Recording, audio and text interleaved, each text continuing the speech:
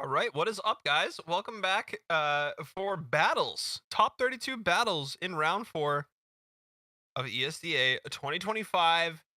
We are back. We are ready to rumble. We just rounded off qualifying about a half hour ago. We have some really good drivers here in the top 32, and pretty excited for the battles to come up. We are going to run some driver interviews. The guys are just sorting out the brackets and everything as we speak. So, Raceless, first off, how are you feeling, man? I'm feeling good. I'm really happy to be here. Super excited to have the privilege to be here and just to see some really close drifting. The qualifying was really good. Drivers have a few areas to work on, but overall, I think it's going to lead to some amazing battles. Absolutely, can't wait to see how this bracket shapes out. There's gonna be some good battles on the docket for sure. I am curious as well to see exactly which drivers have made it that are in contention for a championship today, because we will have a champion at the end of the day. I do think in the meantime though we should pull in some. Oh, Cameron Mustard is in the drivers chat right now. I don't. Was he? He was He supposed to did? qualify, wasn't he? No, no, he didn't. He made it in the top 16 last round. It Oh, he looks was top like. 16. Okay, Yep. okay. I was gonna say. All But we right. did have some Well, big let's upsets in the championship, so it'd be great to talk to him and get his feelings on what's going on. absolutely. You talking about Cameron? Yes, yeah. I agree. I agree. I think he should be first up.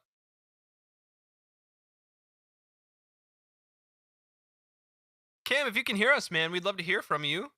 We just dragged you up into the media booth. You are live on stream. Let us know if you're there. Hello, Hey, what's up, Cam? How are you, man? I'm about to you. Yeah, good, good. Hey, so I just wanted to hear your thoughts on today. Did you get any time to practice? How are you feeling about your battles today? I've had a little bit of time to practice. It's a tough track, a lot of walls.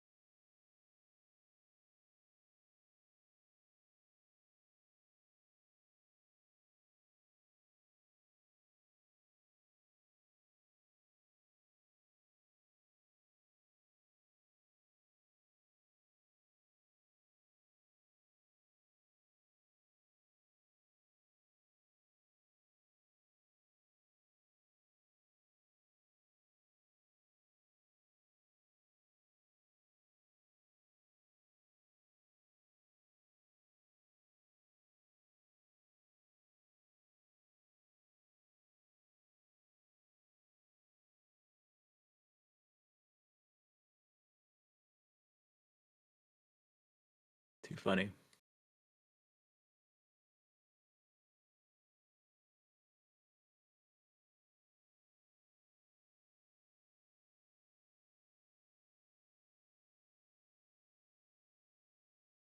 Oh boy. Yeah, I don't know about nachos. They're always good if someone else has them, but I never really. Yeah. I always go for popcorn and Sprite. Always. You know that when you I said just that like combo, I didn't realize that is it. That's awesome. it's the combo. It's so good. And to be honest, I have like I oh there we go. We're live. We got audio. Hey, all right. Want to do your intro again? Yeah, I don't know about nachos, man. We're what's going on, guys? Welcome back to the stream. We are here for top 32 battles. The guys are setting up the bracket as we speak, and we are in for a good time today. We definitely have a lot of drivers stacked up in the top 32, a lot of contenders. We are going to we're going to pull in a few drivers today as well to hear from them and exactly how they're feeling about their runs and everything. While the guys set up their brackets, and I am going to keep an eye out for the bracket link as well. Let you guys know when we're ready to go. A lot of moving parts here to keep ESDA going the way it is, and they are moving right now. The parts are a moving. Big shout out to everybody who helps us put on this show. And I am ready to go. We got the right channel open for the bracket link, and we are ready to start the round 4 battles. Yes, as soon as it comes in. I only have round 3 at the moment. Okay, gotcha. But as soon as they send that over, we'll get you going. Great. In the meantime, I think it is a great time to pull in some drivers and hear how they're feeling about their battles today. I'm looking at the list. Kogan, Cavish, and Killian Gerus barely making it into the top 32. We have some other drivers. Tyler Duck was in the middle of the qualifying pack, and then obviously we have our top 16 from last round as well. So I say we pull in the Duck Man and ask him a little bit about his qualifying runs. Chat, get ready. We're gonna want to see some ducks. Apparently, I'm excited to see this. Oh, quacks in the chat for Tyler Duck. Here he is, guys. Tyler Duck. Tyler, if you're there, man, we'd love to hear from you. I just pulled you in live on stream for an interview. Hey, what's going on? Hey, how are you, Tyler? Doing pretty good. How are you guys? Good, man. Wanted to hear a little bit about your qualifying run. How are you feeling after qualifying today? Feeling, not the best, not the greatest, but after my first run, I came in on entry a little bit with not how I'd like to. I handbraked, and then in my second run, I hit the wall. So definitely not feeling the most comfortable. But going into battles, I've been practicing more and more and starting to get a little bit more used to the track. So just struggling a little bit in the chase, but we'll see what happens.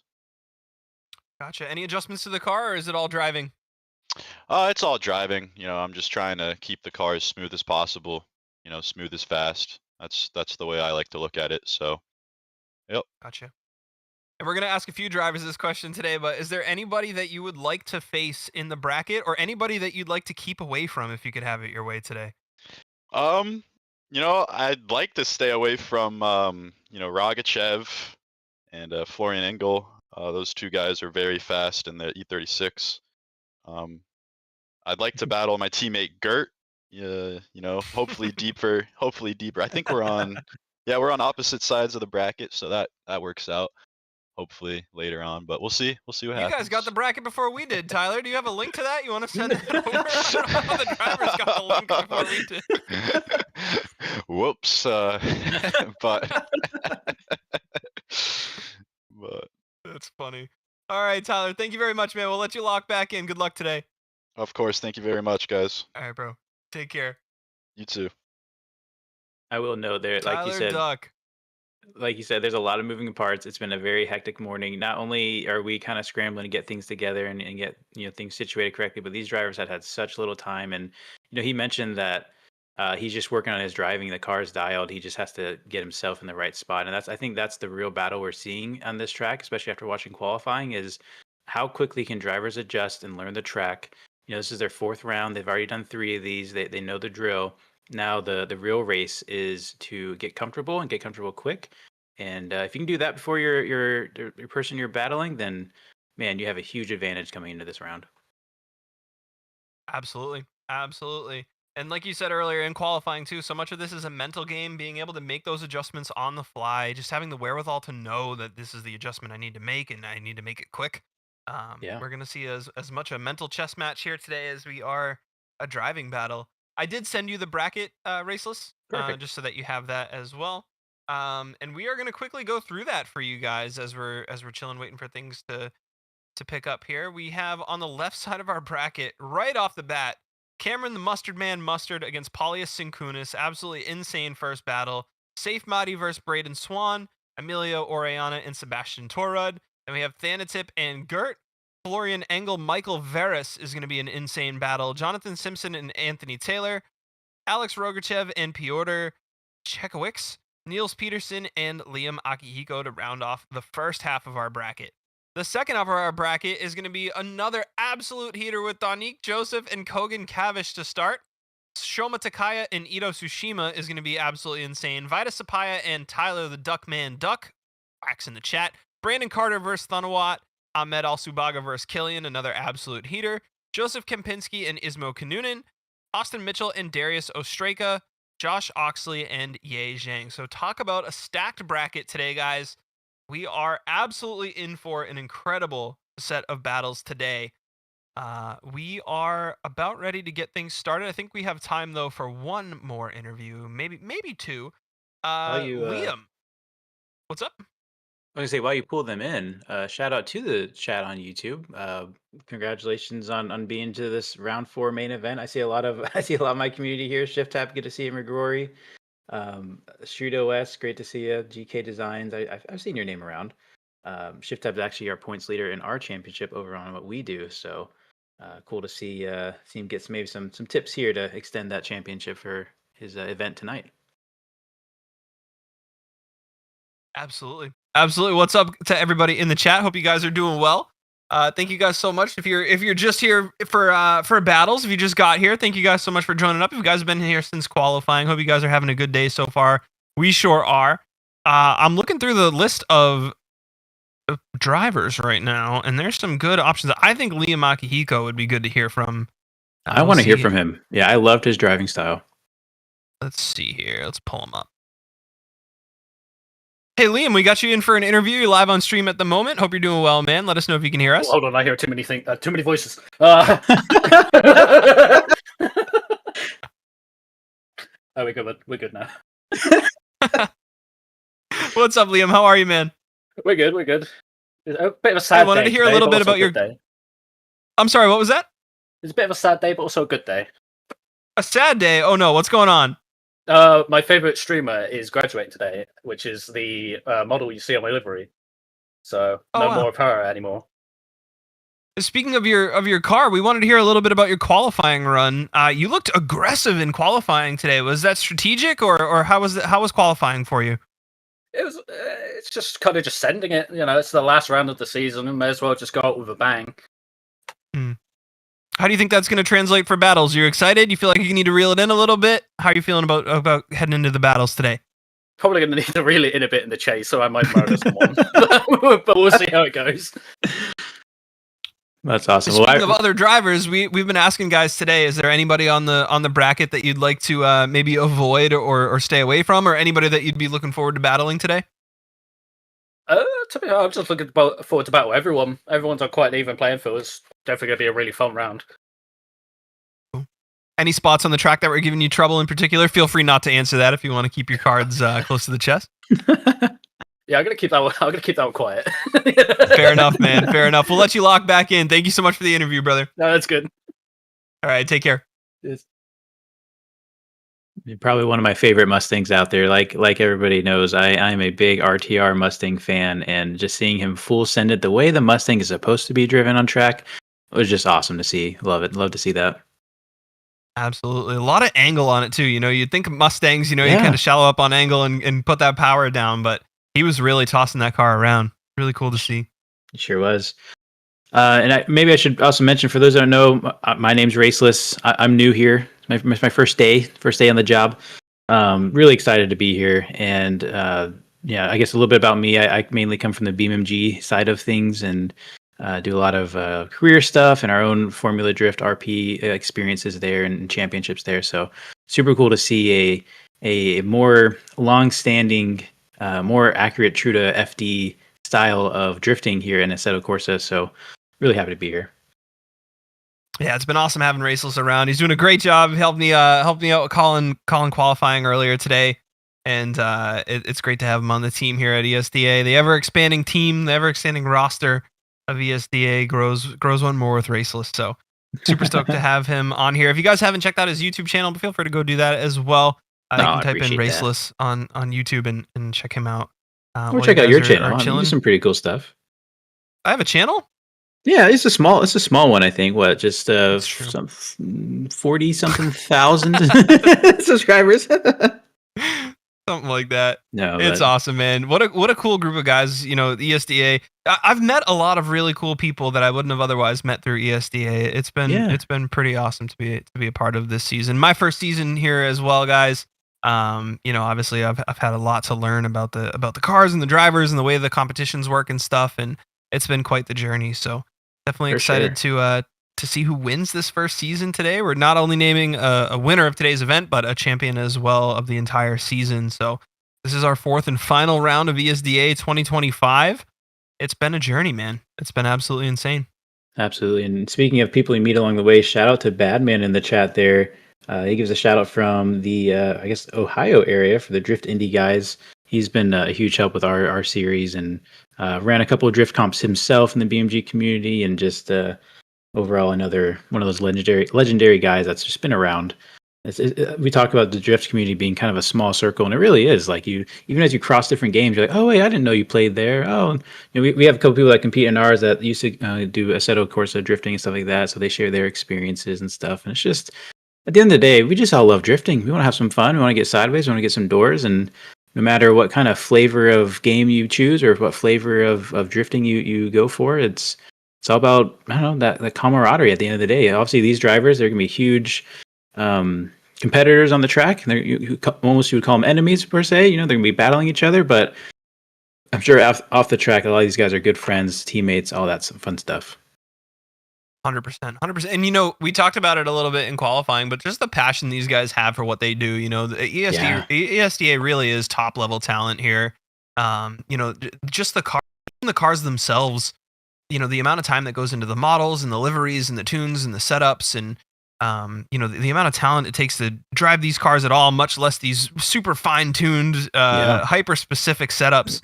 It really is incredible to be a part of and to witness this. These guys they're driving full sim rigs and these crazy cars that are just top level, and so we're really experiencing the best of the best here at ESDA. It's been pretty cool. So yeah, and we see you guys in the chat looking for some track cameras. We'll get some cameras up in a I'm sure as soon as possible. They're still working out some details. Track's getting set up. We had I'm trying to bring some RP in this. We had big power outage. We're trying to get things working again. I don't know. But you mentioned the cars. They are tough to drive. I actually pulled up my sim rig just to get my feel on it, right? Because if I'm going to be watching these guys all day, I want to know what it feels like. And I tried to drift some of their cars, and oh my goodness, it was a whole new experience. They are unbelievably wild to drive, and I can't say I've even successfully turned out one lap, to be honest. That's how tough they were. Yeah, shout out to the sponsors there in the description. I'm sure I'm going to go through them in a little bit, but my Moza R9, whew, I almost lost some fingers trying to drive their cars. I'll tell you what. I believe that. Badman in the chat said he switched from a T300 to a whole Sim Magic setup. It's a huge difference in quality of feel. And bro, I can relate to that. So you said you have a R9 Raceless? Yeah. Yeah, so I had a G920 for the longest time. I just Logitech wheel and did my whole YouTube journey on a G920. Sure. And people would always say, like, wait till you try direct drive. Wait till you try. It's a totally different thing. And I'm like, how much difference can it really be? Like, the wheel's spinning in your hand. Like, what do you know? Yep. And then I plugged in my R5. And I was like, I immediately, like, the second I turned, I was like, this is a different thing. It's absolutely insane. It really is. Big shout out to Moza for throwing that my way, because it has upgraded my driving experience like you wouldn't believe. Yeah, I had to buy my sim rig. It was, I think it's like 2 or 3 months old. It's really not old at all. I've used it only like 4 or 5 times, but I came from a Thrustmaster TMX Pro, and all like 1.5 Newton meters of force feedback or something like that, whatever it gives, and the same experience. You know, it was like I would actually find myself struggling to drift in some games, and I couldn't understand why. And people kept saying, "Gotta do a direct drive." And then I purchased my R9 just a few months ago, and it's been the most meaningful sim purchase I've made. I'll put it that way. It is a whole new day and night difference of drifting with that, and really just driving in general. And honestly, it's something to have to get used to. It's the weirdest thing is I drive a BRZ, and so when I got my wheel and everything, and the steering wheel is actually about the same size. The rim that I have is about the same size as my BRZ. But I did a couple hours on the sim rig trying to feel it out, and I went back in my BRZ to go pick up groceries or something like that. And I was driving a whole new style.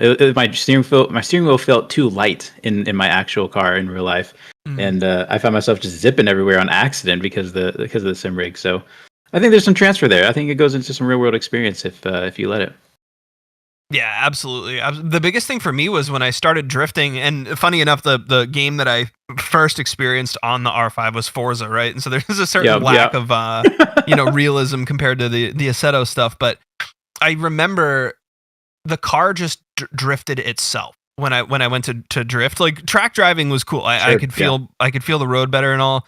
But drifting, I never realized on the G920 how much I was feeding the steering wheel to get the car to counter steer versus the Moza just like did it. And it's been so much, in the Goosiest Crew videos, people have been commenting, oh, your drifting's gotten so much better. You've gotten so much smoother. Like, what is it? And I wish I could say it was practice or skill or something that like I was in control of. Yeah. But it's just having a direct drive wheel with proper force feedback that, the correctly self steers that has been, the biggest difference maker to me. Badman said also adding the butt kicker to the brake pedal makes finding the threshold of lockup much more consistent. Really need this if you're using load cell pedals. That's a question I had. I thought, don't certain manufacturers make pedals that have vibration in the pedals? So I actually have a set of pedals like that, and I'll be honest, I used it for the first time when I was trying those FD cars because I couldn't get it to work in BeamNG. I think what Badman's talking about is a bit different, but I couldn't notice a difference in the pedals. Like, there was a vibration, but I probably needed a lot more calibration and tuning, and maybe people in chat can explain it better. But Badman also mentioned, if anyone wants to know, the difference is basically make a grilled cheese with processed sliced cheese versus a grilled cheese with freshly grated block cheese is the difference between direct drive. And so it's a pretty funny comparison. We were talking a lot about food throughout this day, and it sounds like you ran and got a snack between rounds. What did you end up getting? I sure did. I had a bastard combination of salted peanuts and Cheez-Its. Separately. I had one cup of one cup of the other. I didn't mix them like a psychopath. But that is too funny. Are we in battle right now, or are they practicing? Because it looks like we just got visual. We did get visual. They're practicing. Okay, they're practicing. Yeah. So I was trying to work out some technical issues. Unfortunately, I couldn't get it working on my side, so I will be watching this stream effectively on mute. So you have to tell me how these cars sound, because I'm dying to know. But last night I actually started meal prepping because I knew we were gonna have this big long event. I have my live stream right after this, as soon as this ends. So it's just gonna be a day at the computer, right? And I made like a bunch of these hash browns and stuff, and it's really good. I was like, all right, let me have a little bit. Which turned into, let me have a little bit more. And I kid you not, I ate everything. I ate everything in sight last night. I guess I didn't eat yesterday much, and so I ate it all. So now I'm sitting here with 2 plain pieces of bread, just nibbling at it when I get hungry. And I'll be honest, I don't like bread. I'm not a fan of bread, and so this is kind of my my lesson. Like, hey, you want to eat all your yummy food right away? Well, yeah, you gotta live with this boring stuff in front of you. So I don't know. I think I would choose the Cheez-Its and the peanuts over this. Wait, so you just have straight bread? Straight, what you... plain, like nothing else, crust and all. What kind of bread is it? Is it like wheat bread or white bread? Rye It's bread? honey wheat. It's honey wheat, and you know what? I'm actually tasting a bit of honey when you have nothing else to taste. So yeah, today's gonna be Red Bull and bread, and we'll try to eat better tomorrow. That's today's menu. Unreal. You know, I've been eating on weekdays. I've been eating nothing but meat. I'm trying to do like a 80-20 really? carnivore diet because I'm a big carbs guy. Like, so Sure. you guys know what I look like. I look like the most French Canadian milquetoast white guy you've ever seen in your life. But I'm actually my genetic makeup is Italian. Like my last name sounds like it's a it's a type of pasta. Okay. So like bread, pasta, give me the carbs. You know. Sure. And so Goose's editor Sakoshi turned me on to the carnivore diet, which has some massive health benefits, especially for those who are predisposed to arthritis, which I am. So Okay. I was like, you know what, let me give it a shot, and it's been really good for me. But I'll tell you what, Raceless, by Thursday afternoon, I would kill for a slice of bread, bro, on a Thursday afternoon. Bro. It is like. Oh man, that is too funny. I always wanted to try the carnivore diet, not because of any health issues or anything like that. I'm actually quite healthy for how little I move. I'll literally get sore if I have to take an extra trip up the stairs, kind of thing. That's how sedentary I've become. But I just love meat. I just love. Like, I'm not a carbs person like bread. I was never interested. People, people at Thanksgiving or whatever, they'd be like, "Oh, you got to try these rolls." And I was like, "I don't want any rolls. Some plain bread. That's disgusting. Give me some more turkey or whatever." So I want to try it just purely because I like it. But I can imagine after just doing that day after day after day, it's not that enjoyable. Mm. Yeah, you know what's crazy about the carnivore diet is you would think it's like very limiting. Like right. You'd think be like, oh, I'm eating eggs and steak every day, but like I'm not very much like a meat guy. Like I like sandwich. Like if I'm gonna eat meat, like I want it in a sandwich. I want it wrapped in carbs, basically, sure. And maybe some sauce. But you know, if you have like chicken one night, burgers another night, like the burgers without the bread, you know, you just make like hamburger patties. Steak another night. You have eggs, you have sausage, you have bacon, you have fish, you have all the different fish, you know, haddock, cod, mackerel, whatever, salmon. Then you have cheese, you have any dairy products, that all counts. And so it gets like, it's pretty versatile. But you're effectively forcing your body into ketosis, and there's debate on whether or not that's the best thing for everyone. You know, so I try to do the 80-20 so that my body can still process carbs, which means I never get fully adapted to using fats for energy. And so, like I said, by Thursday afternoon, I'm like, someone get me some rigatoni, you know? No, that does sound good. I will say that does sound good. But yeah, I can get down on some meat and, you know, pause on that. But I mean, like literally, I'll make pork chops, right? And I gotta think, okay, I got to come up with some sort of side, and sometimes I just don't. So I just have a bunch of pork chops. I don't know. That's just what I do. But I mean, how have you found that financially though? Because it has to be expensive eating just meat. Yeah, buy your steak in bulk for sure. A little Sam's Club special is helpful. Okay. Breakfast, honestly, not really. I do the brown and serve breakfast sausages, and a package of bacon will last me the whole week easy. For breakfast, and then dinner, Sam's Club steaks, freeze them. Same with chicken, Sam's Club bulk chicken, just freeze it and then take like a piece or two out here or there throughout the week when you need it.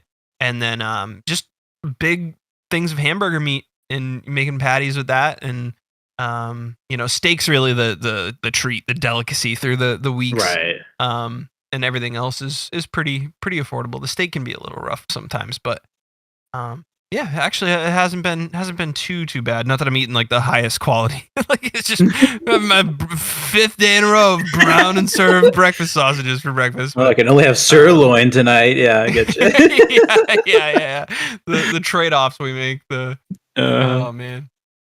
Well, speaking of rough, well, I got two segues. I was going to either talk about the drivers on track or talk about your K series addiction, but maybe your K series actually run a lot smoother than my Boxster's engines or my BMWs. But if you guys don't know, you're into some Hondas, which I know ShiftTab in the chat is a big Honda boy too. Maybe go over your collection a little bit of what you enjoy, and I'll just quietly Yeah. tune out. Yeah, I've owned a few Hondas in my day. I'm up to 4 now. I think I'm on my 4th. So I started off with a RSX Type S. Absolutely loved that car. K20 A2, 6-speed. Just kind of, I was already kind of in love with cars, but once I got my RSX Type S, that was, forget it. I just loved that thing. I had it forever. Speaking of Honda's running well, I actually have one right now with 218,000 miles on it that runs Nice. like, I mean, it leaks a little oil, but Sure. thing pulls like it's brand new. I love my TSX. I have also my daily driver is an RL. International guys will know that as the Honda Legend. It's the 2nd gen, so unfortunately they didn't offer it with a manual transmission. But it is all-wheel drive V6, so it's a J series, and I really love that car too. It's not the fastest thing in the world, but it's so comfortable. It's just like a couch on wheels. Great.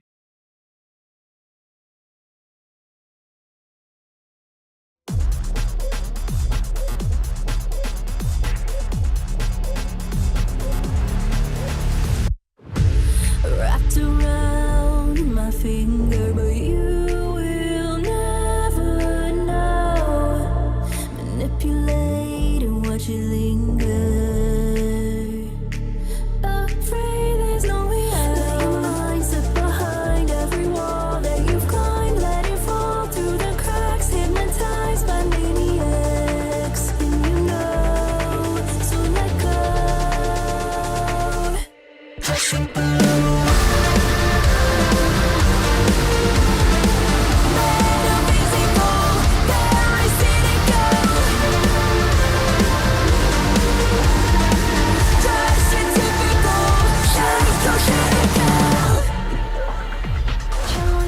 Join me in places that you can't see.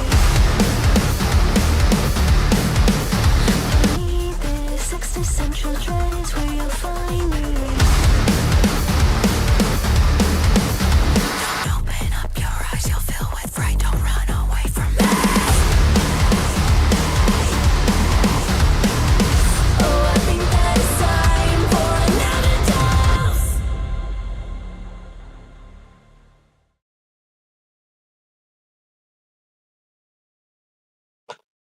No, they put music on. I think we're back now. Are we? Oh, we're Yeah. back. All right. Where Guys, did let me we know in the leave chat. off? I don't know where exactly I got cut off, but we had a good laugh about that with you guys in the chat. they had too much Honda talk, you know. That's what happens. Let's talk about BMW. Enough of this guy. Enough of this guy. Fair Oh, enough, man. Fair enough. Thank you guys for hanging with us in chat. Battles are about to start. I've been muted for 3 minutes. Oh my god. Oh man.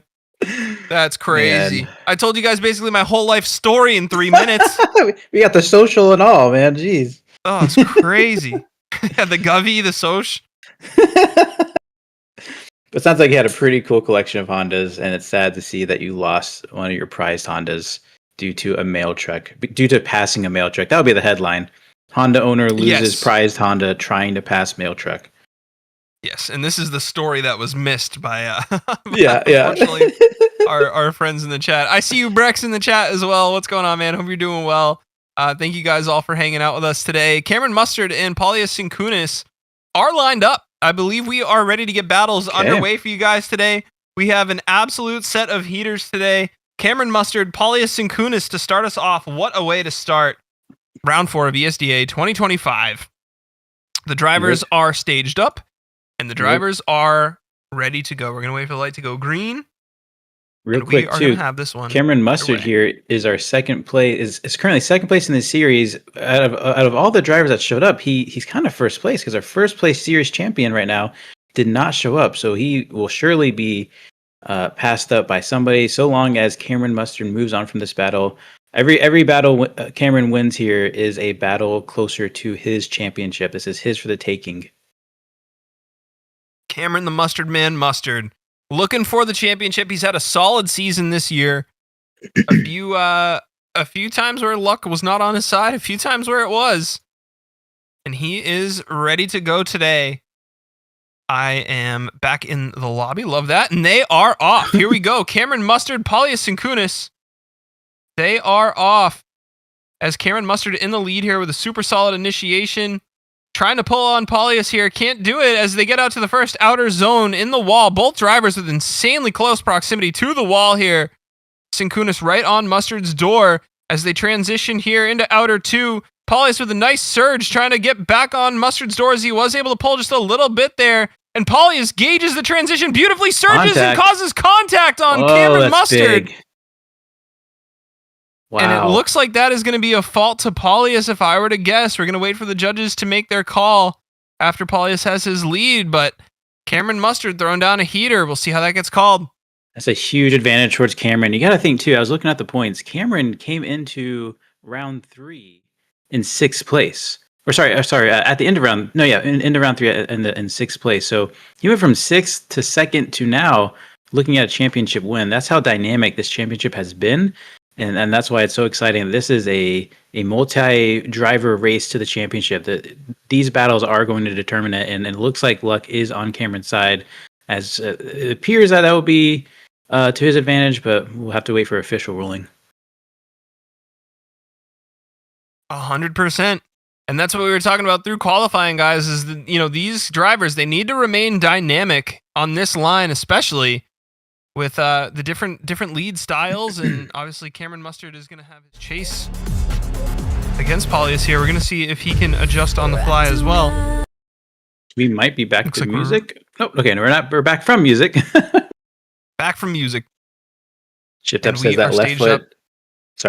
Shift Up says that left foot is about to have a cramp. That drivers are using a ton of left foot to get these cars to stick at their angle and stick to the wall. It's here we go. Let's see a good battle. That's right. Drivers are encouraged to left foot brake to keep their cars under control without decelerating in the outside zones, as we get a huge surge from Cameron Mustard here on Polius's door, heading through our initiation and first few clips. And Polius looks like he's able to pull on Cameron Mustard a little bit here. A little bit more of a gap there than Polius had on his chase. And Cameron Mustard's able to get back to his door, though, quite well through outer zone 1 as they transition into 2. And Mustard's playing a game of catch-up here. Now, because of the contact in the first run, as he gets right up on the door on transition, Cameron Mustard maybe dialing it back just a little bit as to not cause contact, play it safe, as Polius building speed here through his inner clips as we look to finish out the line. He went inside, did hit the pylon there, and Cameron Mustard playing it safe through this last outside zone. I would guess based on the contact, Cameron Mustard's going to move on, but we'll let the judges make that call. That was a fantastic run, and honestly, I was clutching to my seat as I watched this run because Cameron should have the advantage here. He doesn't need to push this hard, but he gets right into that pocket there as they fill out the track really nicely. He gives some space, which is definitely what I would suggest. Just back off. You don't need to be on his door exactly, but you don't want to get lost in the smoke. There are several times throughout this run where I thought, is he too far back? As we approach this Manji section up here, you see him really start to surge, get right on him again, and then just kind of back off again, and doesn't quite fill the zone. But again, he's at a huge advantage. And going into this final outer zone, you start to see him get a little lost in the smoke. So that smoke is filling up that window, and you're approaching that wall, and just barely does not hit the wall. Excellent job by Cameron. Absolutely, and I think that the a little bit more of a conservative approach to his chase points to the fact that he does feel that the contact caused on his lead was the fault of Polius, right? And so I think Cameron's banking on that. If that intention, if that distance was intentional, I think it points to Cameron feeling pretty well like that contact was Polius's fault. And all this season, we have seen different contacts called different ways, right? Sometimes it is the chase driver's fault. Sometimes it is the lead driver's fault, depending on where where everyone's at on their lines. And so that's right. It's the call could go either way. It does go to Cameron Mustard, though, unanimously. All 3 judges. Cameron Mustard is going to move on and eliminate Poliusunis. A great day for Polius. Great runs. Just some unfortunate contact there. So that is our first battle rounded off, guys. We do have Safe Motti coming up against Braden Swan for our second battle today. Raceless, Brex? Yeah. Yeah. I know a lot of people. Sorry, but I've seen Brex a lot. Good to see you, Brex. But yeah, that's what I was saying. The drift communities are just there's a lot of crossover. It's a tight little world, and it's as one person who's put on these events and has enjoyed these events, played in these events, it's shout out to ESDA and also carrying forth their torch, putting on their events, and like I said, let's all play in the sandbox, let's all have some fun, and I love to see so many, like, the more drift comps the better. So I don't see any reason why we can't just get together and have these events and have a good time. So 100%. there's no game audio on the stream. Huh. Thanks, H1. Appreciate the feedback. Let me send that over to JR. Thank you guys all for helping us put on the best show possible. As always, we appreciate that a ton. Looks like Safe and Braden are lined up ready to go, and they are off. Safe Motti in that Mercedes. Braden Swan chasing in his AOM Mustang. Really nice initiation from both cars here. Great proximity here from Braden as they go pick up some speed into outer zone 1. Really solid lead line, and right on him is Braden Swan here as Safe puts it right to the wall and is able to extend that Mercedes all the way through nice and smooth. Great car control from both drivers here as they accelerate into outer zone 2. A lot of smoke thrown from both cars here as they transition through the Manji section. Wow. And Braden keeps it right on his bumper through the transition with a little less angle there through outer zone 3. He does stay right on his door, Safe picking up some speed. And Braden is all over him into this final outside zone. And Braden Swan with a monster chase on an absolute nearly perfect lead from Safe Motti. What a run. If Safe Motti has a spotter, he is in his ear telling him, look, you got to put it on the door. You got to chase it super well, because this Braden's chase here was impeccable. I mean, the transitions, I think that was the highlight of his run. He's doing a really good job filling the zones, matching angle as best he can, matching speed. He's right there, tapping a couple little door taps, stays within the line, doing a fantastic job. Again, I mentioned in qualifying, I've never seen a convertible RTR Mustang, but he's really making it work on this battle here. Look at those transitions right on the bumper. Maybe could have been a little deeper, but gets there at the end of the zone. And bam, big transition. You got to know when you're in that chase position, you get that. There's a feeling you get when you connect right in a transition like that. Just like when golf, when you get that perfect shot. He has to be on cloud 9. I expect to see a solid lead run from Braden. Absolutely locked in here. Braden Swan, solid qualifying from Braden as well today. His cars looked smooth all day. I think the thing we are most concerned about, at least I was watching Braden in qualifying here, and we're going to see it on his lead, is how much speed can he build as he initiates here. A lot of angle. Safe going a little bit inside to get right to his door. And he is glued on Braden. Oh, as he gets a huge correction here into outside clip 2. Braden Swan trying to pull on him now, trying to capitalize, and some great corrective driving from Safe Motti to get back to his door. Seeing some corrections here from Safe as Braden Swan putting down an absolutely clean line. Not a lot of bobbles, not a lot of wobbles from Braden Swan as he picks up speed into his Manji section here. Safe all over him once again. Safe surges, able to keep it off his door as he gets right back to him. And Braden Swan looking to build speed again here through these inner clips, and Safe right on the bumper. If he goes down, it's not without a fight here. And Braden Swan with a really clean lead. Safe Motti all over him. Is speed the determining factor here? We're going to let the judges make the call. Are we sure we're in top 32? Because these battles are seeming really strong. This is an incredible chase job again. A little bit shallow here. I think the Mercedes is a bit more gripped up. It has a bit more speed. There's a couple of points where it looked like there's some contact really coming right there. A little tap there. I don't know if the lead had to make much of a correction there, but my goodness, what an amazing run. Look at that. He just starts creeping in. He's waiting. He's way in transition. Boom. Transition back. Mimicking the transition. Right on his door. Big surge. Oh man, that's tough to judge. These are the times where I'm really glad I am not part of the judging team, because this is they got their work cut out for them. I hear you. And my immediate thoughts are that, you can see Safe's car, the Mercedes, you can see it correcting and wiggling at times throughout the chase run, but every time it happens, you can see the taillights on for Braden. And, right. This really comes down to drivers meeting what really qualifies a left foot brake without decel, right? And so Braden Swan has one vote in from Harold. Sela and Tyre still elaborating on exactly whose fault those little checkups are from Safe, and great driving from Safe as well to be able to control the car and not absolutely run through Braden in those moments. Especially when you have a car that fast too. He was on a bit tighter line, really sacrificing to get that proximity, but he was there the entire time. It's a risky move to be that close. Second vote for one more time. What's it gonna be? Braden gets the win. Tire goes to Braden. Wow. Close battle. That might be one we might want to get some judges' point of view. I agree. I'm going to, if you want to drag one down, you should be able to. I'm going to quickly send this over to JR. All right. Should I ask him first, or I just yank him? I think you can just yank him. Usually we just yank die on a decision like that. I don't want to yank people. I feel like they could be mid-sentence. I don't know. Okay, no worries. I'll get him next time. Sounds good. It looks like they're setting up Orana and Torud, guys, for our next run. Let me thank you guys again for the feedback. I'm going to send that all to JR right now. If my Discord will work.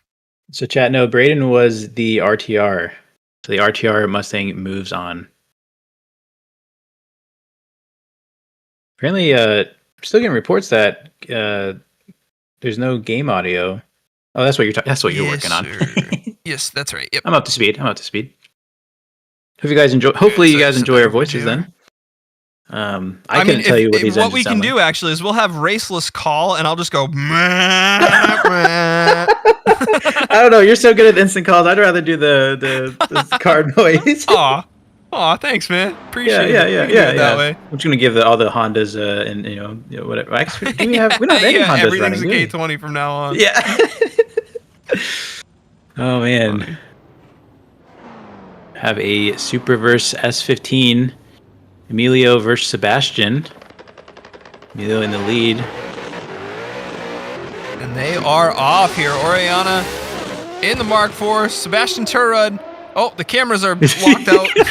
Sorry, guys. And they're sliding towards the wall. And they are. There they are.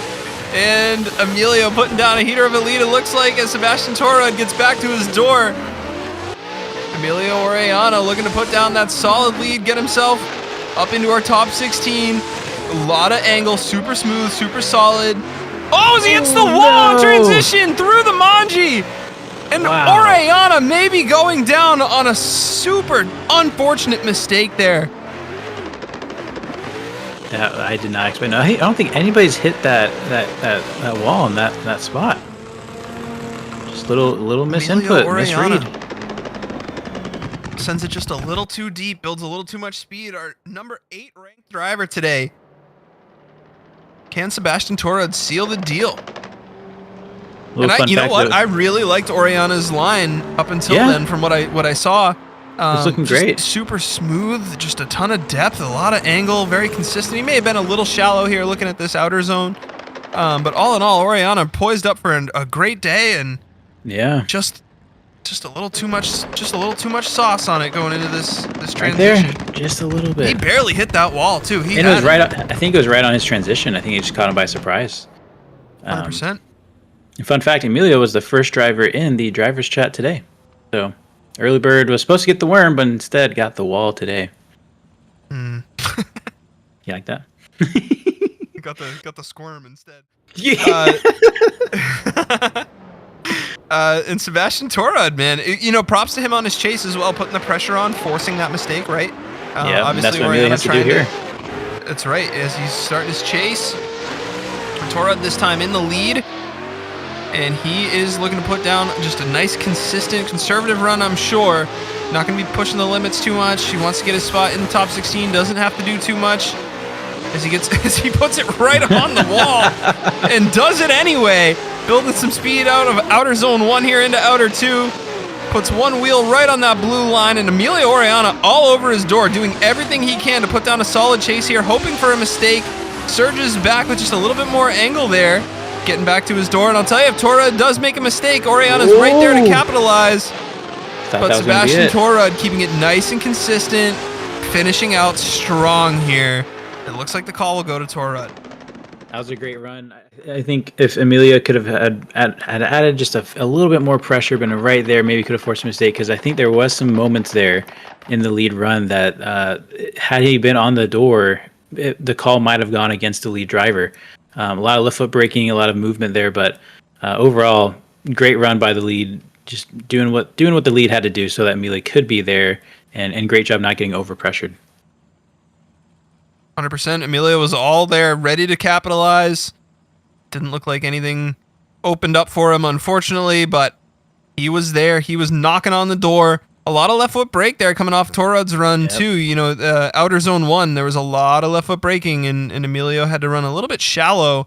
So the call could have gone his way in that way. You know, see it here on outer 3, watching the replay again. Just not a ton of speed there from Torud's lead.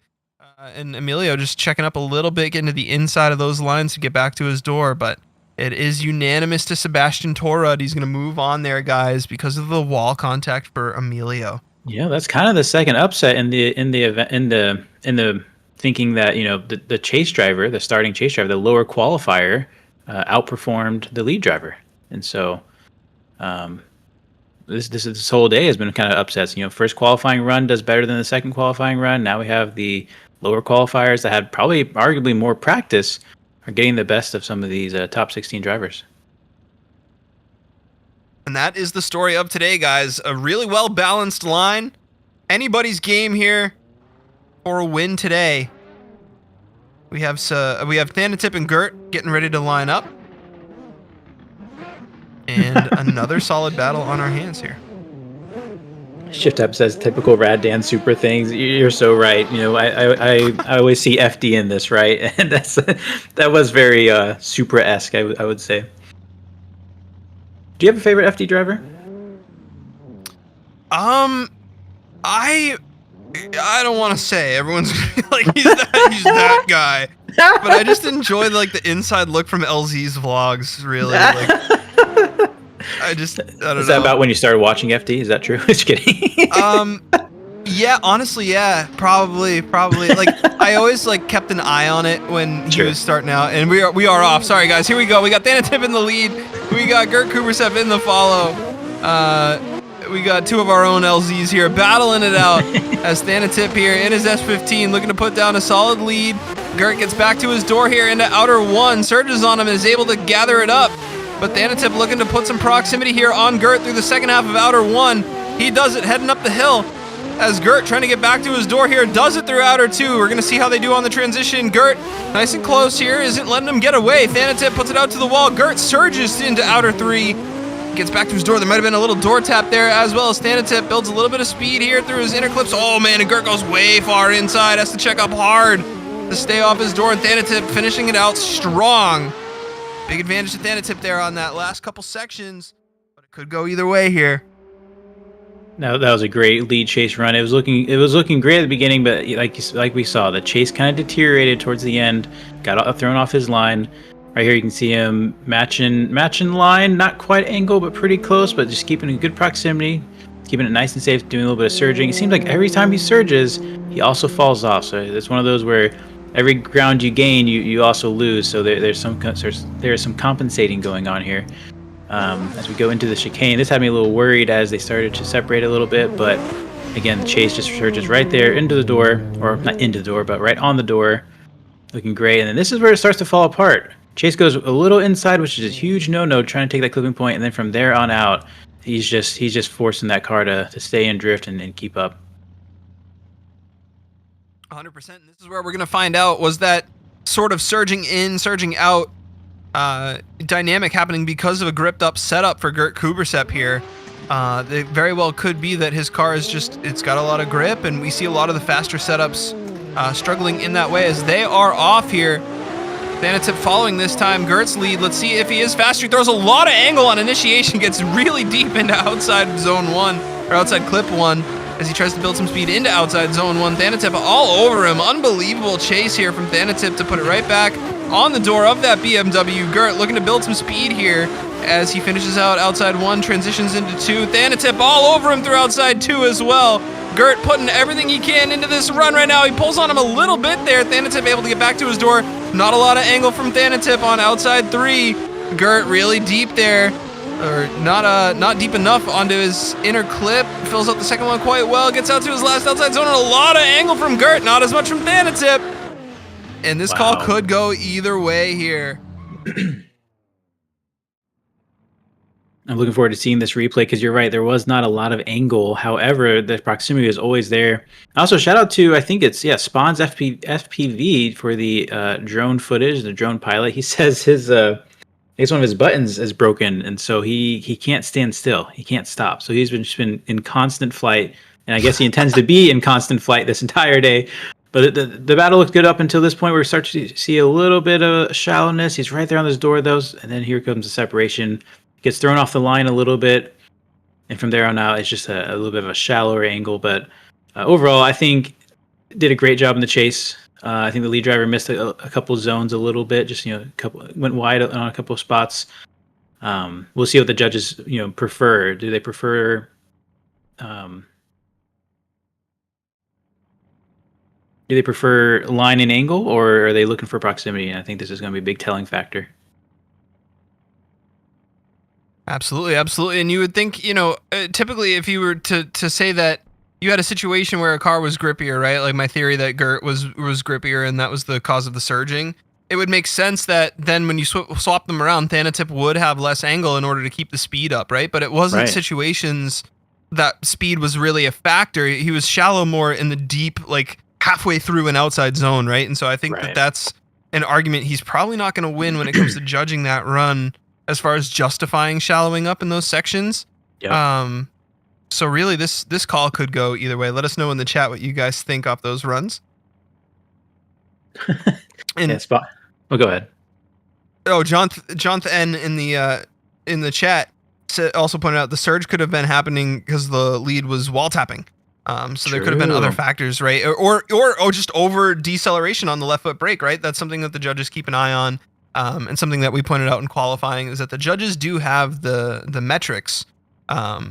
They keep a close eye on the amount of braking input and where the speeds are at too. And so if Thanotip was decelerating intentionally or just too much, causing Gert to surge, then that's going to actually be a call against Thanotip too. So I wouldn't be surprised either way on this call if it went to either driver or if there was an OMT. This one would be a good one to have the judges explain if one of the drivers is to move on here. But we will see. It looks like Thanotip did get the win and did move on, so yeah. They gave it to Thanotip, really? Wow. Yeah. All right, Engel and Verris are going to line it up in the meantime. And while they are getting set, I think I will pull in Die for an explanation. If I could find the dang server. It seems to disappear on me every event. And the drivers are lined up. And that's okay. We're flying through it today, guys. We're flying through it. The guys are moving really quick. The judges are doing a great job keeping our drivers, getting them all ready. And we appreciate them a ton. Shout out to Spawns, who's able to keep his drone in the air and type in chat. He mentions if he gets off the board, he turns into a ball. I don't know exactly what that means, but it doesn't sound good. But I don't know, be able to type and drone pilot with the thing you got to keep in the air, pretty impressive. Well, it depends on the type of ball, right? Like bowling balls get taken care of pretty well compared to like a baseball. Just gets like used and dirty until it falls apart, And forgotten. I mean, when's the last time you threw a baseball? Oh, I know, dude. I probably have some lonely baseball. I should probably go say hi to my baseballs. But hey, if you're a bowling ball in a bowling alley, you're always getting rented out. You're getting pimped out. Getting thrown down the alleys. I mean, what a difference in life between the rental bowling ball and the professionally owned bowling ball. Or the one you catch. You had your big spotlight. You got a home run. You're the home run ball, and then you're put on a shelf, never to be seen again. But then like someone signs you, and then you get put in a case, and now you're like. You're prison, isn't it? What? Oh, it's prison. Well, yes, that's two ways to look at it. Is a celebrity life a really freeing life, or is it more of a prison life? Man, we're getting some deep subjects here. This is great. While we sit in our glass boxes looking at our screens. I don't know. Do you feel like a prison, or do you feel free right now? I feel free as heck, dude. I feel so free right now. Yeah, we got an RTR versus E36. Call it out. I'm so excited for this one. They are off. Florian Engel in the lead here. Michael Verris in the chase. And Florian Engel is going to try and pull here. Another AOM car. Michael Verris, super solid today in qualifying. Puts it right to his door as we get in through outer zone 1. Oh, and a huge surge from Verris sends Engel into the wall. And they are going to try and gather it up. And they just could not separate there, playing Beyblades. That was surprising. Definitely need to see this replay because we need to see who was at fault here. I feel like the way the RTR was driving, I don't think they think they're at fault, but the drone footage is going to tell here. So going to the outside zone, back into the inner clip here is a pretty shallow an angle. It's normally an indication that it has some speed, or maybe lack of speed because he's trying to keep up. And let's see, here he comes. I don't know. Yeah, I don't even know if that could have been maybe a lag issue, but I'm seeing the Mustang, the taillights are coming on and he's doing that kind of surge wiggle, similar to what we were seeing from Gert. Yeah. But it looks like it may have just been, and you know, the Engel looks very smooth, right? Yeah. You can see his taillights popping on here and there, but it's not in a way that's like jerky. So I think they're probably going to rule that a fault to the Mustang if I were to guess, but if you look right when contact happens, it looks like Engel's almost going so slow that he'd have to shallow out of outer zone 1 a little bit. Yeah. Does he even have the speed to carry through there? Was there a decel? That if there was a decel there shouldn't have been, and that might have been just enough. And I don't know, we'll see if the Mustang walks away in the lead here, and if it really has that kind of speed advantage.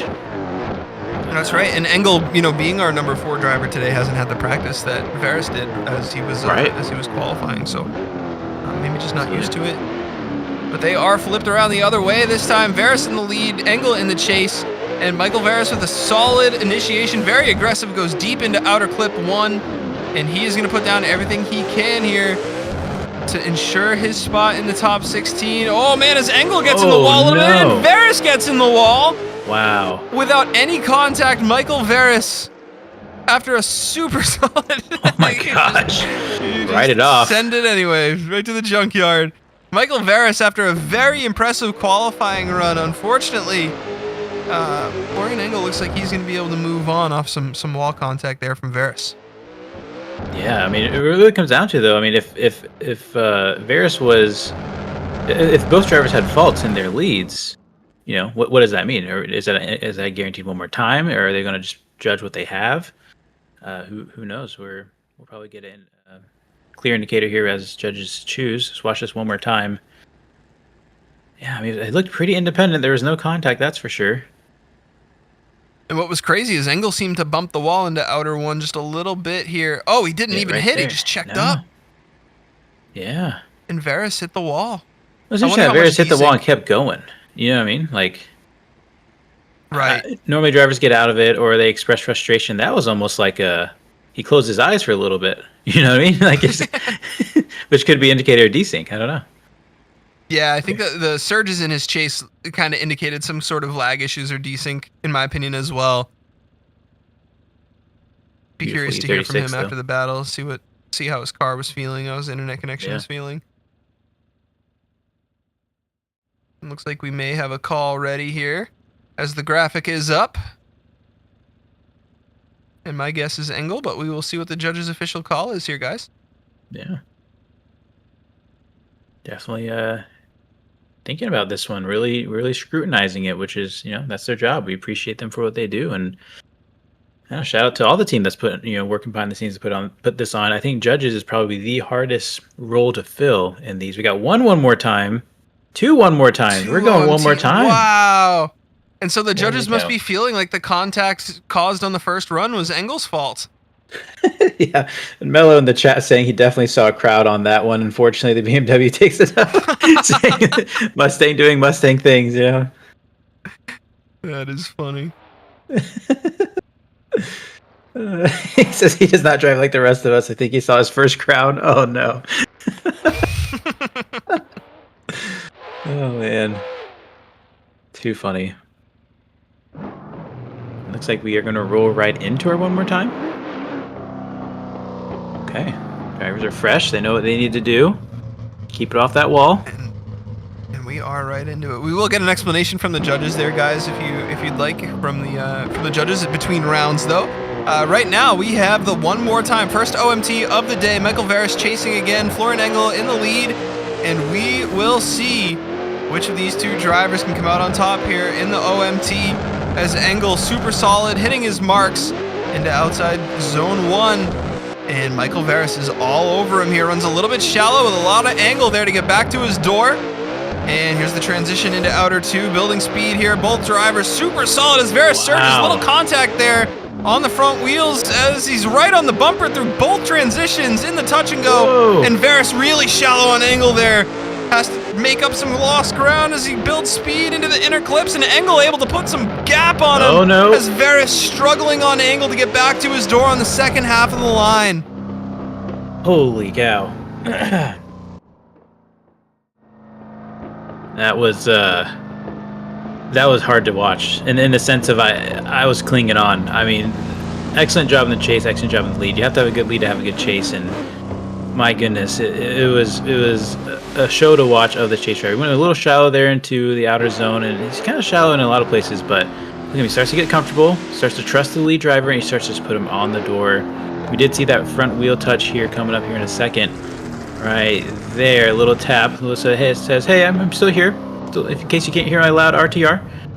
And coming into this outer zone here, still, again, a little shallow, has to use the brake slot to get the car slowed down. Those Mustangs can be very quick. And then here I thought he was off. I thought he was going the wall. He managed to keep it off the wall. That wall is he can't see that wall with the smoke. He's just hoping and remembering where it was. Great driving.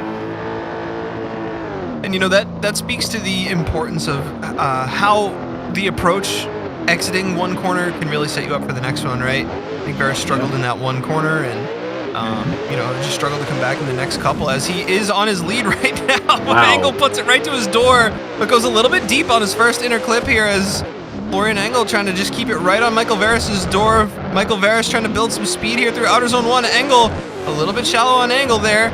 Is right with him though, not a lot of proximity here. Oh, as he does gap him a little bit as they enter into outer zone 2. Michael Verris nice and smooth here in that AOM RTR. And Florian Engel matches Engel as nice as he can with the speed that he has through outer zone 3. As Michael Verris hits his inner clip well there to set him up for that last outside zone, gets out to the wall, and Florian Engel all over him. It's looking pretty good for Florian here. Great driving by both drivers.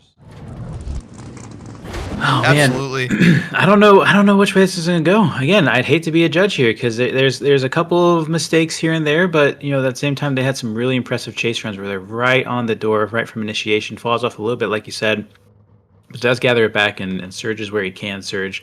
I think the big telling factor is how are they filling out the zones? I think the leads, they were pretty tit for tat. However, in the chase, I feel like maybe the BMW filled out the zones a bit better than the RTR during the chase. So that might be the big determining factor between both of these drivers. I would agree 100%. And I think what really hurt Verris in his chase was he was a little shallow in some of those outside zones, which was causing him to, he needed to check up and therefore reduce his wheel speed because he was on a shorter line, which means he was progressing through the line and through the track quicker because he was on a shorter line by being shallow in those outside zones. And so I did like Florian's chase a little bit better personally. We will see what the official call is though from the judges. And Harold goes to Florian, Silla goes to Florian, and it is unanimous. Florian Engel is going to move on. Let me pull in a judge here real quick. Sure. To explain the call on the first run. Oh, I can't drag die. Interesting. Permissions revoked. Oh, there we go. Hey, Di. Oh yeah, what's going on? You just dragged me in here. Go for it. Yeah. Just wanted to ask about the call on the first run, how you guys got to the OMT. Oh, the very first one? So on that very first the first run, all three of us deemed that Florian was using a little bit too much left foot brake, which caused that contact for Michael to hit him. And on that second run, Michael completely zeroed out his own self. So that's what led to that OMT. And for the second set of runs, the major deciding factor was Michael correcting in his chase after the last inner going into the last wall. Perfect. Thanks, Di. No problem. Really shows it comes Caught down off to the guard. small thing. Yeah, you did. It really shows You that didn't the small expect the mistakes, the small mistakes will cost you everything, or can. That's right. That's right. Oh man, I'm proud of us, man. I think we got that right, Raceless. That was good. I think Look at so. us. I think We're so. learning. We might be learning. Yeah, I'm learning something here. That's funny. So there it is, straight from the source, guys. Florian did have a little bit too much left foot braking going in. Does Anthony Taylor have a buy Looks round like it's right a buy now? round. Oh, okay. I was gonna say let's lay out and listen, and take a little break. Let's just listen to the cars. I guess that break's over. All right, come moving on. You can't make that up. That's funny. Oh gosh. Yeah, drivers haven't had a lot of time to practice. Let's just say that one more time. That is funny. I think that's the first time we've seen a 0 out on a buy run all season. Amazing. Yeah. Well, so let me ask you this: top 16, right? These top 16 drivers that didn't have to qualify, did they get any practice? Yeah, so there was an open EU server while qualifying was going that they could have joined. Okay. Okay. Yes. Cool. Yep. Then one more so- question. I'm noticing a lot of tire tracks. The track is really starting to change color and shape. Does that influence at all the performance, the grip, things like that? Ooh, that's a good question. I don't think so. I could be wrong. There might be someone who knows better than I do in the chat that could chime in there. Yeah. Because that would be a huge factor. Because you're getting to know the track, and all of a sudden, when it's your time to show up, the track's completely different. And at the very least, it is changing visually, and depending on how locked in these drivers are and what they use for kind of markers for positioning their car, that could be affecting things as well. 100%. That's something I always worry about, that I wonder about too, is there are burnout boxes on every ESDA track. I know the tire heat does change the grip levels and stuff too. So you'll see some guys elect not to use the burnout box, and some guys elect to use it, which is really interesting as well. Very cool. So we've got Alex and Peter here. Alex Rogachev and Peter, they are off. Alex Rogachev, one of our fastest ESDA drivers. As you see him putting it down here on initiation, Peter is able to climb that Corolla back to his door as we transition into outside zone 1. And Alex Rogachev just putting down an absolute heater here, able to keep the speed and Engel up on that lead run. Peter doing everything he can to stay on his door as they build speed into outer 2. And Alex Rogachev through transition seems to be able to pull on him. Peter, though, surging mid-corner on a lot of these outside zones. And Alex Rogachev put the gap on him there through the Manji section as we get into our last few inner clips here. And Alex Rogachev with a lot of angle. Peter right on him, though. Peter's not letting him get away. Alex Rogachev, a lot of depth there in that last outside zone. Peter right there with him. Great run. Amazing run. I don't know if there we go. Oh. All right, we're back. Man, I love that E36. It is a beautiful car. Like I said, I'm an E36 fanboy here. Corolla has an interesting initiation. Is able to catch up, but has to completely miss the first outer clipping point there, and so that might be a pretty big detriment there. But yeah, Alex really showing his speed in the lead, as that Corolla does everything it can to try and make up ground. See a lot of shimmying, a lot of shallowing angle. Gets locked in here. And then has to navigate the Manjis. Kind of loses some ground every time he kind of makes up the ground. He loses it again on the transition. Just showing again Alex's speed. Alex is currently, I think, 7th in point standing, so he is in the chase. Came into this round with 150 points, and so depending on what Cameron Mustard does, whatever happens to Cameron Mustard, Alex has a shot here at the championship if he can continue to move on. And Alex has been one of our most consistent drivers all season as well. So if there is a guy to do it, Alex could be putting it down here. We got to see what he looks like in the chase today as well, though, as Peter is off. Alex in the chase this time, Peter in the lead.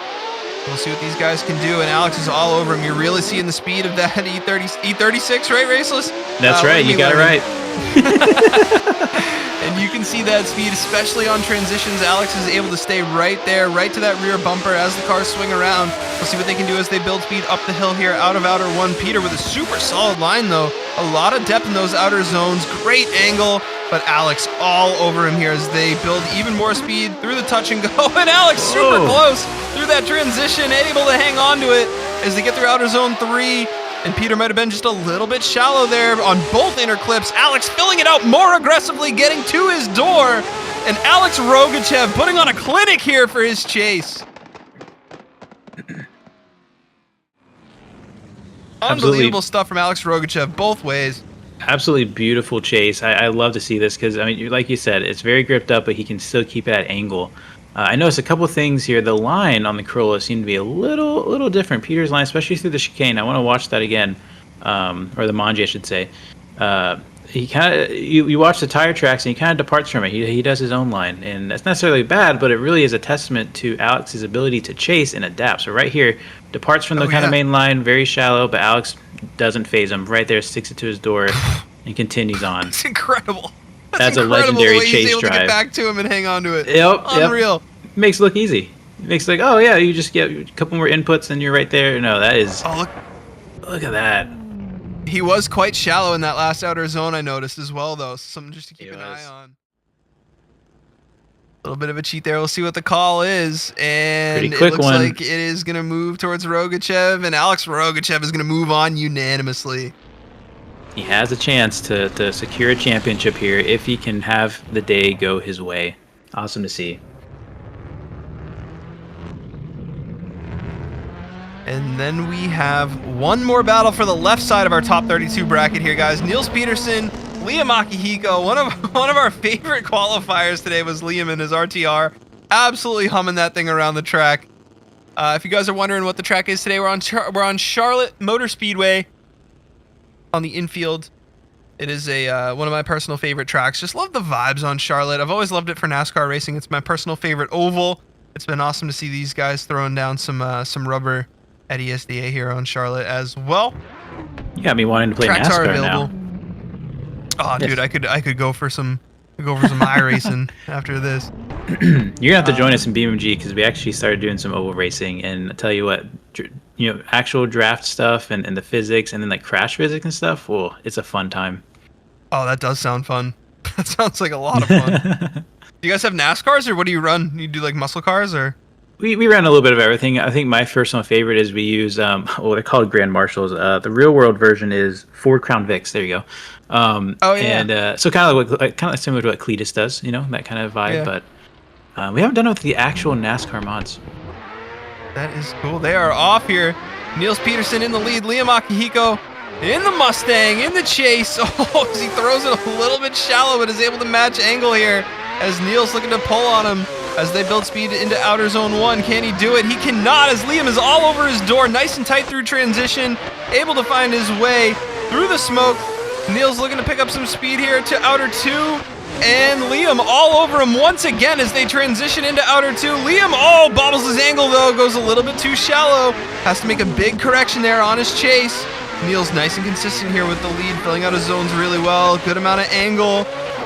As Liam looking to get back to his bumper. He does it. He gets on his door there, a little shallow to keep the proximity up, and Niels is able to pull on him in that last outside zone. What a lead from Niels Peterson. Car stalled on track. Little guest feature from Alex Rogachev as well. Fantastic run by these two. Wow, the chase was exciting. See, there was some I wouldn't call them major issues, but they're going to show up in the judge's view here where Niels, or not Niels, sorry, the RTR gets kind of shallowed up here, Liam.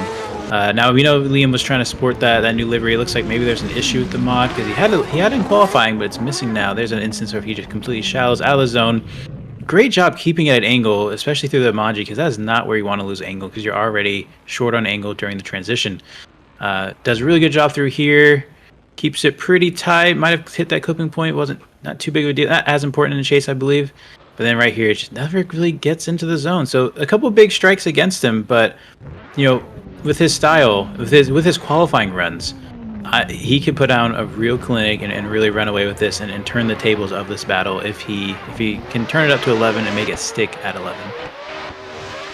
Absolutely. And to watch Niels' lead as solid as he was, as smooth as he was, you gotta wonder, does he have the... as we are already into Liam's lead here, building speed. Yeah. I was gonna say, does Niels have the speed to keep it on his door? And it looks like he may, as he is right there with Liam. Going, man, a little over-rotation from Niels there. I don't know, was there contact? I'm not sure what caused that. We'll see how that gets called, whose fault that was. as Liam trying to pull ahead here in the second half of the track. Niels is able to keep it right on him. What driving from Niels Peterson today? He has really picked it up as he is hunting down Liam's door. There were a lot of these high-speed sections. Niels able to surge right to his door through that last outer zone. And Niels Peterson with some solid driving there. Yes, featured by Alex Rogachev. Absolutely great driving, especially in the chase. Again, we saw the same thing. Several mistakes right there. Oh, really shallow. I don't know if really that's rough gonna on be, initiation. Yeah. Yeah, it could be an incomplete depending on how harshly they judge the front wheels. Does get into the rhythm here and gets on his door, really matching Engel and line super well. But then it's a weird phenomenon. It looks like it has too much speed, but not enough at the same time. I really don't know. He starts out at line and angle, and then he starts to shallow up. So, overall, great driving by both drivers. Let's not forget that this is an incredibly difficult sport, in real life and virtually with these cars, and they are doing a great job. A little bit of a checkup there in the lead. Chase does a great job of not hitting him. So, great run. Absolutely, yeah, definitely a more solid second half there for Niels on his chase than the first half. It looked like he had some serious trouble off the initiation, and we're seeing a lot of drivers, guys, in their chase going a little too shallow in that last outside zone. So I think that's something to keep our eye on here as well today. Yeah.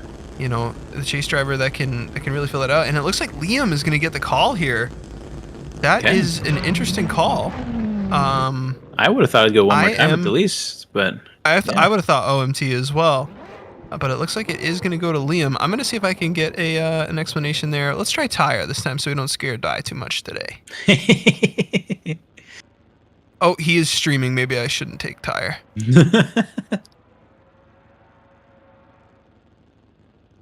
Chat excited that says, "Let's go, Niels." Hey, Sela. Hello.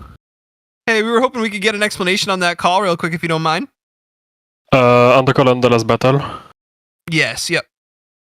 Pretty much boils down to Liam's chase being a bit cleaner, as well as being like a pad deeper in pretty much every zone on his lead. And that understeer on the initiation from Niels. Gotcha. All right, thank you, man. Thank you. That makes sense. We saw that big error on the very first outer zone, and I think that might have been one of the bigger strikes against the chase runs there. 100%. I think when you watch back, you'll see a lot of small mistakes from Liam, but completely missing a zone for any reason, I think is a bigger right. problem than bobbling through. Yeah, very well put. So this is why we have our judges here, guys. They got their eyes on everything, making sure they get their calls right. And that is going to round off the first half of our top 32, guys. Flying through it today. That is... Damn, I would love that judge to whisper in my ear. Chat, you guys are awesome today. I appreciate you guys. Sela is the man. We love Sela around here. It's our first half of our top 16. Is Cameron Mustard, Braden Swan, Sebastian Torud, Thanotip T, Florian Engel, Anthony Taylor, Alex Rogachev, Liam Akihiko. So once again, Cameron Mustard and Braden Swan, Sebastian Torud and Thanotip, Florian Engel, Anthony Taylor, and Alex Rogachev, Liam Akihiko. I can't wait to watch Alex and Liam go at it today. That's going to be good. Absolutely. Did I ever get that bracket? Oh, it's live updating, isn't it? It is. Do you need the link? I think I got it to you DMs. Okay. Yeah, I got so many tabs over, I just couldn't find it. Yeah, yeah, that's a day commentating ESDA, man. I got the Discord, I got my audio monitor, I got the stream replays, I got the live game, I got the bracket and the chat all up in separate. I look like a day trader right now with all these monitors going. Day trader, yeah, for real. Oh, man. The second half of the top 32, guys, is going to be Donik, Joseph, Kogan, Cavish. Then we have Shoma Takaya and Ito Tsushima, Vitus Sapaya and Tyler Duck, Brandon Carter and Thanawat. We got Ahmed Alubaga and Killian Gerus, Joseph Kempinski and Ismo Canunan, Austin Mitchell and Darius Ostraka, then Josh Oxley and Ye Jiang. So another absolutely stacked second half of our top 32. And we have some we have some good battles in the works for you before we even hit our top 16. So, Ginger Snap said, "Great show, guys. Race, you're doing great." I agree. Isn't Raceless a pleasure to have here, man? I appreciate it, Tess. Great. Tess is our I don't even know what to call her. She fills so many roles. One of her big roles that she's doing right now is heavily helping direct our FDRP event on our server, which actually starts in 45 minutes. So drivers, good luck on that event. And sorry, I'm going to miss that one. I'm going to stick it out here. And it's at my favorite track at Atlanta, my local track. And I'm not to toot my own horn. Had I done my second qualifying run the first time, I would have been the number one qualifier by a long shot. But unfortunately, I completely binned it on the first one. So drivers, go take a win. Since I'm not there, that's probably the only reason why you're going to win. Just kidding. I can't trash talk now. But I hope you guys have a great time and appreciate the love and support, Tess. Looking at this bracket, though, a couple of battles I'm really interested in and I'm really excited to see. First one is Donnie. Dominique. I always see that as Donnie. He is I think he's fourth in the current standings. Round 2, he was in 15th place. So he went from 15th to 4th and contending for the championship in one round. So that's a huge momentum there, right? As well as he is the rookie of the year. And so if he can clutch this and get a championship, I don't know how many rookie of the years have been ESDA champions, but a real story could be in the mix here if Donnie can move on. Additionally, we have Ahmed and Killian, who are in 5th and 6th in the points, also in contention for the championship. They are battling each other right in the top 32. So one of them is going home. One of their championship hopes is about to be dashed here later in the top 32. And Killian looking to do it after barely hanging on to his spot in the top 32 today. A little bit of a rough showing from his qualifying. He was able to scrape together enough points to be here. Can it be the comeback underdog story of the season? Killian Gerus brags to riches here in that Mark IV Supra. We've seen him put down solid runs all season. He might have even been an LCQ driver, if I remember correctly, meaning that he wasn't even necessarily locked into the season, guys. He got in through the last chance qualifier. So to see him battle adversity the way he has this season has been nothing short of amazing. So we do have the top 32 rounding out the second half. Drivers are coming in to warm up. That's why you guys are seeing some practice runs on stream right now. I want to take a quick moment just to shout out all of our sponsors. If you guys haven't checked out the sponsors at the link in the description, you can do that now. Obviously, all the ESDA social media accounts are in the link tree there for you. We also have TEAMGROUP, DnD Performance, Firman Socials, Next Level Racing. Use code ESDA, 5% on discount. 5% discount on Next Level Racing gaming chair. Use code ESDA. Big shout out to Moza Racing as well. You can check them out at mozaracing.com. Billt PCs and Vosan. All the links to our sponsors are down in the description below. Make sure you check them out. Once again, big shout out to Raceless for hanging out with me today, commentating. It's been great having him today. He's doing a great job. Appreciate it. Pleasure to chill with him today. So can't say I'm a commentator by trade. Go ahead. Some of us just love yapping, don't we? Yeah, that's it. We just know how to talk. Put on the spot, we'll be there. If you put two talkers on a call, last night, Raceless and I, we met for the first time last night in a Discord call and just yapped for, I don't know, it was 2 hours, 3 hours, something like that. Hours and hours. Yeah, it was a good time. So Really if good any of you guys are still chilling from my Discord, y'all know I can talk to a rock. It's poor Raceless had to put up with me for a few hours last night, and it was good having something That's to too talk back. So talk to a rock. I never heard that before, but I know the feeling. I know what you mean. Like you just. Well, that's. Well, I was gonna say is when you start a YouTube channel, you start live streaming. You effectively are talking to a rock. A big shiny glass rock sometimes. And I mean, this is my first year really doing YouTube seriously and all this other stuff, and so I still feel very fresh and very out of place. Right, this is never a spot I thought to be in.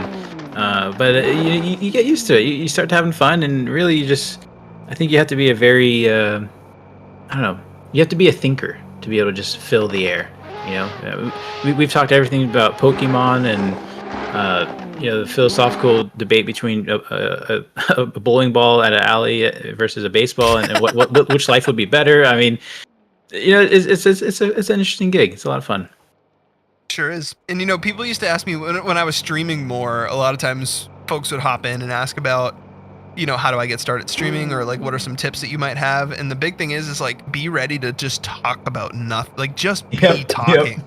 So that way when you go from 0 viewers to 1, or like your mom's laptop to 2, you're already engaging and talking about it. And that's like, I think that's why, I can just, we can just talk about Pokemon or which ball would you rather be? The first muscle you gotta grow. Spent talking about absolutely nothing. H1 put in the chat, he can yap. H1 knows better than anyone. Oh man, that's funny. Big shout out to H1 as well, guys. Shift Up says shout out to Race the Rockless. So the reason my name's Raceless. Oh, we're battling. Hold on. They are off. Kogan Cavish here chasing Donique Joseph. Donique in the Mark 5 super battle here. Kogan in the Mark 4.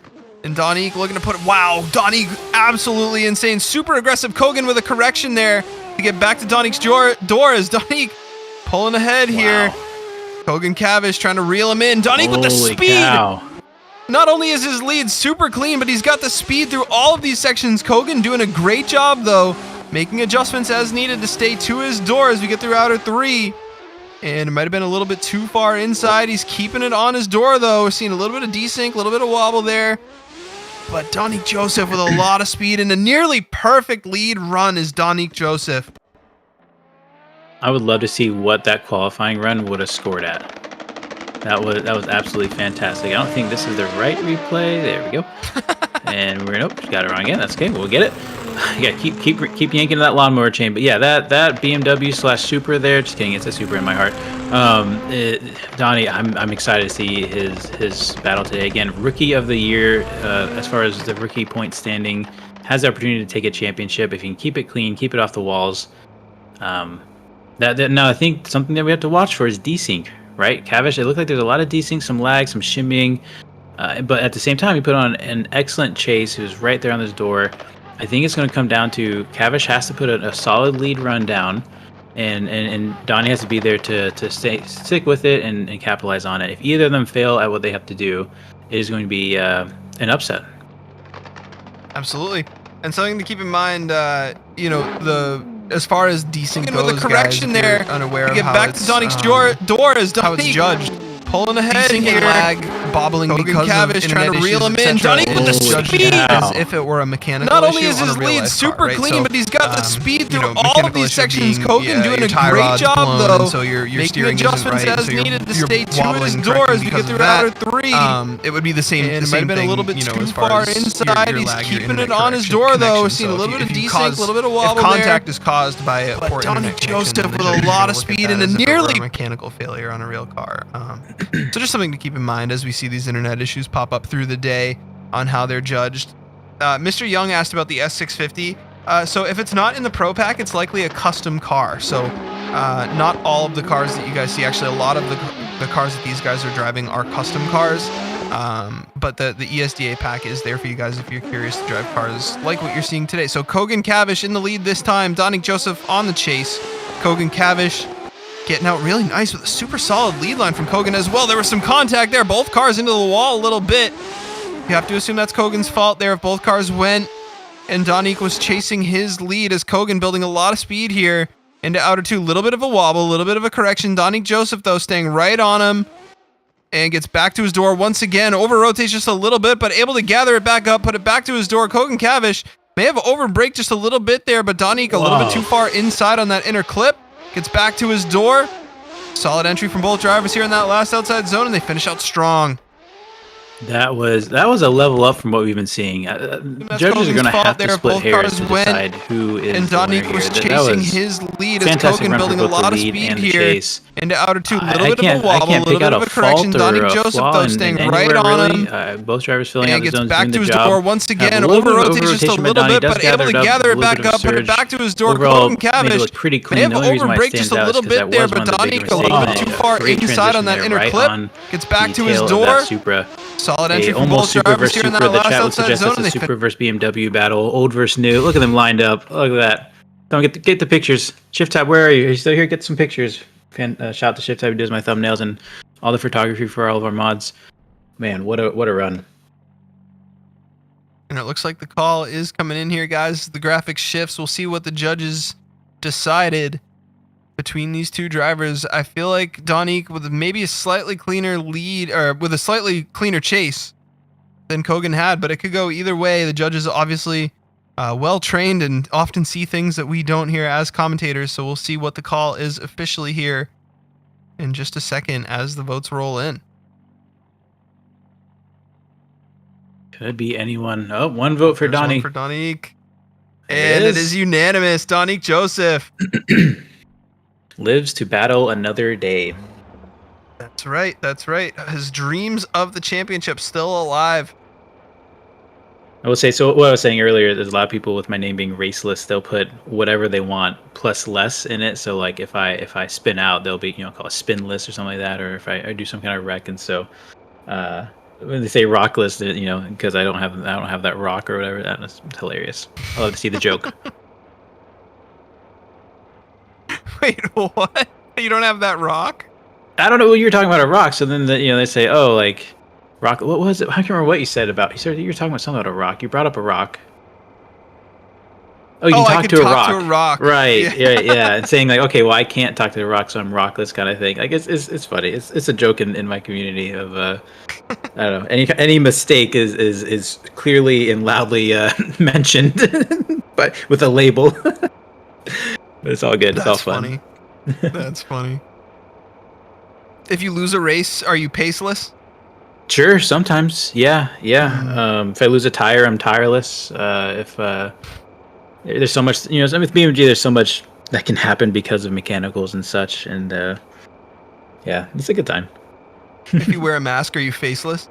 Yeah, I've gotten that one a couple times. Not from wearing a mask, but just I don't remember why. Oh, because I haven't shown my face before. Yeah, that's if that gets brought up, I'm faceless. Yeah, there's always someone there with the pun, or some kind of wordplay. If you lose a fight in a dark alley, is it because you were maceless? No, I'd be fightless at that point because I couldn't fight. I think. Gotcha. What do you mean maceless? Why? Like I didn't have a mace? Like Well, if you had some mace, it might have been easier to win the fight. Oh, You get a little I'm thinking. squirt, little. Have you heard of the game Half Sword? No. It's like you fight or something, and it's like medieval. So there's like a mace, I think is what it's called, right? Or I think that's the thing. Oh, It's like the ball and chain. Yeah, thing. Ball and yeah, spikes, yeah. spiky ball. Looks That's like a we got- ball that would be worth being. That's true. That's true. Yeah, no, I don't know what that would be like. Kind of a dirty job, depending on how active you used, but Yeah. But looks like we're gonna have a bye run here. Shoma Takaya, no show from Ito Tsushima today. That's a bummer. There's gonna be a second Shoma run, Takaya. or sorry, not second run, but second time having his own independent run where he gets effectively another qualifying run. That's right. Shoma's going to move on. Which is some luck that he, I think, much needed. I remember last round, Shoma going out a little earlier than I think he would have liked otherwise in our top 16, I believe. So he is going to get some luck today and move on to battle Donique Joseph versus Shoma Takaya. Wow, Fast that's going to be versus smooth. legendary. It sure is. Absolutely legendary. Sure is. Guess they're maybe doing one last call. Maybe the car's there. They just can't get it started. Who knows? Maybe. Maybe it's a BMW. I wish I could say something, but the last time any of my BMWs started, the year was 2024. Oh man, that's too funny. I feel like we both have the armpit of cars in a sense. Like, we sure do. Honda's so slow, BRZ's so slow, BMWs don't start. It's like, oh man, we sure We know have how to the pick most them. fun in them, don't we? That's right. Smiles per gallon or smiles per standing still, like my BMWs. Looks like we do have. Is Ito Tsushima pulling up? He's trying. He's certainly trying. There he is. He's there. I saw some desync, I think. I think he made some contact in the wall, but that's okay. We got ourselves a battle. Any second now. Oh man. Here they go. We got a start light coming up. Oh, wait. Meep. It's just having the chat brainless. There you go. That's another example. Where's he going?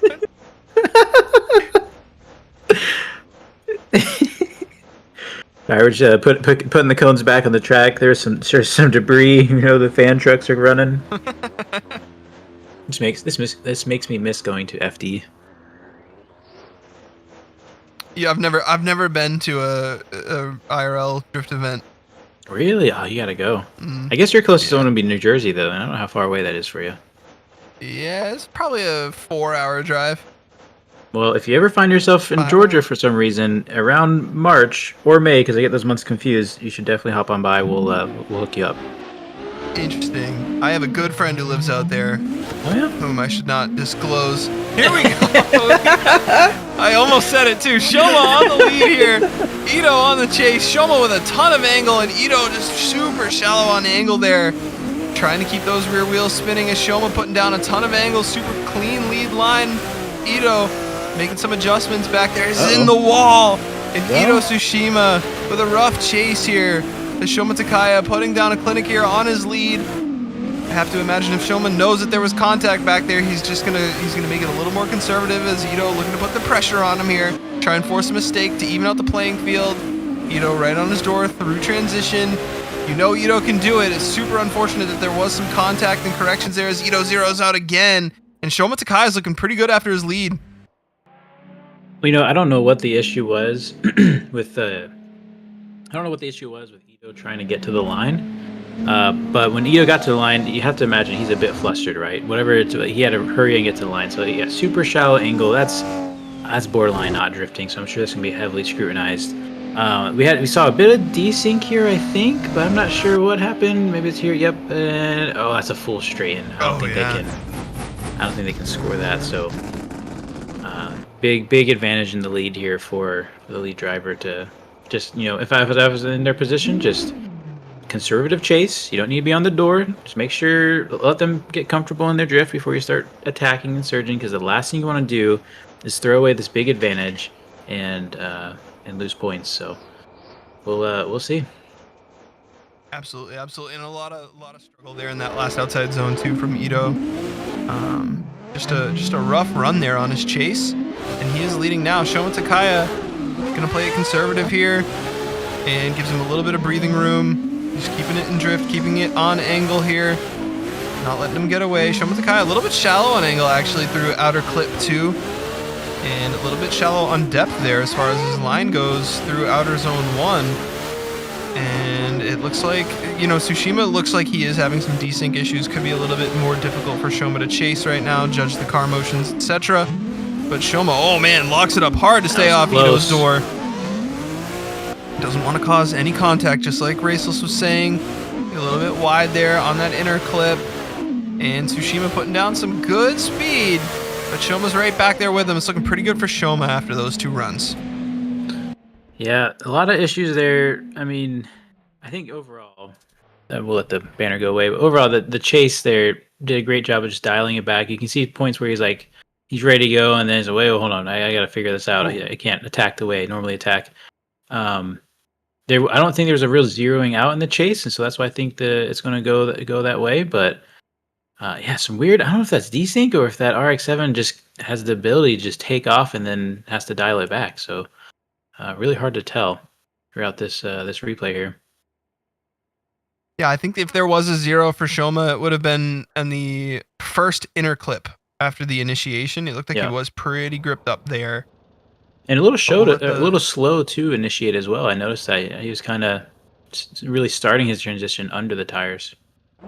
Right. And part of that, I would assume or would guess that was strategic. And oh wow, unanimously and quickly, Shoma Takaya is going to move on.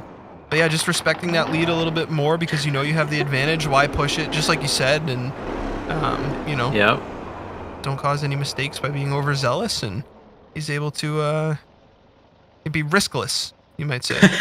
Hey, your boy's coming up though. Here he is, Tyler Duck. Quacks in the chat. Just heard what you Tyler said. Duck. versus Vida Sapaya. What was that? You said riskless? Is that what you said? Riskless, yeah. Chat's in here calling me winless because I won't be winning tonight. All right, here we go. And here we go. Vida Sapaya in the lead. Tyler Duck in the chase. And Sapaya was able to gap Tyler Duck through initiation here. Duck's doing some work, though, to reel him back in. Both cars, nice angle here through outer zone 1.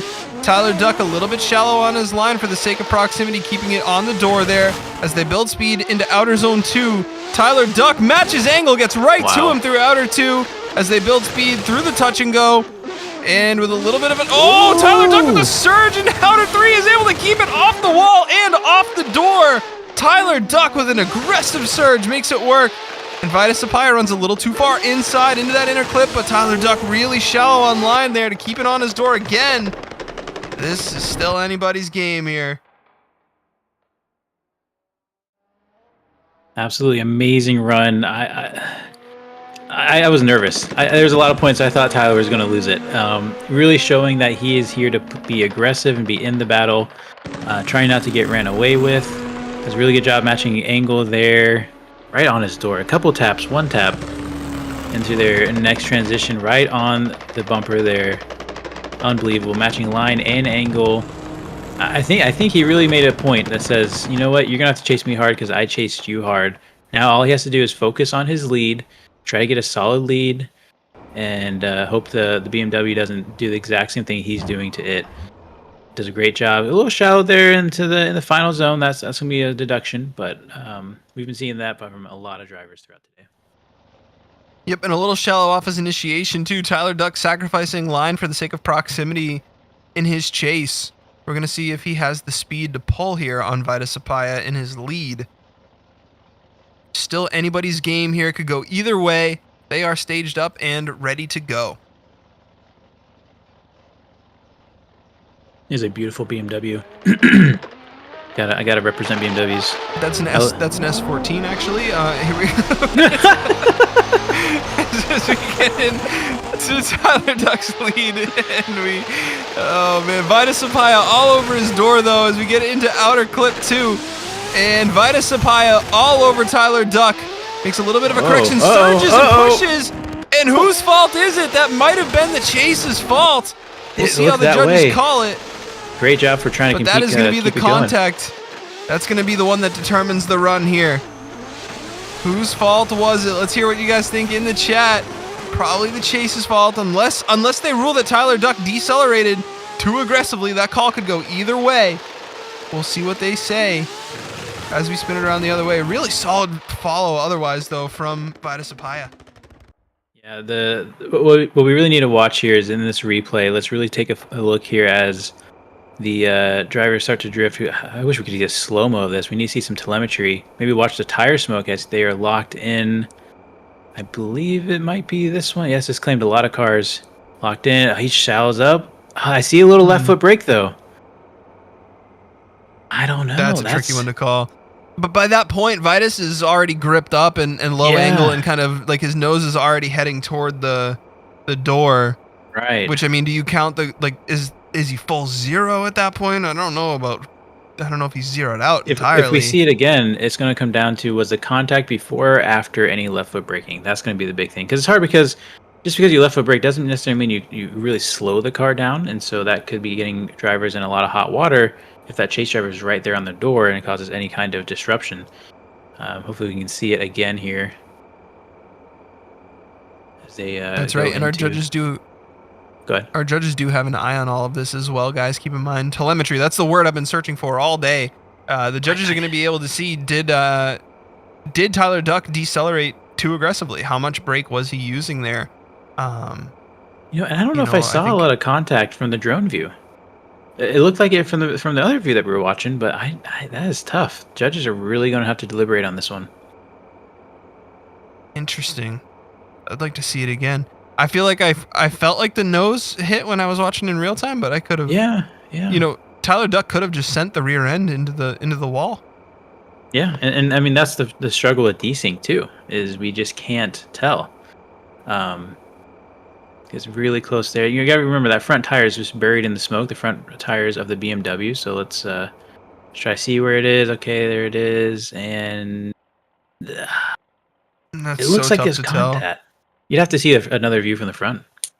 It looks like Tyler Duck felt like there was contact, even if we on the Yep. drone cam didn't see the contact because Exactly. of desync. Exactly. But his That's car what- definitely jolted in a funny way. Yeah, that is undeniable, and you can't really get a car to do that, right? Unless he clutch kicked for no reason there. Even then, he was locked in. There would be no clutch kick needed. Right. Yeah. Tough to say. Judges are really thinking hard about this. Yep. That's another one where I'd hate to be a judge. Ducks in the chat. Even shift tab with the Ducks. We got a new Tyler Duck fan. RTR And you know saying- something too is Vitus Yeah. did miss his outer two. So we talk about initiation, Tyler Duck missing his outer one. Right. But Sapaya missing that outer two a little bit as well. They're kind of even on that playing field. Wouldn't surprise me if we saw an OMT. Otherwise, but it's gonna come down to whose fault that contact was. I definitely would sure. say that one more time, just because I wouldn't be able to tell. I mean, that's just like, all right, this is too hard, and one more time. But Mello in the chat is suggesting that it looks like a decel to them. So even the chat, Yeah, the brakes is, definitely came on right before the contact for sure. For Yeah. sure. But I would also say that Sapaya was completely gripped up, like nearly zeroed out, kind of Yeah. heading that way anyway. exactly trajectory is already there. And Yeah, you one are more allowed a time. left foot brake in those outer zones, right? Maybe not Right. here though. Maybe you shouldn't Yeah, Although I guess you can't really say like coast, right? Because some of these cars are so Right. gripped up, you need to stay on throttle and left foot brake to keep your wheel spin going. yep. So, just because the taillights come on doesn't necessarily mean it's a decel. So that's something we got to look at the data a little bit more to determine. And the judges are going through it right now, making sure they get this call right for us. Whatever the call is, we're gonna have to have one of them come in the chat and explain it to us, because this is a big deal. 100%. 100%. I want to root for Tyler Duck, but I also like BMW, so I'm torn here.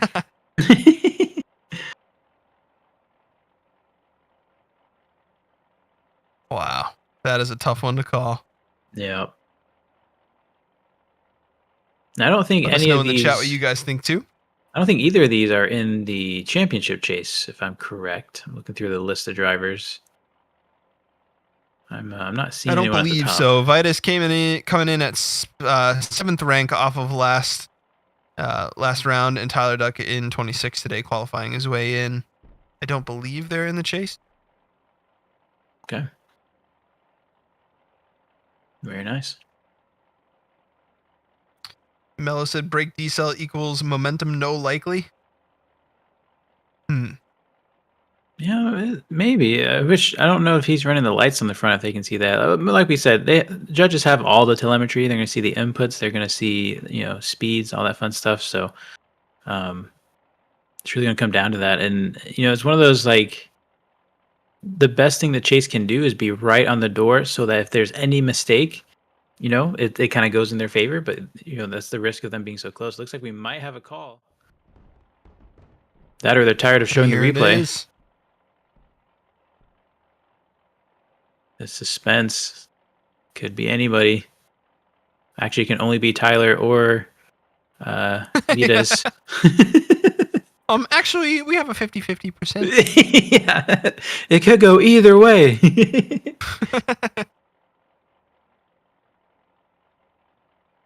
They thought they had a call. And they're still. I always wish I could like have one ear in one chat and one ear in the other, so I could hear what they were saying. One vote for Tyler. Ooh. One vote for one more Another time. one for OMT. One Oh, more we're gonna- time. Wait. Oh yeah, 2 to OMT. That's right. I'm like, what happened here? I think this is the first 2 OMT split we've seen in ASDA this season. Yeah, so a little bit of advantage to Tyler Duck there. They're gonna run it back. Whew. Exciting stuff. Interesting. So does that mean the other 2 judges just couldn't determine whose fault the contact Yeah, was? That's yeah. amazing. That's a tough one to call. Yep. That's why you have 3 judges. Very, very rare you see something like that. Absolutely.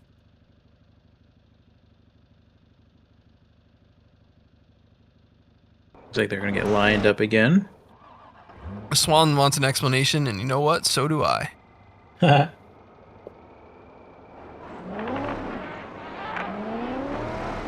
What's up, Di? Just wondering if you could clarify a little bit on how you guys got to the OMT there. We saw the contact. We imagine that was the big point of contention. Yeah, that was the big point, that big pointer factor that we was looking at.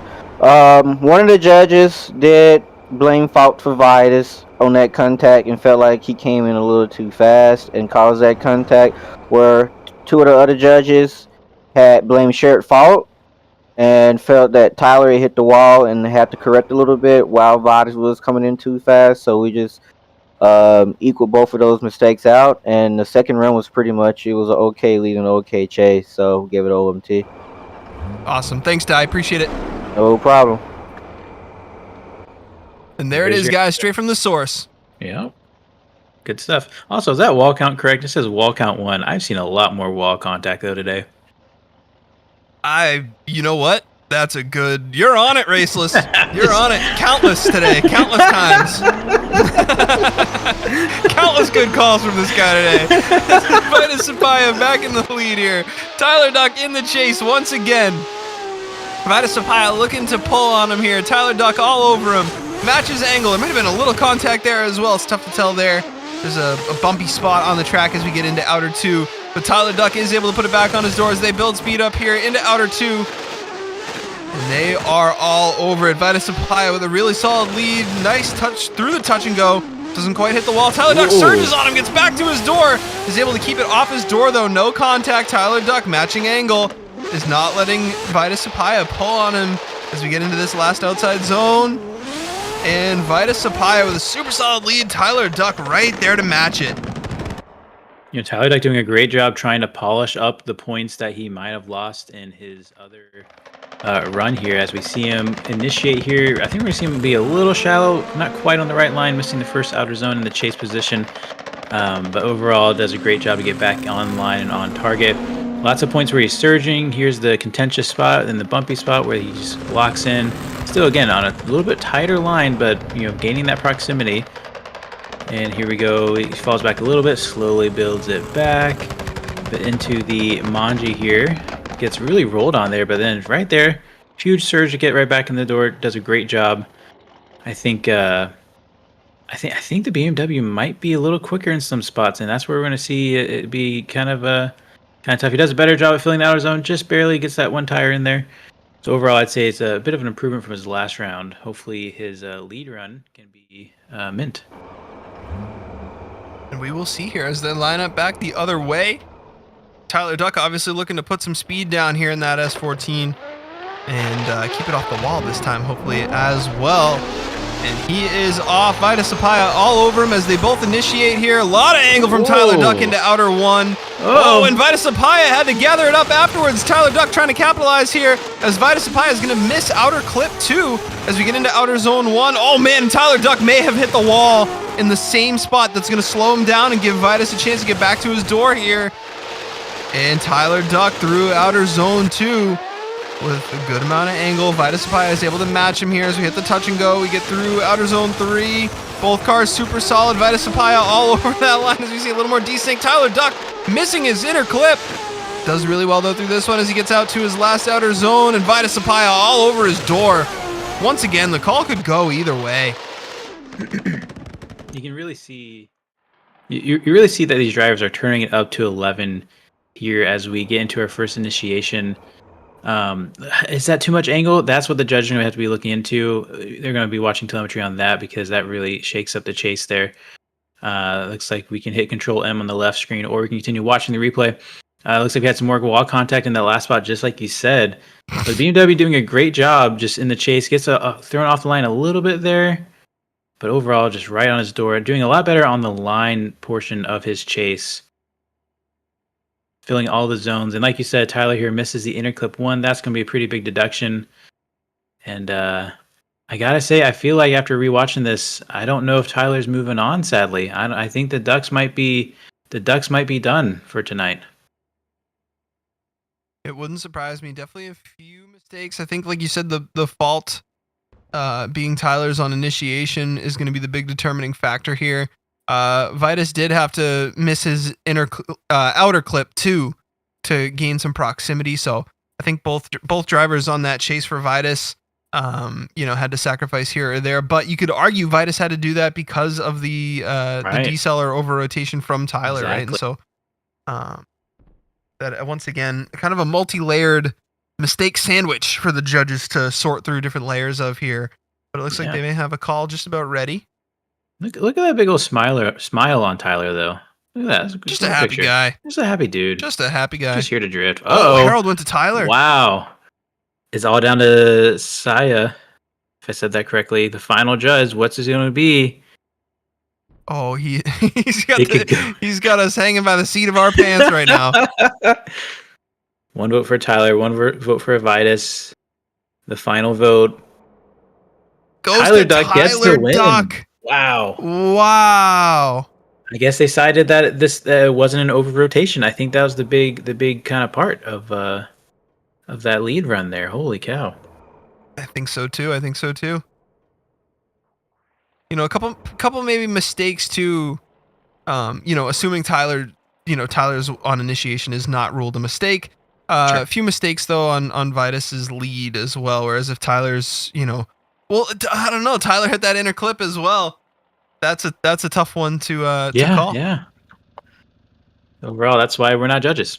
We just chat. That is definitely why we're not judges. That is true. I'm gonna pull Harold in once again here. Okay. Hey, Di, wondering if you could offer a little clarification on that one as well for us.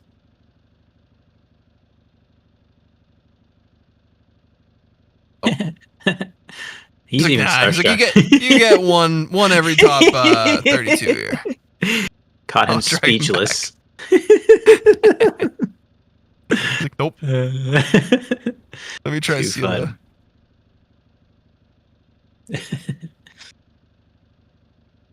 Hey, Sela, wondering if you could offer an explanation there for us. Oh, we got Di here as well. Yeah, hey guys, I was wondering if we could get a little clarification from one of you guys. I was talking to the drivers, explaining it. So pretty much what happened, it came down to Vitus' chase run, where on entry going into the first inside, he had a big correction, and also coming off of the first wall, he was kind of a little sluggish on the transition. So he just had more mistakes. Because Tyler did have a mistake missing that one inside clip as well, but it just came down to more mistakes that was made through Vitus. So it was 2 mistakes versus 1 mistake. So Tyler wins. Gotcha. Appreciate it. We got the whole judging stand in here in the media booth right now. Appreciate you guys being here. Yeah, hello. Thank you guys. No problem. Slowly getting dragged away. Very nice.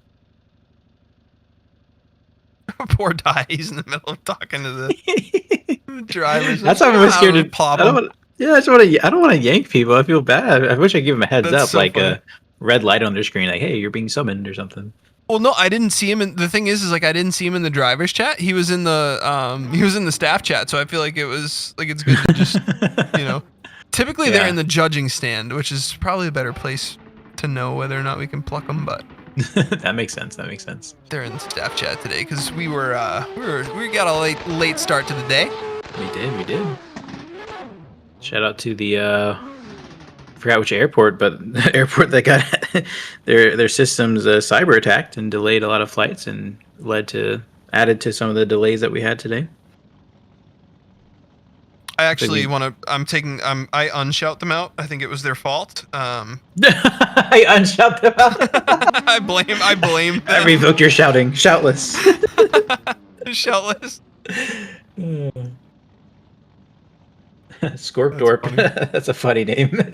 Or wait, Scorpadorp. That's even funnier.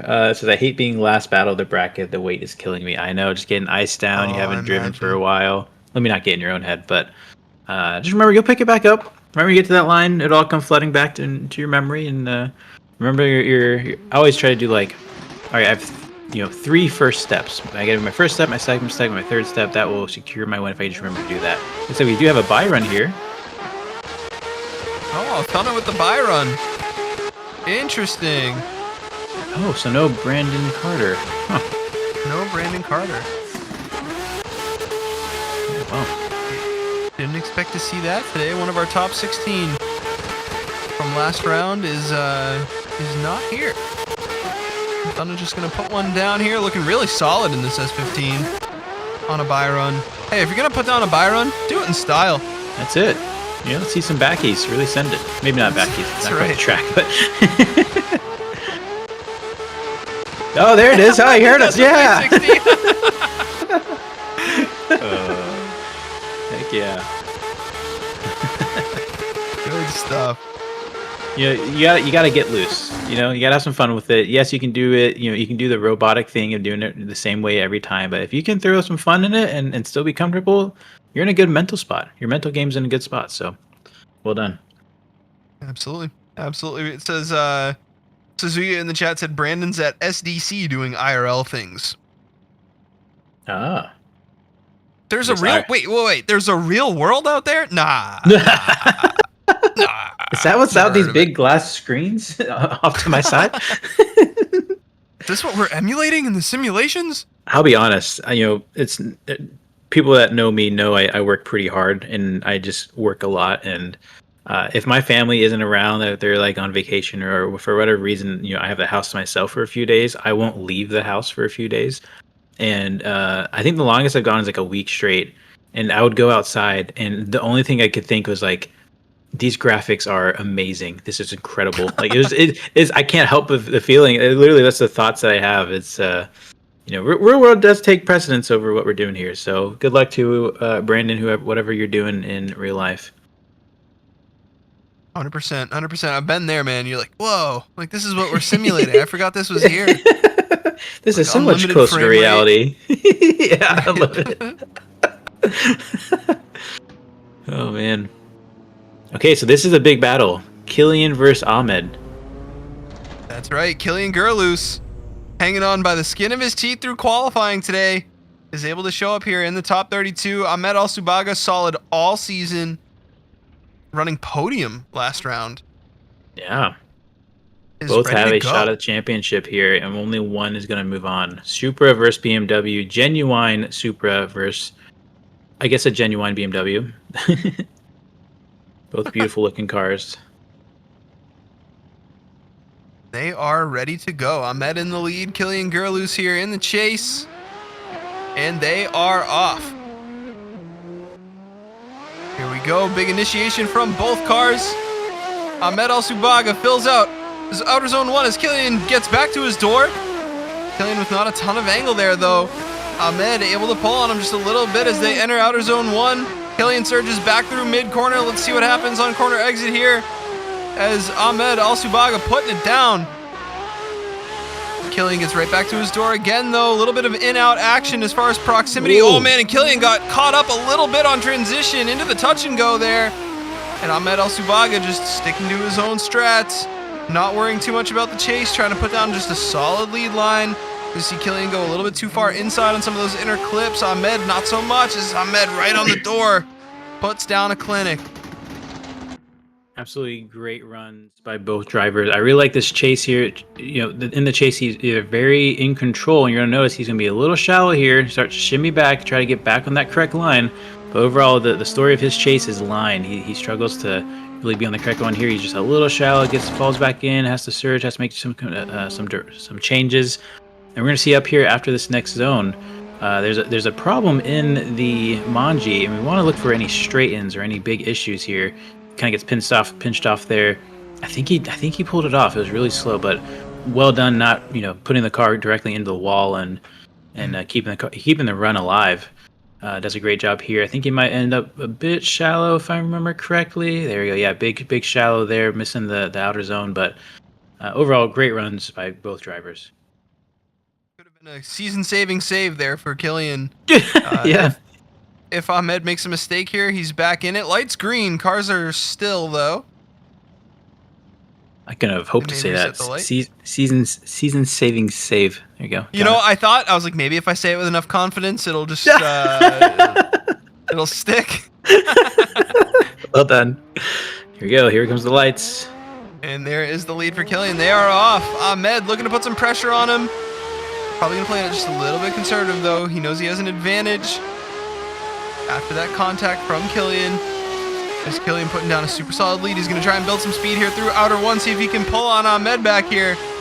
See if he can do it. Ahmed glued to him quite well, although Killian with slightly more angle here through outer zone one. They're going to build speed up the hill into outer two.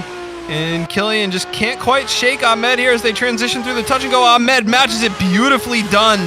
That was like synchronized swimming there. Those cars were so well in tune. Ahmed matched him perfectly. Stays off those inner clips. Killian might have went through the pylon there. That's gonna hurt him as we go into this last outside zone. Killian adds a little bit more angle, but Ahmed's able to match him and stay on that door. That was a great chase, and I gotta think he has to be really proud of that chase. I think, yeah, let's just watch this again. He gets a little lost on initiation, falls back a little bit, kind of wants to maybe see where the lead's going to go, figure him out a little bit. But once he has him dialed, you're going to see him just kind of close that gap, get back into angle. He's a little shallow on line, but not terrible. Big surge there. And now he's going to start setting and forgetting. That beautiful chase right there. Beautiful line, angle, all of it. Mimics the Manji perfectly. And that's, like we said, that's such a great feeling. Now he's really locked in. Now the blood's flowing. He's confident. Here we go into the final transition. He gets it as close as possible. Right there on the door. Yeah, a little door tap. Looks at the front tire, says maybe I won't tap that, and falls back in the line. Great job. Unbelievable. Unbelievable. Ahmed Alubaga all over Killian there. And it looks like unanimously we are going to see Ahmed Alubaga eliminate Killian Gerus here. Out of the top 32. Moving on to the top 16 is Ahmed. Coming back from that really bad qualifying, I think he's feeling more confident. He's feeling good. It's a good run. Great stuff from Ahmed Alubaga. Driver to watch today. Might have been the most solid we've seen all day as we wait for Joseph Kempinski and Ismo Canunan to line it on up here. I see H1's chat there. I hate getting in real life graphic updates. That's too funny. I gotta say, every time this graphic comes up, I see that yellow line. All I see is a banana. I don't know why. I just think, why is there a banana on the screen? Oh no, it's a line. It's like peanut butter jelly time. You remember that meme? Oh my gosh. Oh, core memory rehatched. Bro, half these kids watching weren't even born yet. Oh, we're getting old. Oh no. Well, my body, even my in real life graphics were telling me it was true. I am getting old. Gosh, that was like the dawn of internet, it feels like, wasn't it? That was just memes. Oh, dude, I watched Game Grumps play the Impossible quiz last night, or 2 nights ago. I know, I'm not familiar with that one. Really? Oh, man. It was a flash game on newgrounds.com. Okay, I remember all that, though. Yeah. It was like... This was like pre-Line Rider. This was like... Yeah, pre-Line Rider. Oh, my gosh.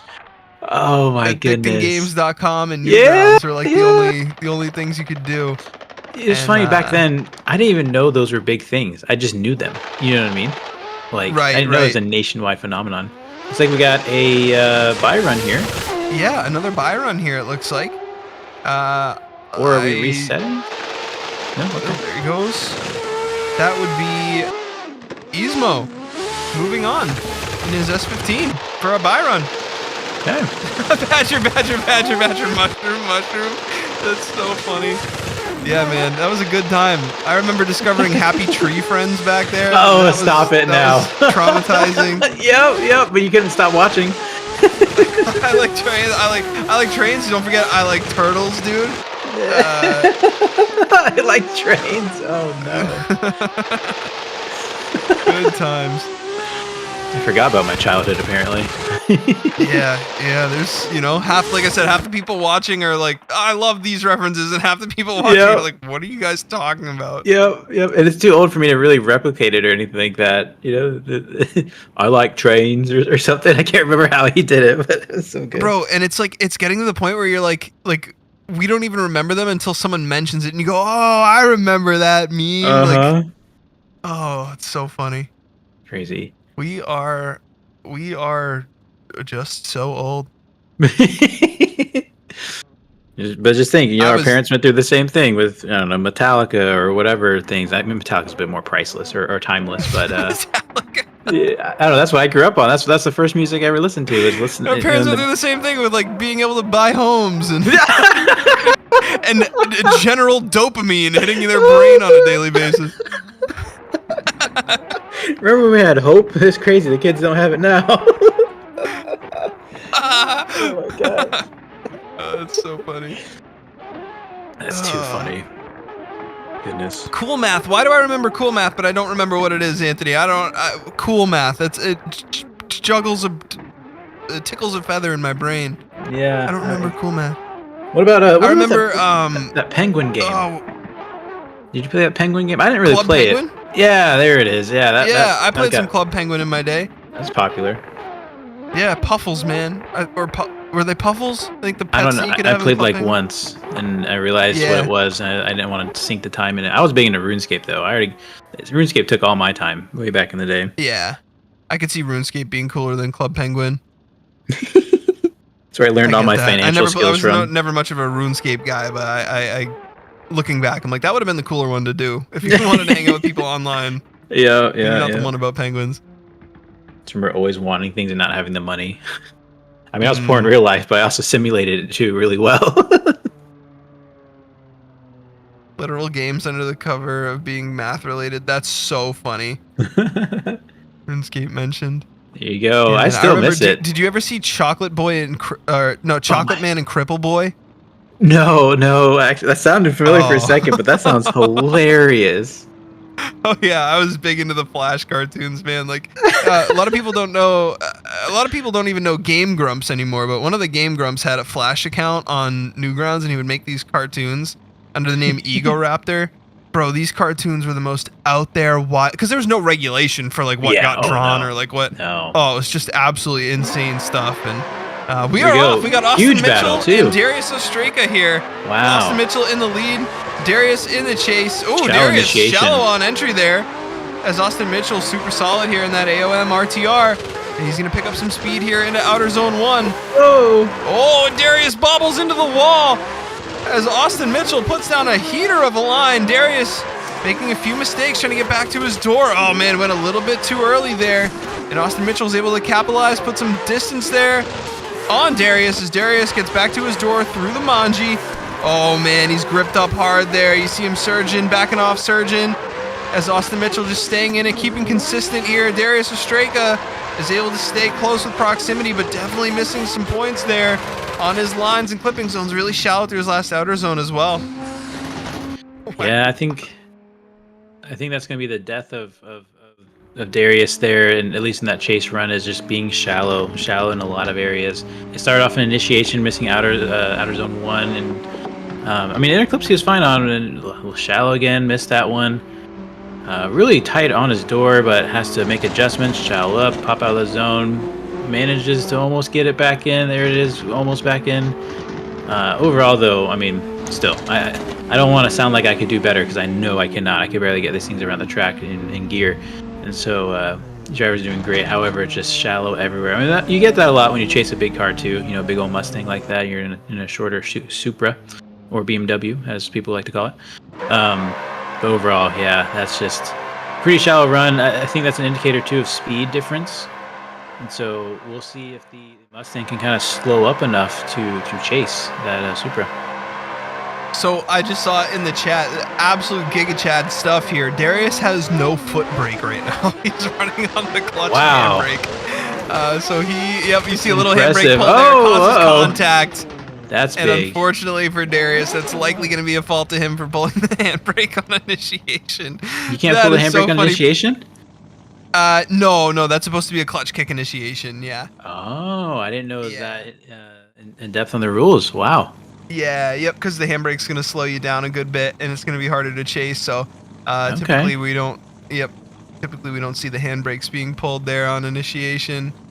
Yep. And- Yep. Yeah, there it is. That's tough. That is tough. Hey, props to Darius for being here, man. He could have dropped out. Yeah. He did Run not. what you brung, He- you know? He ran it out. You're given a set of cards. Your cards didn't come with a break, and you did the best you could with it. So, big shout out to you. I want to see the rest of that battle. I'm okay with a handbrake pool here and there, but I see it's clear why it's not allowed and not okay. Yes. So I see it. And there it is, guys. Austin Mitchell unanimously moves on. Big props to Darius for showing up and trying to make it work there. But Austin Mitchell is going to move on into the next round here. And we have, I believe, our final battle of our top 32. Josh Oxley, the Scorpidorp himself, and Ye Jiang, ready to battle it out. Nice. Now, Josh Oxley, Raceless, Okay. I would like to introduce you to him as the best fitment in ESDA. Really? How he drives a car that is this flush is beyond me, but he does it. Okay. I mean, his picture kind of shows it. It says, "Hey, I drift in full fitment and I do well." You know, that's a confident picture there. The picture says, "I hang out on Fitment Industries." I'm always logged in on Fitment Industries. I try to get my rims from Fitment actually. It's like Giga Chad specs bro, like. Yeah. like Josh be the type of guy to give his specs away if someone needs them, you know, like someone just gets their first car and asks for specs and he's just like, I got you, bro. And he's happy to do it, you know? Absolutely, yes, 100% happy to help. Yep. Let me introduce you to the world of specs. All right, let's see it. I didn't see the car that pulled up. I'm excited to see this.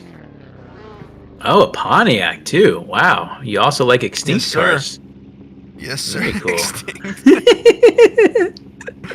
All the GTO owners just kicking their New Balance off at that one.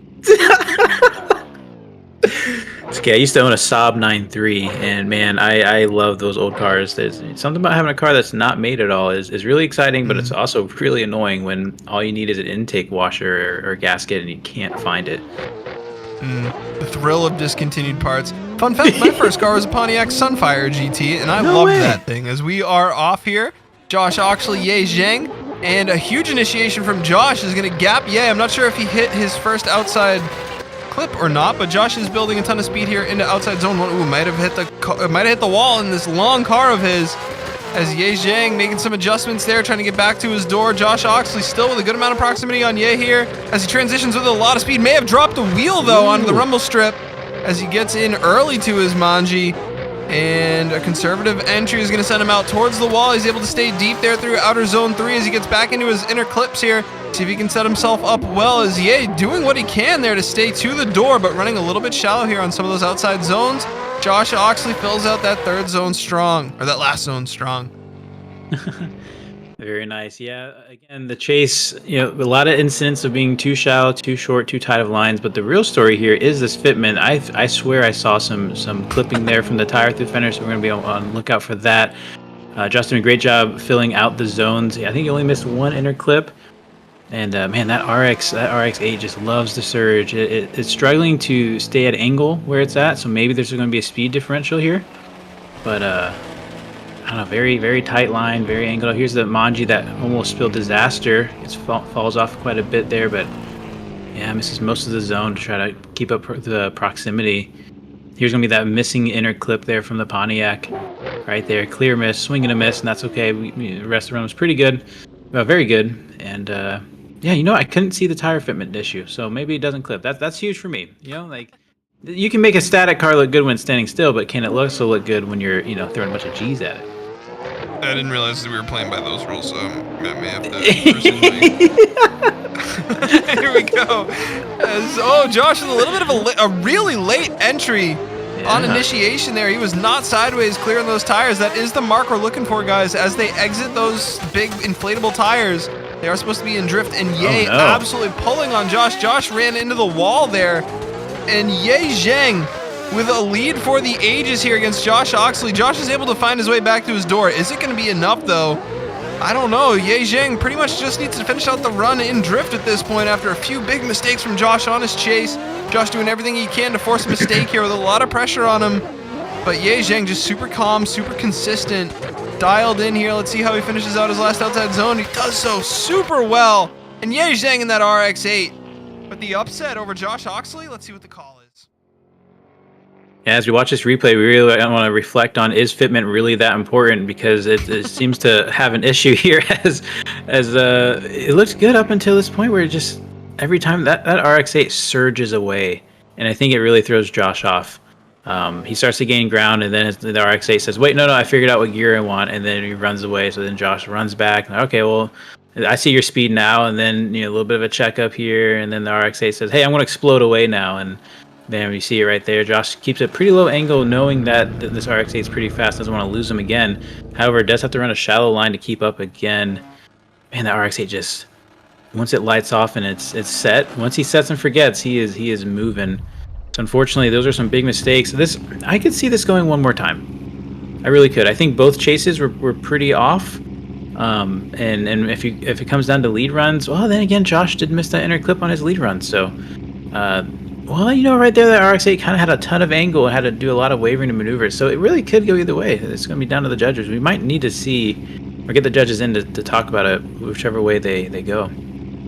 Yeah, thinking about Josh too, he had, I think, a tire drop as well on this outside on his lead. Really struggling on initiation there, I think is going to hurt him as well. It wouldn't surprise me if this went Ye's way, to be honest with you.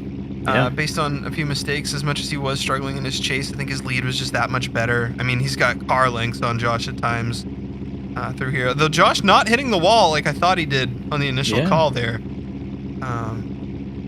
But so chat's pretty excited. Go either way. Chat's pretty excited about this run. GTO time, Akari, GTO very slow, so this will be interesting. I know the chat's really interested in this one. Let us know what you think in the chat, which ways it's going to go. See if you guess right. Looks like the call is about to roll in here for us. One for Zhang. And Ye Zhang unanimously is going to grab the call. Great job. So Fitman, yeah? Yeah, Fitman. I mean, you can't take that away from him. No, it was a beautiful GTO. Probably one of the nicest GTOs I've seen. And I can see where it probably could have done good. I bet for those, we talked about this track having a mix of slower and faster, so it makes it kind of a balanced track. I bet that did a lot better on some tracks that were a little bit less high speed, maybe. Yeah, 100%. Josh has been really consistent and really smooth this year. Great to see him obviously placing up into the he was in rank 11 coming into this comp today. Obviously a part of our top 16 that didn't even need to qualify. So Josh definitely consistent improvement all through the year, but is going to be eliminated in the top 32 for round 4, which is going to round off our top 16, guys. Our top 16 is going to be in order. We have Cameron Mustard versus Braden Swan. We have Sebastian Torud versus Thanotip. We have Florian Engel versus Anthony Taylor. We have Alex Rogachev versus Liam Akihiko for the first half. Our second half of our top 16, Donik Joseph, Shoma Takaya. We have Tyler Duck versus Thana. We have Ahmed and Ismo. And we have Austin Mitchell versus Ye Zhang. Exciting stuff. Some really big battles, especially on that right side of the bracket there. Absolutely. It's going to be a fight to the finish. Do we still have someone contending for a championship at the moment? Oh, yes. Cameron Mustard's still in it. Donnie's still in it. Killian is still in it. And I think Alex is... It's going to start depending on how the top 16 finishes. Because at some point, Cameron's gathering so many points that it won't be a chaseable deal. So I want to keep updating my spreadsheet as we go along. And... yeah, I'm trying to figure out what's the 10 points for qualifying all about. Let me look through the rule book real quick. Everyone who shows up earns 10 points. Okay, cool. That's pretty simple. So I'm going to go ahead and enter. Oh, I get 10 points today. Let's go. There you go. Look at that. I didn't finish last. Look at that. Might have started last, but I didn't finish last. Okay. So now that we're in the top 16, everybody just got 20 points that are still in it. So I'm really tracking 5 drivers here. Ahmed is out. Killian actually, I think Ahmed eliminated Killian. Oh, okay. So I had that backwards. Sorry. So Ahmed's still in. Yep. Killian is out. Is Florian still running? Yeah, he's still in. Okay, I'll give him his points. And Thanowat, maybe. He's still in too. Okay, we'll track him as well. He's right there. He's right on the edge, so he may not be able to keep up, but we'll see. All right, guys. So the championship is still very much live, and we will be naming not only a winner but a champion today for ESDA 2025. So, so Killian, after his loss, has now dropped down to 5th place in the point standing. Unofficial, everybody. Unofficial, because I'm new here. I just got here. I just found a spreadsheet and started playing. I love spreadsheets. And so, the real battle here is the sooner Cameron's out, the sooner everybody else has a chance. Obviously, I'm not rooting for anybody other than a few people.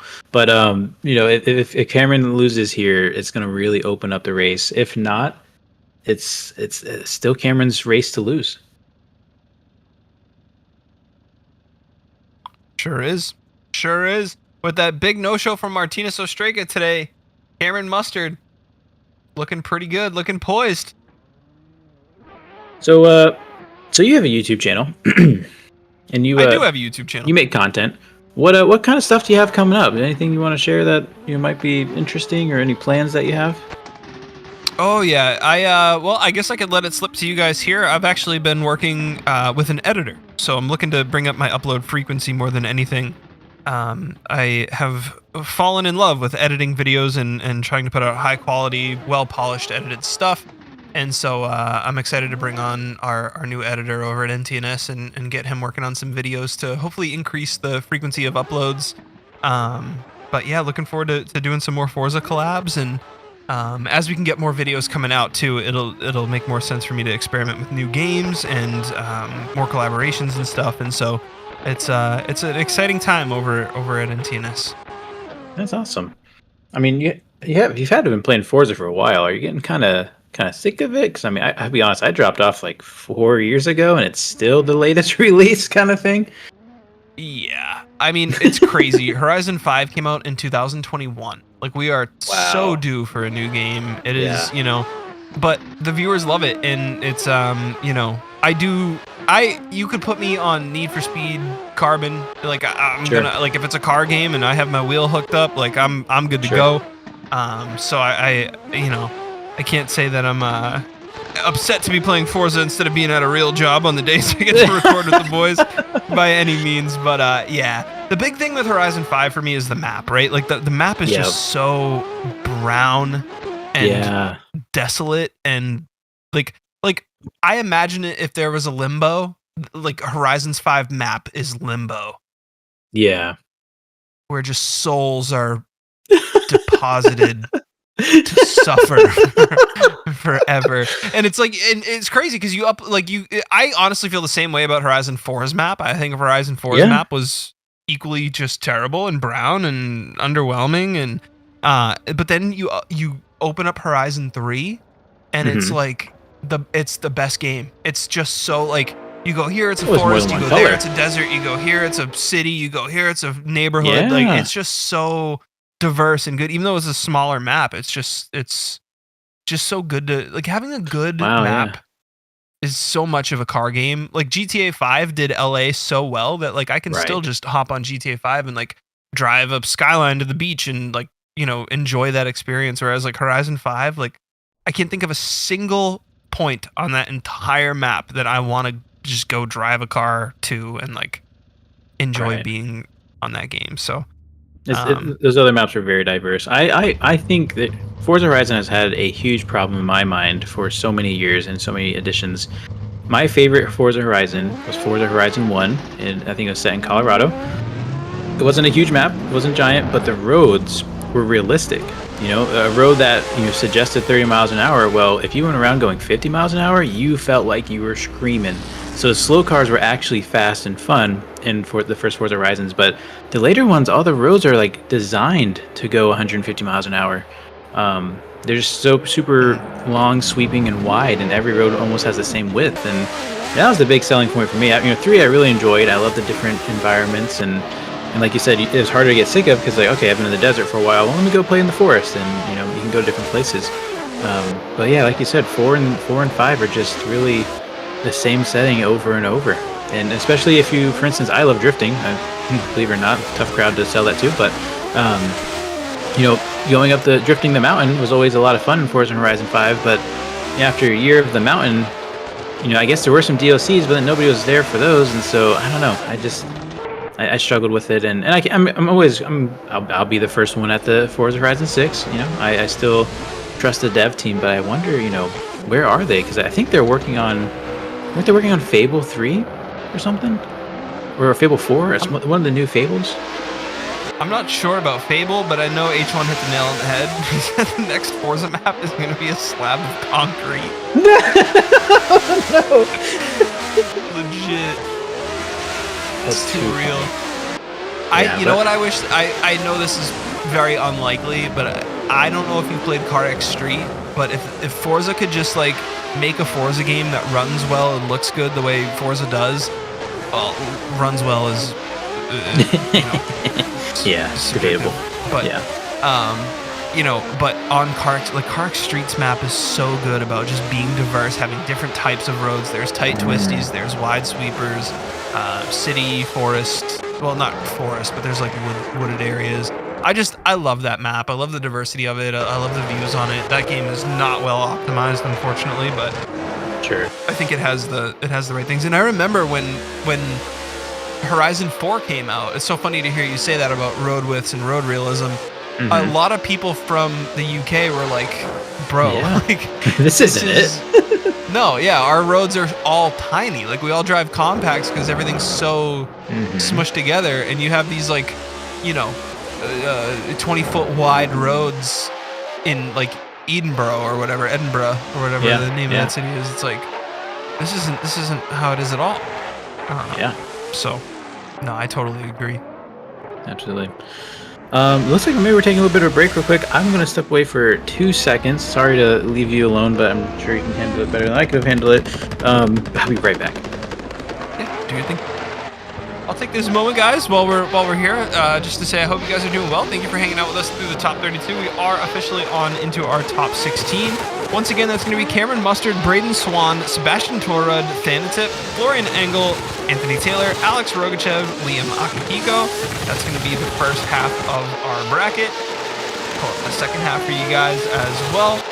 We're going to have Donik Joseph, Shoma Takaya, Tyler Duck, Thanawat, Ahmed Alubaga, Ismo Canunan, Austin Mitchell, and Ye Jiang to round out our top 16. So absolutely stacked top 16 for round 4 today. Championship still anybody's, well, not anybody's, but still Cameron Mustard, Donik Joseph. Really looking forward to seeing those guys battle it out. And anybody in that top 16 that I just read off could win today's event as well. Add to some street cred, and it's gonna be a good set. So make sure you guys are ready for our top 16 battles. It is gonna be a good one. While I have you guys as well, quick shout out to all of our sponsors here at ESDA. You can check out the links in the description down below. To any of our sponsors, you can check out all the ESDA socials at the link tree in the description. We also have TEAMGROUP, DnD Performance, Firman Socials, Next Level Racing. Use code ESDA 5% off on Next Level Racing gaming chairs. That's ESDA. Code ESDA will get you 5% off Next Level Racing gaming chairs. Big shout out to Moza Racing as well. MozaRacing.com for all your sim gear needs. Billt Pc and Vosan as well. Check out all of the links in the description down below. We greatly value and appreciate all of our sponsors. What's up? Are we battling right now? This is probably practice. No, it's Tyler Duck. Yeah, it's practice. Okay, all right. Every time it pops up, I'm like, well, what's happening? Good call. Good call. No, I was just gonna ask you, what kind of chair do you have?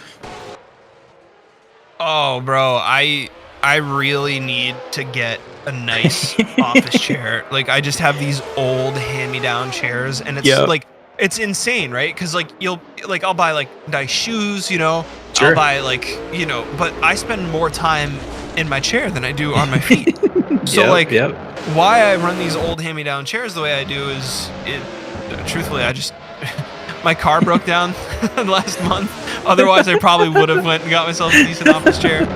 But yeah, I was driving home and I put my clutch in to change gears and the clutch just went in and it stayed in, and so I'm like, yeah, so waiting on some clutch parts. I got the upgraded master and slave cylinder kit from K-Tuned on the way. Canadian Customs decided they were going to send it back to K-Series parts instead of my house, so that was infuriating, but they're on the way now, and a chair will be next in order. Like, I literally, every time I record a video or just use my sim setup in general, I slide the footrest for my, like, I have a living room set of furniture down in my room, like, just an old hand-me-down living room set, and I slide the footrest behind my chair so that I don't slide. It works. But I would like to partner with, because I have this, like, I have the greatest idea. People tell me it's a fantastic idea. It's an office chair. It's the greatest office chair to ever exist. That's built for sim racers. So, like, you know how you have like the handle that you can use to like raise or lower the chair. It would have a few of those. Like, it would have one that raises and lowers it. It has one that turns on and off the rocking, like the chairs rock or whatever. And then it would have one that would lock the wheels. So, like, you can roll it, but then you, like, pull a lever, and it would just lock the wheels in place so that you don't slide. And then the armrests would fold all the way down next to your, like that would be so that huge. way when you're, so you don't, like, bank your elbows off while you're steering. And so it's just an office chair that you can slide and lock into place so you don't have to get, like, a whole cockpit. But I don't know if Shark Tank's accepting new okay. new NTXs or what, but...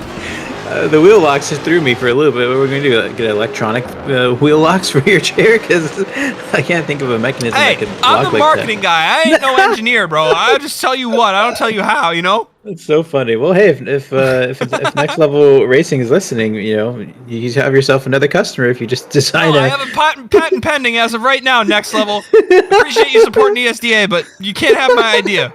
That's so funny. That's cool. Unless you want to bring me in on it. ntnsmedia@gmail.com. Hit me up. That's too funny. Oh, man. Good times. How about you, man? Any plans for the channel or for the mods? Oh gosh, I do so much. BMG just had a big 037 update. They do 4 updates a year, and that means 4 times a year our mods completely break, especially our main one, the career overhaul. And so we've just been spending the last week just strictly bug fixing and getting the game working again. And it's not done yet. We just released a big beta this weekend, and along with 4 public free releases of mods that we've had in beta for a while. So if you caught that live stream, we released our first car in BMG, which was a huge honestly a huge learning curve. It's really hard to make cars in BMG. I don't know if I'll do it again because of how much work it took, but it was a lot of fun still. And so we released that. We released a new map, not a new map, and the map that I've been working on for the better part of a year, which has all 8 rounds of Formula Drift on it in BMG in a kind of more lore-friendly presented way.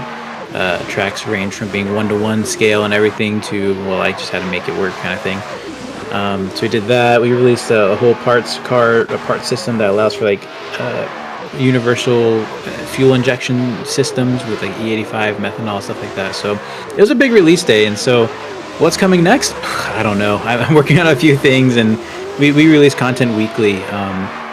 We do a live stream where we do a weekly release of some kind of beta or a public release, just depending on what's in the pipeline. And up next, we have some more map expansions for career mode and just a lot of general polish. And hopefully, Career Overhaul will be back in a public free release state. We've had a pretty fast turnaround, and we're trying to wrap it up as quickly as we can. So I just kind of sometimes take it day by day with all the stuff we're doing, and that's just on the mod creating team. You know, at the same time, my editor told me this week, said, "Hey, I need more videos from you. We need to be doing 3 a week, and get me more content." So okay, you know, I'll record when I'm done with working on all that stuff, you know, in the middle of the night, and see how those recordings go. But it's just a fun time. It's a dream come true. For those that don't know, I do this full time now, starting this year, and it was a fast learning curve. It happened really fast, and I just appreciate every second of it, because we've had those corporate jobs before, and it just really wasn't for me, and I needed some kind of creative outlook, and I don't know, I'm just happy to be doing this, and I want other people to find their happiness too. If this is a passion of yours, then man, let's try to make that your job. Let's try to chase that, because imagine waking up every day just being like, man, I'm doing my dream job. It was the weirdest thing when I started doing this. I would have to start forcing to take my days off, kind of thing. So I told myself, okay, I'm gonna take one day off a week, and that day would come up. It'd always sneak up on me. It's like, oh no, tomorrow's my day off, and it caught me by surprise every time, because it was just like, wait, I can't believe I'm saying this kind of thing. I have to stop for a day, and so I don't know. I'm living the dream. That's the plan, is just to keep going with what we're doing, and come up with new mods and get them out the door and make content on them. So yeah, It's awesome. yeah. Yep. And as for my gaming chair, I don't have one. This is just some office chair I got from my last job, and I kept it, and couldn't tell you what it is, but it was expensive apparently, because I was friends with the parts department per se for the company I worked for. So I'm about to drop some deep Goose Crew lore knowledge as Braden Swan and Cameron Mustard guys are getting ready to line it up. Let's get the lights still moving. You got time. Very. I imagine that like.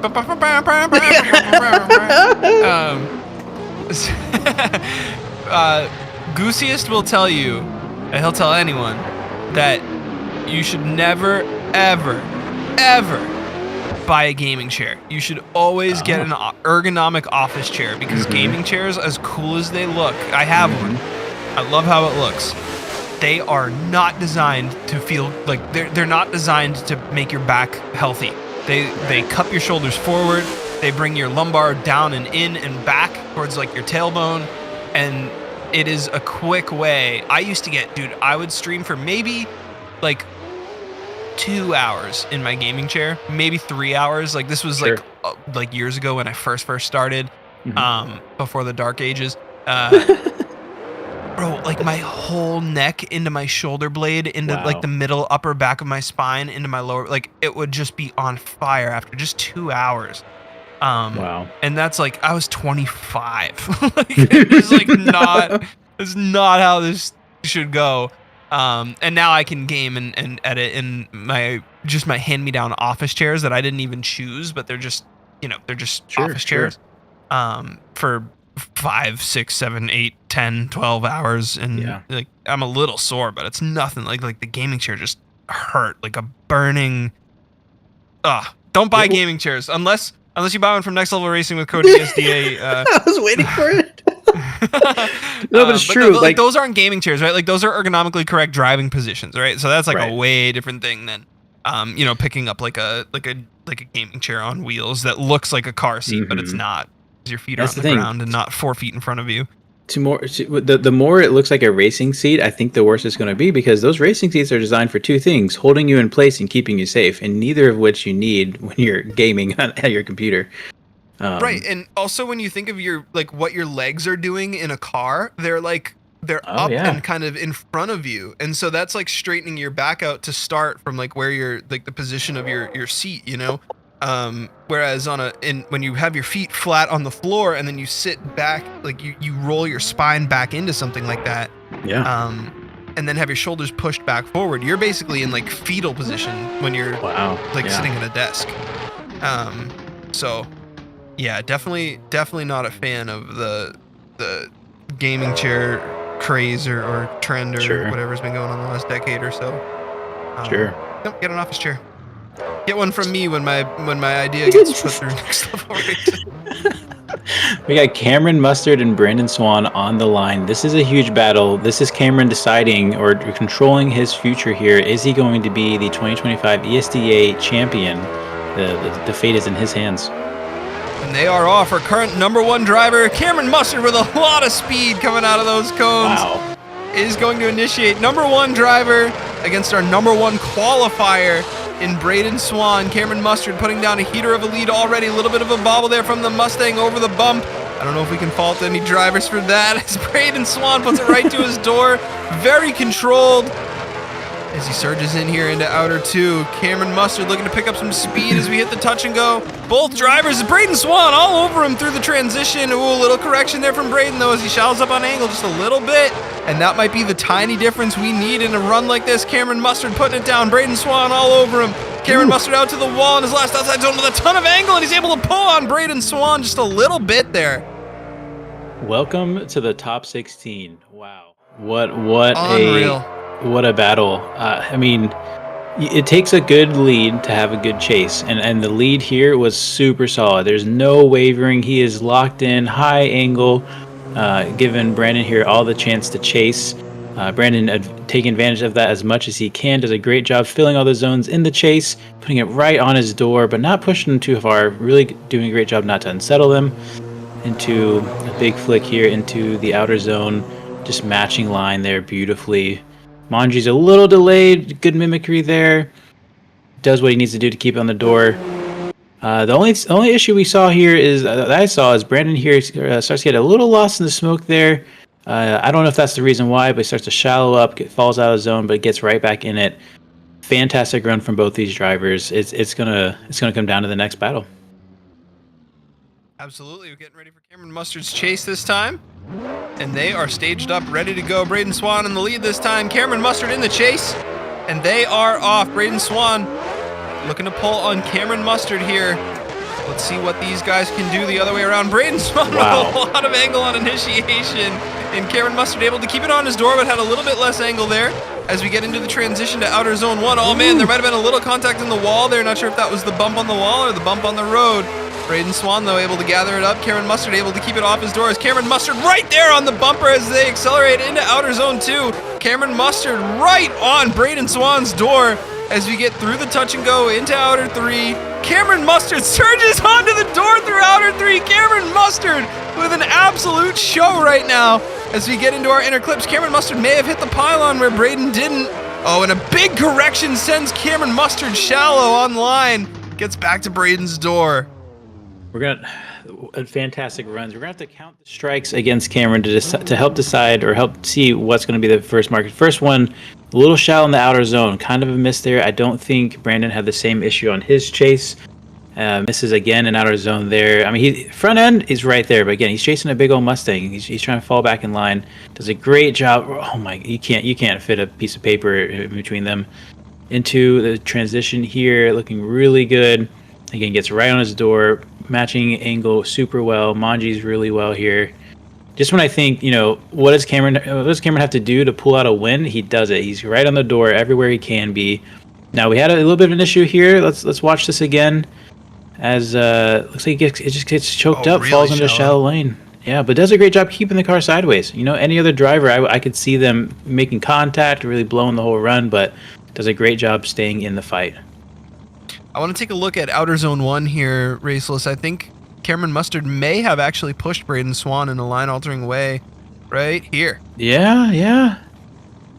And that's going to hurt him if he did. I initially, on the first watch, thought that Swan caught the wall, but I think Cameron actually pushed him. I don't know if it really affected the run, though, and I think that just because of Braden's abilities there, right, to keep it sideways and everything, so... again, two excellent drivers, really, really comfortable with this track and each other, just doing battle. Right, and great sportsmanship as well from Braden to continue on. If he feels contact, he could have very easily just let the car do its thing and send it into the wall. And, finishes out the battle, and one of these drivers is really going to earn it here by beating out the other.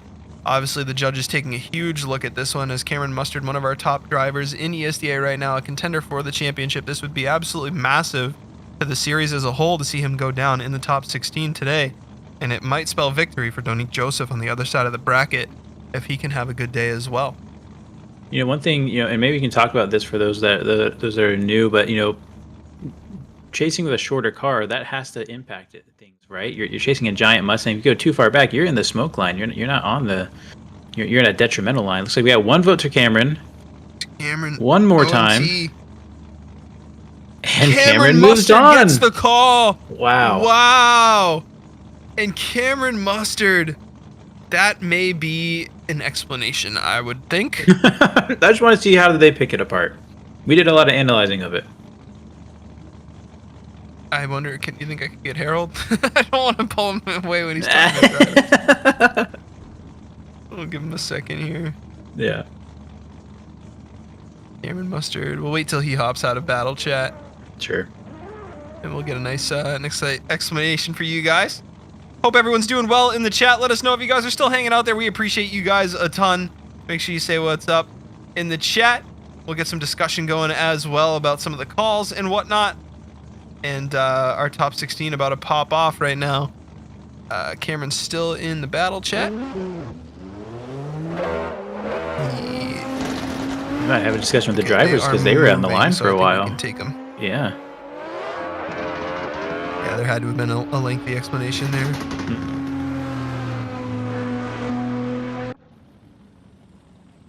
Oh, and our next set of drivers is ready to go here between Thanotip and Sebastian. Sorry about the explanation, guys. I'm sure we will get some more elaboration as time goes on throughout the day on exactly the criteria for that call. But in the meantime, we got Thanotip and Sebastian lined up, ready to go. Sebastian Torud qualifying in at 25th. Thanotip, our rank number 9 driver in our top 16 today. Both of these guys in S chassis. We got a 15 and a 14. And it is the battle of the S chassis here. Thanotip in the lead, Torud in the chase. Solid initiation here from Thanotip. He's going to try and put some distance here on Sebastian. Sebastian is not going to let it happen. Oh man, there might have been a little wall contact there on our lead driver. Sebastian's able to use that to get back to his door. Really conservative chase. Oh man, as he gets lost a little bit on transition there. He surged late and didn't quite have the room. He had to back off hard there, but he's able to get back on. Oh, as he surges to the door and is able to keep it off the wall is Sebastian Torud in that S14. But Thanotip still nice and calm, nice and smooth, collected. Puts it out to the wall one more time. And Sebastian taking some risks on his chase. Great driving from both these guys. Now, of course, I'm really focusing on the chase here and seeing what's going on. And I mean, look at this huge angle right off the rip. I noticed there's some points where in the chase there's a little bit of a sluggish initiation, sluggish transitions, but not always the case here. He's a little bit shallower of an angle there. He does have really good proximity, but again, that angle is just a little shallow. We thought maybe something might be going on as this transition here. You see a little bit bobble in the chase right here, a little bit of a surge, and it's oh wait, maybe not. And we got to go through the manji. That is an extremely fast manji. They just whipping back and forth, really well done. These guys are carrying a bunch of speed together. And then finally, this is where the transition is really slow, really gradual, but he does get into angle and falls pretty close back into line. There it is, in with a huge proximity there. So great job from both drivers. Absolutely. Torud focusing on proximity, I think, more than anything. We're going to see if it pays off for him in the call. Now, he is on the lead here. If he was surging in and out because of grip levels, he may be able to put down a super solid lead as Thanotip does go a little bit wide, or a little shallow, I'm sorry, through outer clip 1. Let me get my sentences together here. Let me pick up the pieces. You're doing great. Into outer zone 1 here. A lot of angle coming off Torud's car. As we get into the transition, Thanotip looking to keep it nice and consistent. Matches angle through outer zone 2. Phenomenally chased by Thanotip through outer zone 2. As he's going to match angle once again through 3. And Thanotip looking nice and calm here. Right to his door, through that inner clip, right on his bumper as we get to the next inner clip. And Thanotip may have even been a little bit more solid as he is able to get that car a little deeper. Wouldn't surprise me to see this call go to Thanotip. You know, I really wish we could see a side-by-side because the amount of angle that the lead is carrying is just phenomenal. We noticed the chase here kind of falls a little shallow, misses that outer zone. Yeah, missed the whole zone. Yeah, the whole thing. I think that's the only one they missed, though, because they do a really good job at matching angle. Maybe not right here in this scene where he is trying to scoot in closer. Sacrificing a lot of angle to stay up with him, but I mean, look at that speed and angle by the lead driver. Here we go. Here's that beautiful. This is what we want to see. Every zone, if we can see this, you're going to the top. Great job moving through the manji as he ever so closely scoots in. Look at that. And watch this transition. That's right amazing. There. Oh, beautiful. Chef's kiss. I don't know which way this is going to go. I think it could go either way. Yeah, it wouldn't surprise me if this one saw an OMT. It looks like our judges may already have a call, which is incredible. Wow. Wouldn't have expected that. Thanotip, though, definitely, I think through outer 2 and 3, better sections. But we're when you're judging these things, they're more measuring the amount of mistakes than they are how impressive certain sections were. Yep. So it really could go either way depending on what the judges saw here. No, I thought we did have a verdict, but maybe not quite yet. They're still debating. And that's what I like to see, especially up into the top 16 guys. Obviously, Yeah. our judges taking their time to make sure that things get called correctly. And they are going through the replays, I'm sure, right now. Slow-mo, checking everything, checking the driving data, and making sure they get their calls right here as well. That's how you know it's a really close battle too. There was no real issues as far as incompletes that they're literally looking for. They're just splitting hairs at the moment. And Right. yeah, drivers did a great job. One There's vote, two votes. to Thanotip. 3 votes to Thanotip is going to move on. You think he races in that race suit, or was that just for the picture? It matches his car. You know, he might gear. He might as suit well. up. Yeah, I would. if you have it, you might as well. I think if I ever do a face reveal, I'm gonna have a racing helmet on. That's my plan. Then I won't be raceless That's anymore. actually so funny. or I'll continue to be raceless, depending on how you read my name. Faceless raceless. in There his you go. helmet. I think I made that joke earlier. Who knows? Yeah. The Anyway. less jokes circle around. That's for sure. Yes. Yeah, I'm let's see. originality-less. That's funny. Trying to see who's our next battle. Florian It'd and be Anthony. Florian Engel and Anthony Taylor. Okay, nice last name there. If that's how you Wait. pronounce it. Angle. Florian Angle. Maybe it's Angle. Oh. You said Angle. I mean, I thought you meant Taylor because I was gonna. No. I was gonna tell you. You remind me. You remind me so much of my friend Taylor. It's unreal. I thought you were saying like that's a nice name, Taylor. That's my name, Taylor. And I was like, there's no way his name's Taylor, and he reminds joke's me on as you. much of Taylor. The reason why you haven't heard from me in a while. So Florian That's so here funny. is in the championship chase as they go ahead and get off the line. He is in the lead currently. Big initiation from Florian here as Anthony Taylor surges back onto his door. BMW battle for Raceless here. Here we go. And Florian with a big transition. May have bumped the wall there. Anthony Taylor looking to surge back to his door. Engel looking to try and pull here as he exits outside zone 1 into the transition. And Anthony Taylor all over him. Engel match there through outside zone 2. Florian Engel nice and deep. Anthony Taylor able to match as he's all over him again through the touch and go. A little bit of a correction to get back to the door as Anthony Taylor here. But Florian with a really solid lead line. Anthony Taylor puts it all over him again on these transitions. He's so close. And Anthony Taylor looking to take down a Titan in Florian Engel after this run in the top 16. Yeah, definitely wanting to play spoiler here. This could be a big upset for Florian's racing days here today. Absolutely textbook chase. He does all the right things. He makes it to outer zone 1 just barely, but then he's just matching Angle. Any kind of move or correction the lead is making, he is there doing the same exact thing, mimicking extremely well. There you can see him kind of surging, taking some proximity, trying to keep that proximity with a little bit of wavering. Then a big transition here. Now really watch through this Manji. Watch the snap to rotation from the lead driver and how well the chase driver continues with it. Bam, snap, almost completely sideways. And it does not phase the chase there, just with a constant pressure. Super close transition there, and into the final outer zone. Gets a little shallow, but I think it falls back into place just barely at the end there.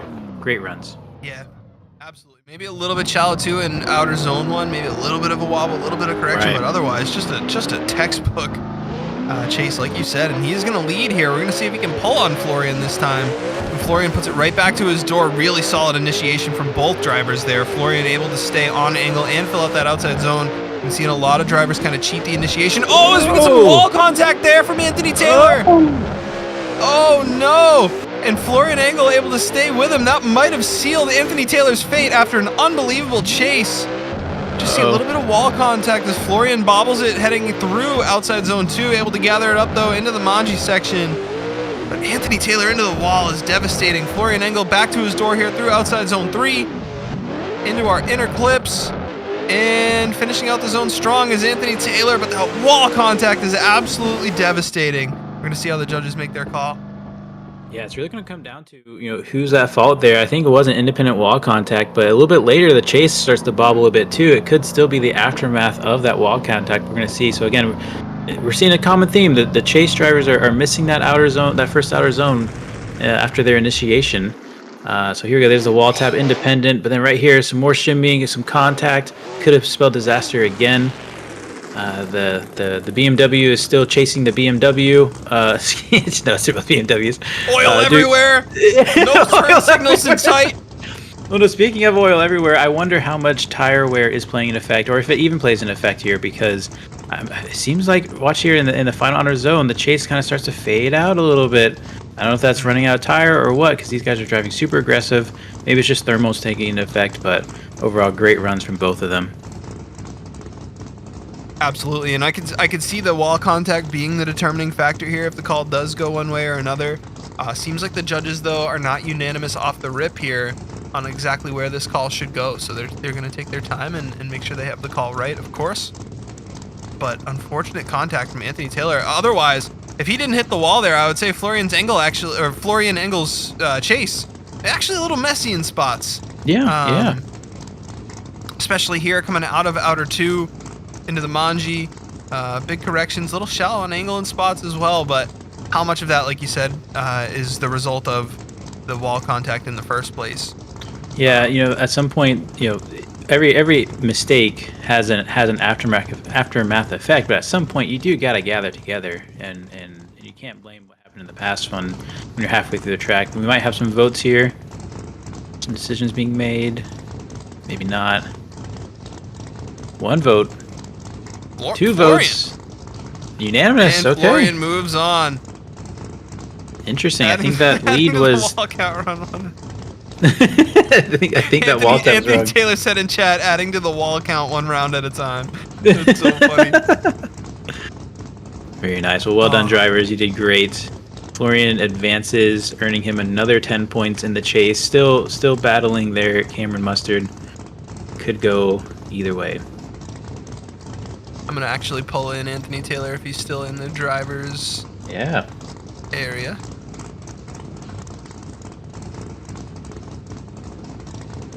What's up, Anthony? How are you, man? Hey, brother. Just wanted to hear from you a little bit about your lead, sort of what happened as you went into the wall there. I was wondering if you could walk us through that a little bit. Didn't let off.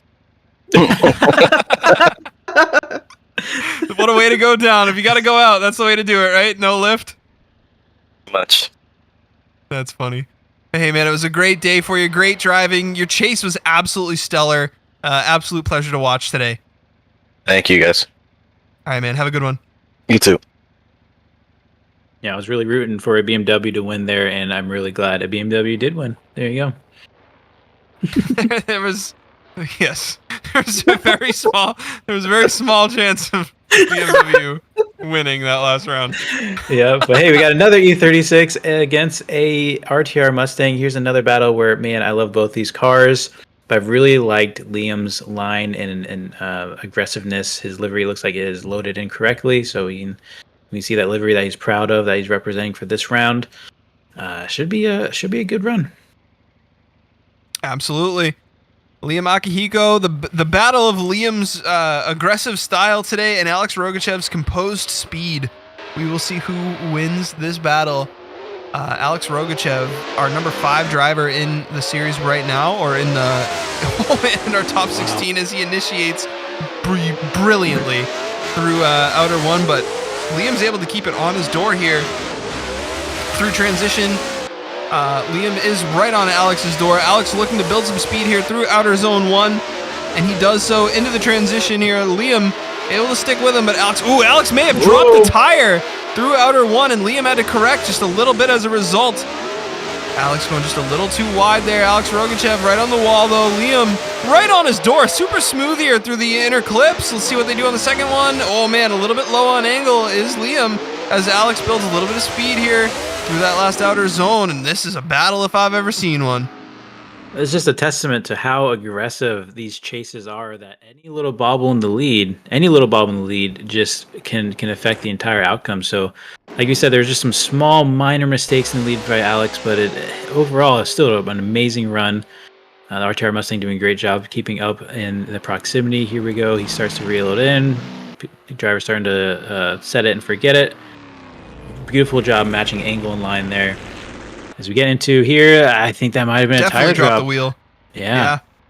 That's and it did disrupt the chase, but they do a great job gathering back up. And I think we're going to see one more small error or a shimmy in the lead that might disrupt the chase right in through here. He decides, you know what, maybe I need a little less angle. Actually, I need more angle. Angle's up. And so overall, still a great job, great lead. We are in the top 16, and these drivers are doing a killer job. Absolutely, and something I think worth noting on Liam's chase as well is he's able to get to the door without sacrificing angle or line. Yes. We've seen a lot of close proximity today. Obviously, drivers wanting to be really close, but the proximity coming at the cost of line. Wow! Holy cow! Oh, there's no way that's gonna stick. Some contact though, off initiation, and we'll have to hear how that was called.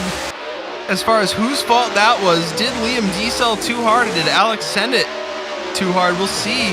We are going to finish out the run here. Liam, oh man, super solid. Alex all over him. Oh gosh. Alex about as tight of a transition as we've seen all day. Same as we go through the Manji here.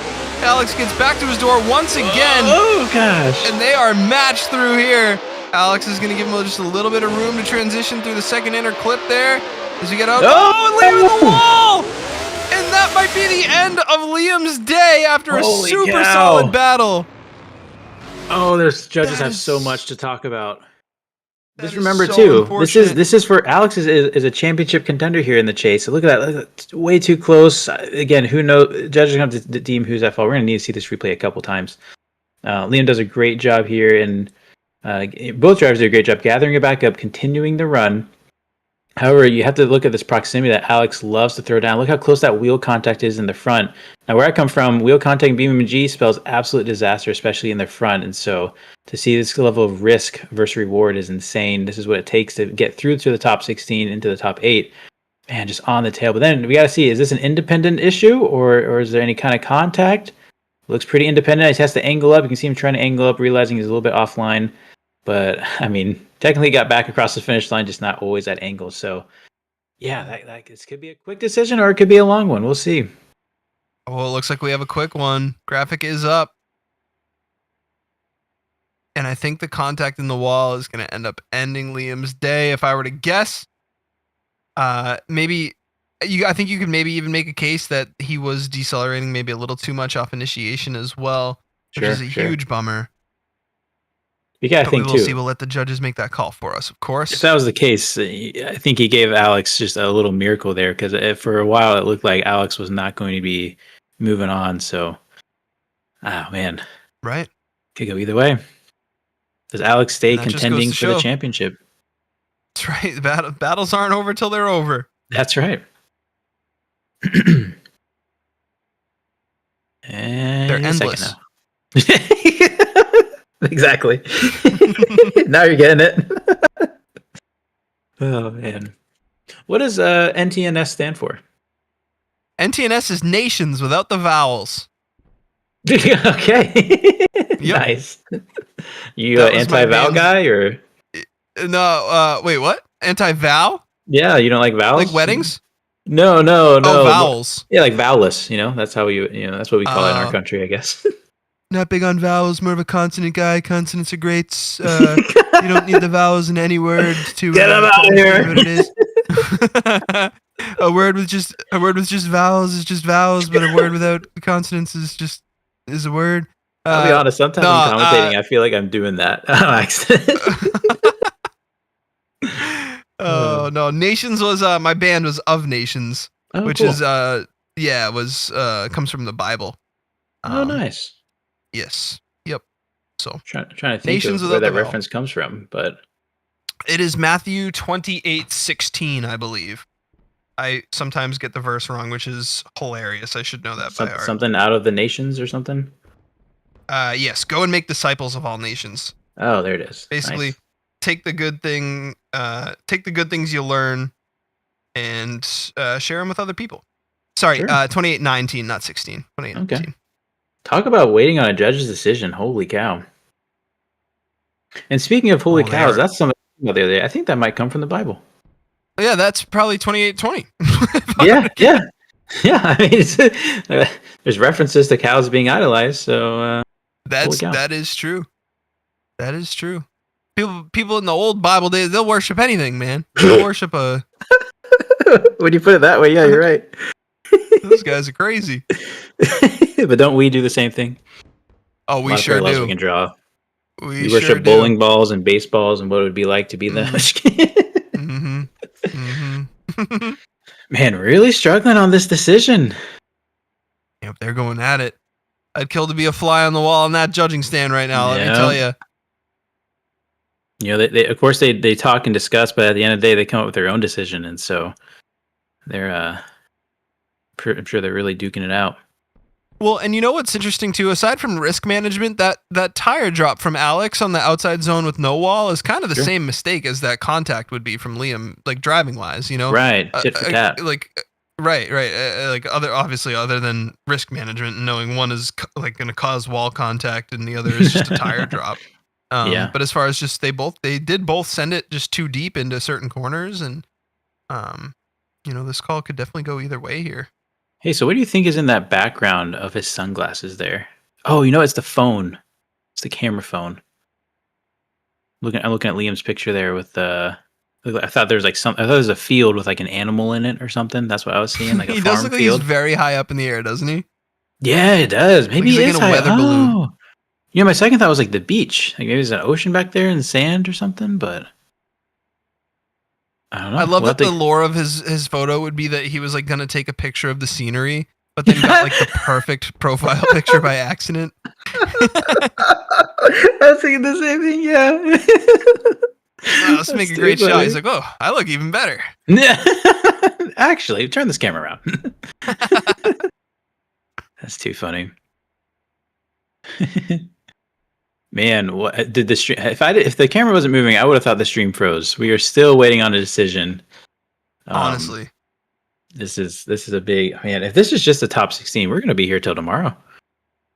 True, very true. Especially in round 4, judges obviously making sure they get the decisions right, but they are discussing right now. Yep. All right, so you had two choices. You can either own a Mustang or a BMW and E36. Which one do you take? What year's the Mustang?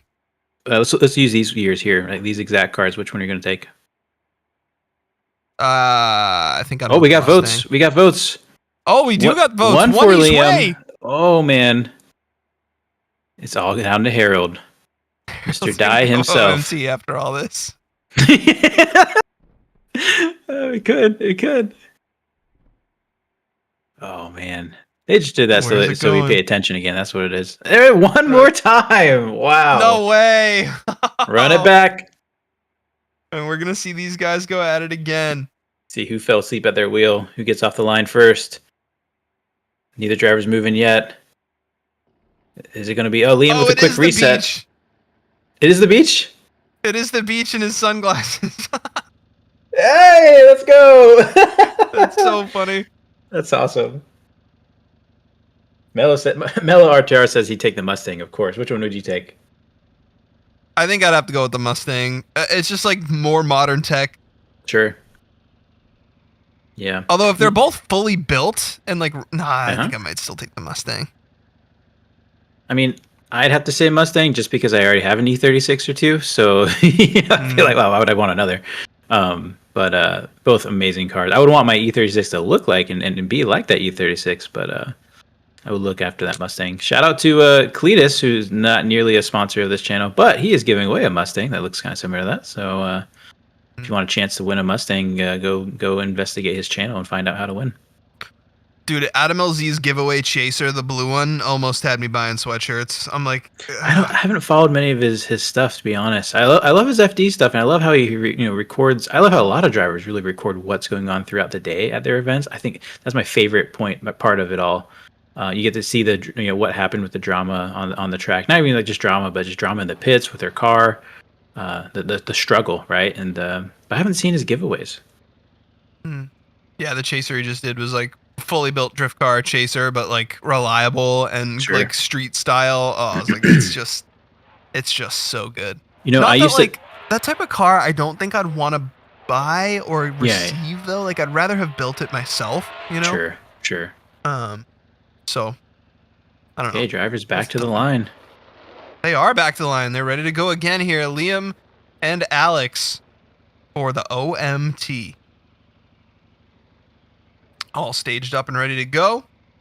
They just gotta do it one more time. Clean it up a little bit. No mistakes.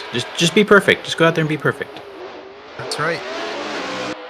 And they are off here. Alex Rogachev in the lead. Liam Akihiko in the fall. A little bit of a late initiation for Liam as he gets back to Alex's door here. Alex is going to accelerate a little bit here through outer clip 2 into outer zone 1. Both cars handling that bump quite well as they get those back bumpers to the wall. Alex Rogachev slightly shallow through the middle of the section in order to gain some speed here up into outer 2. Liam's able to put it back on his door though as they exit outer zone 2 into that touch and go. Alex Rogachev picking up speed, but Liam mimicking his follow, or mimicking that lead very well as we get into our inner clips here. And Alex Rogachev trying to pull. Liam's not going to let him do it as we get into that final outside zone. A lot of angle from Alex, though. Liam able to match it. A little bit shallow on line is Liam.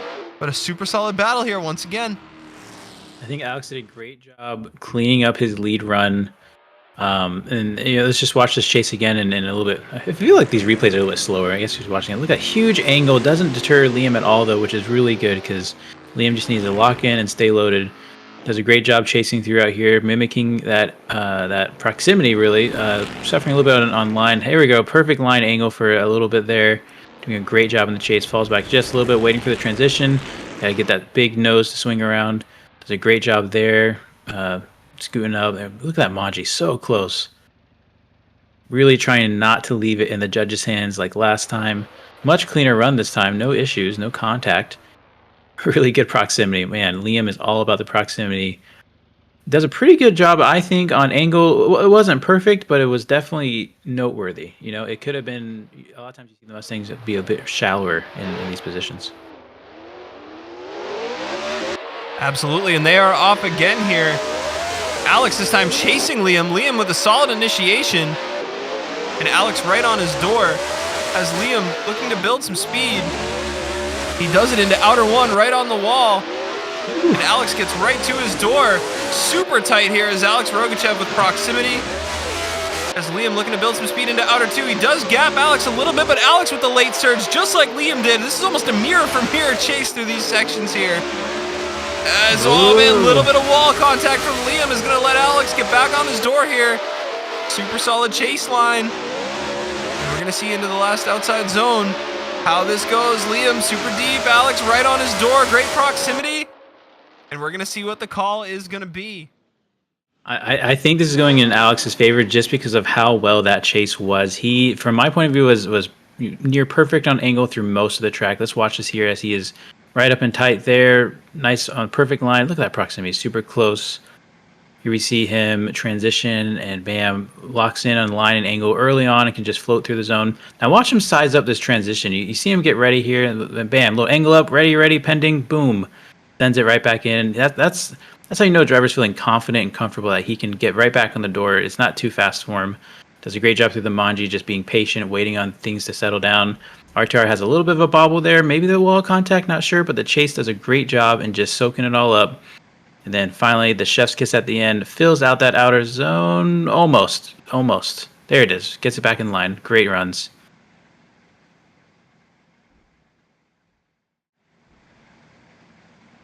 And it looks like we have a decision already here. We're going to see what the call is going to be. We said that last time, and we sat here for a while. That is true. That is true. Man, good runs, though. Trying to see the beach now. Great runs indeed. Yeah, can we get a CSI style zoom in on the Liam Akihiko sunglass lenses?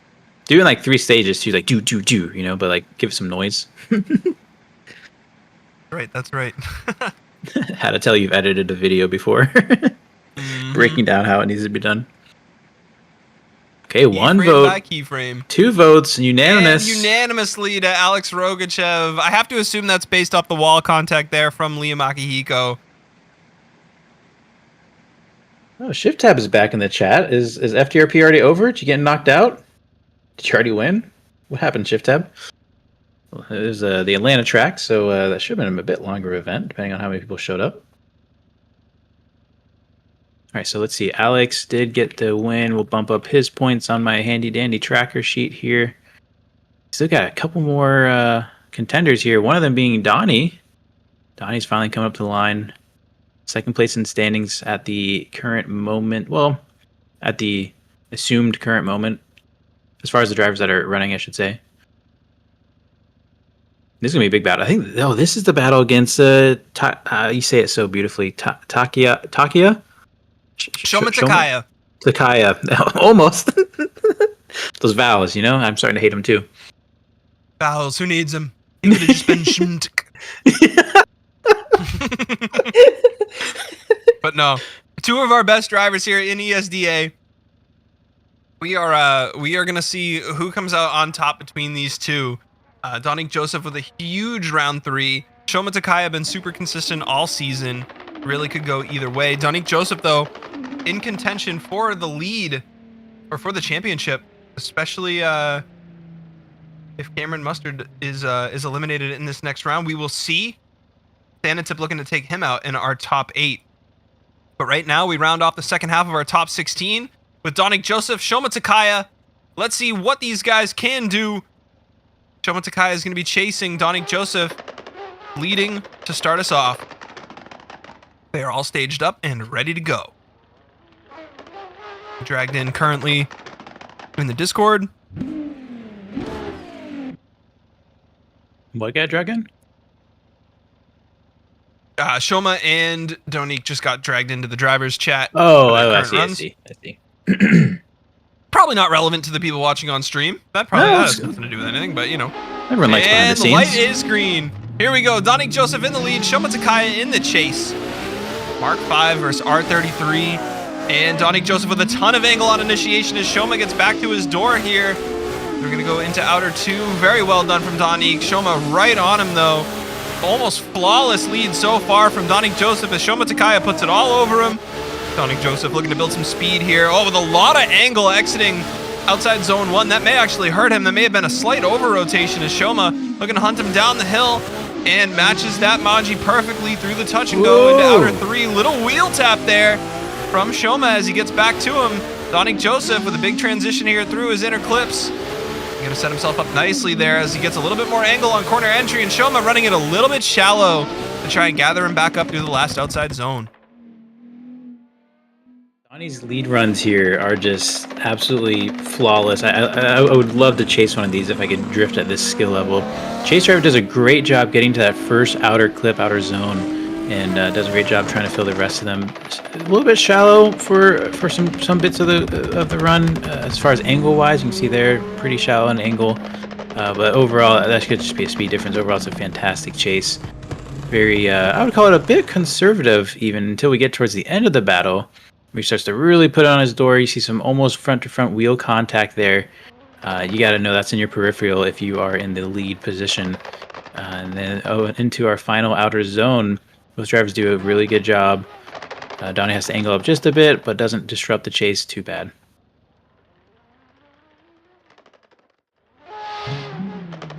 And they are lined up, ready to go again here the other way around. Shoma Takaya this time leading. Donnie Joseph in the chase. We are going to see what Shoma's lead looks like with a fast Mark 5 all over him here on initiation. Donnie Joseph able to get back in through inner clip 1 into outer 2 as we get into outer zone 1. I'm catching a little bit of frame rate drop here. Oh no, I don't know what call to make. I'm completely frozen. And it's Godzilla versus Kong, and Godzilla's in the lead. And oh no. Do you have it? Are you able no, to I see it don't. at all? No, I'm just making it up. No. We'll never know what happened to this legendary battle. I am watching it currently on YouTube, and it looks like it is still up on YouTube. Interesting. I just lost the Discord stream. Like it's getting reset. It's a little bit of a late call here, guys. I'm watching it behind. Looks like Shoma is super solid on his lead all the way through. Donik Joseph was able to match him through the Manji really tight through the touch and go. Show him, oh man, there might have been a little bit of a bobble or contact there through outer 3 on Donik Joseph. Ooh, a little tap at the end. Very nice. I gotta say, I think this is going one more time. I think they're pretty similar. Wouldn't surprise me at all. Both drivers super solid there. No big mistakes. And we got our stream back. Okay, perfect. Yeah, so in the chase here, we see... I really want to watch this Engel. I mean, look at that. He's just matching Engel so well. Donnie is in the chase. This might go Donnie's way based off that. Again, I'm not a judge. They're looking for their things. I'm watching my things. At the end of the day, my word doesn't mean much. I'm wordless. So, great driving from both drivers. Yeah, I don't know. Very, very respectful too. Absolutely. A lot of car control from both these guys. Shoma with a super solid lead. Yeah, if anything, all over him. Sacrifices a little bit. He's a little shallow in spots to try to get back to his door. But all in all, super solid stuff from both these guys. I think they both had major mistakes in the chase as far as missing the outer zone 2, I think it is. They both kind of missed it pretty similarly there. So I think at the end of the day, they kind of mimicked each other's mistakes as much as their successes. Absolutely, absolutely. This one's, I do agree. I think this one's an OMT, pretty clear cut. Let us know in the chat, guys, if you agree.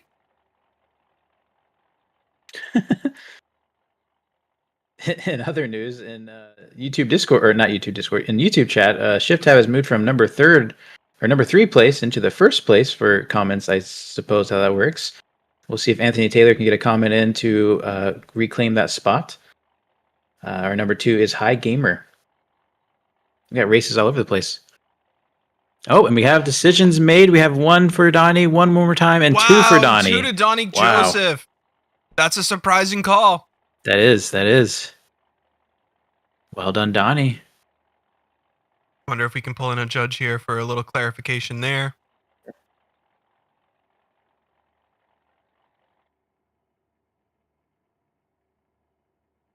me see if I can pull in Sela here. Hey, Sela, just wondering a little bit about the exactly what the call was made based on there on the last round. I gotta need to remember now. Pretty much boils down to... Would you have to nitpick what happened? For example, Shoma tapped Donik a little bit on the chase. Gotcha. And also Donik was a tiniest bit deeper in pretty much every other zone. Which you might not necessarily see on the live stream, but we got traces of the tires and everything to judge on that. So yeah, it was really a 1 or 2% difference, but that's enough for us. Wow, and it is getting tight. Thank you, Sela. I appreciate it. Yeah, it's getting harder and harder the further we go. Yeah. Amen. Thank you. Very nice. Thank you. And that's just it, guys. This is the level we're driving at now. We're seeing a lot of these calls made based on tiny, tiny differences. And that is going to end Shoma's day there with Donik Joseph moving up into our top 8. You guys realize if they're moving into the top 8, then they're getting the top 8 points. At least, minimum. So let me update my spreadsheet because that is going to be... that actually changes some things. Okay. Let me re-rack this order here. There we go. Okay, so as it currently sits, Donnie is 40 points behind Cameron, and then there's a 3-way battle between Ahmed, Alex, and Florian, who we have not seen Ahmed run, who's also a rookie, and they are 60 points behind the leader. So it's a close race. That's what that means. It still is. It sure is, and it has been all day. As we're speaking of close races, we have Tyler Duck and Thana ready to go for it. Thana in the S15, Tyler Duck in that legendary S14. We are going to see what these guys got here. As Thunder with a huge initiation. Tyler initiates on the inside just a little bit to keep his proximity up. Oh, over-rotates hard. Bobbles that S14. And Thunder looking to take advantage of that here. Tyler still able to gather him up, though. The proximity battle is close as Tyler runs a little bit shallow on line there to keep his proximity up. And Thunder looking really calm and composed here. This might be going well for Thunder as Tyler all day struggling on this line a little bit compared to some of the other lines we've been able to see from him throughout the season. And he's going to need a monster run here after a few mistakes early in his chase. He is able to gather it up, goes a little too far inside though through that inner clip. Follows nicely though through this one as Thunder gets back out to the wall. And Tyler Duck getting pulled on just a little bit in this section as well. We're going to see what he can do on his lead. You know, with that run, the most notable thing I saw, they seemed really smooth, right? It was kind of predictable. It almost looked like things were happening in slow motion here. We had this big bobble there in the chase. I don't think the lead really caused that. As we switch over into our first big outer zone on the track here. Tyler pretty shallow, trying to reel him in. Does a pretty good job matching line and angle, especially with how similar these cars look. You can kind of see, oh, a little contact maybe. Might have disrupted the transition there. Tyler doing a great job recovering from that. Overall, really close transitions. Super close on that outer zone there. Into their final here. We're starting to cut some inner clips from Tyler. Yep, hits the pylon there. And so a lot of marks against Tyler there. Still commendable job, great run. It's far from over yet. It's really going to come down to how he does in the lead and how the chase follows him. And they are off as Tyler Duck on the lead this time. A lot of speed, actually spinning wheels through the cones. And Thunder puts it right on his door, matches his angle and his line, but has to bobble it. After the initiation here, Tyler Duck may have a chance to force that OMT or even better, pull on. Oh, no! Tyler Duck hits the wall! Does that end his day? I think it's that over. might be it. Tyler Duck looked like on his own accord into the wall, or on his own S14 into the wall. I don't think Thunder hit him, and that might be the end of the day for. Oh, as he does it again, and man. Tyler Duck overwhelmed by the pressure of the top 16. Looks like Thunder's gonna move on. You hate to see that, and Thunder does move on. We're assuming until we get final word, but that also. At this point now, Thunder is 80 points behind the leader, therefore ending his championship chase. Cameron has pulled too far ahead, and so regardless, Thunder will not be able to overtake Cameron. Yeah, great runs, great drive by both drivers. Beautiful cars, but it looks like their season, as far as point standings, might be a bit over, especially for Tyler there, as he had some big mistakes in the lead. Unfortunate. I don't know if it was just an issue of pressure or if Thunder really just putting the pressure on him. Was it mental pressure? Was it driving pressure? Maybe a mix of both. Just a rough day here for Tyler Duck. Able to qualify his way up into the top 16 or eventually into the top 32, eventually into the top 16. Yep. But Thunder able to eliminate him here late in the day. I'm trying to see here. So let's see for a second. Third, fourth, and fifth are all 60 points away.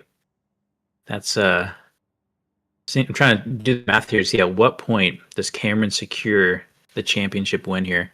Unanimous goes to Thunder.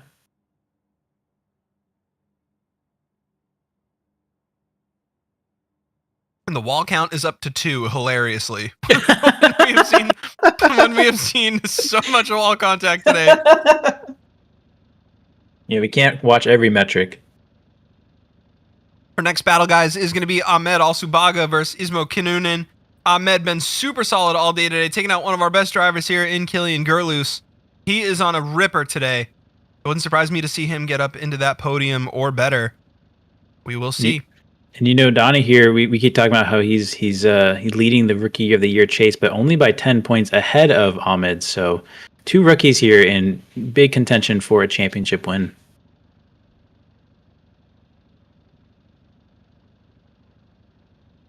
There's the banana I always see. Year.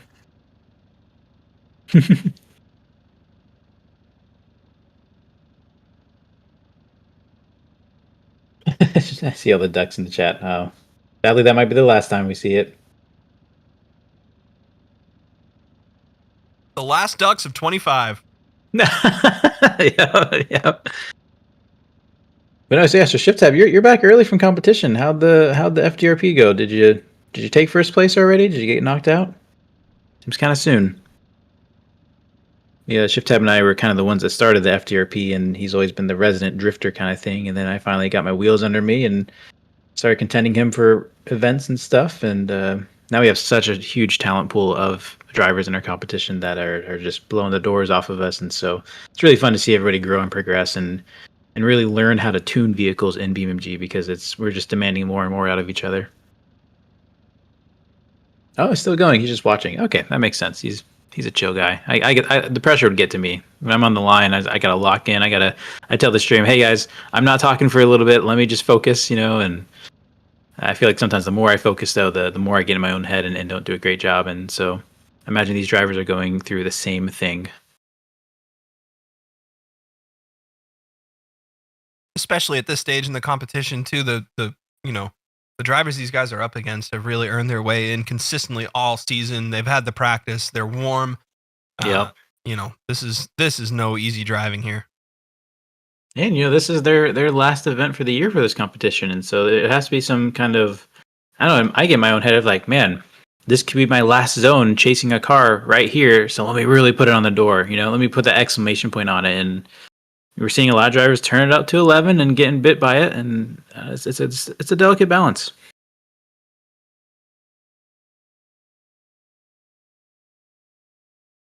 It's like maybe we're getting drivers loaded back in for the back half of the top 8, I believe. Are we in our final 4 yet?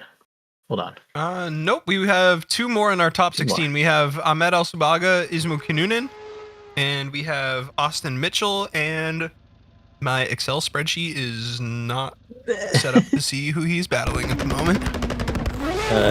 Yi Chang? Yi Jiang, yes. Yep, that one. In his legendary RX-8. That's right. Got infographics back up. We must be getting ready here. Drivers warming up their tires. Ahmed Alubaga and Ismo Canunan. We have Ahmed, number 3 in our top 16 for the day. And we have Ismo, who qualified in at number 19, one of our top qualifiers. Still running it today. All right. Yeah. Well done.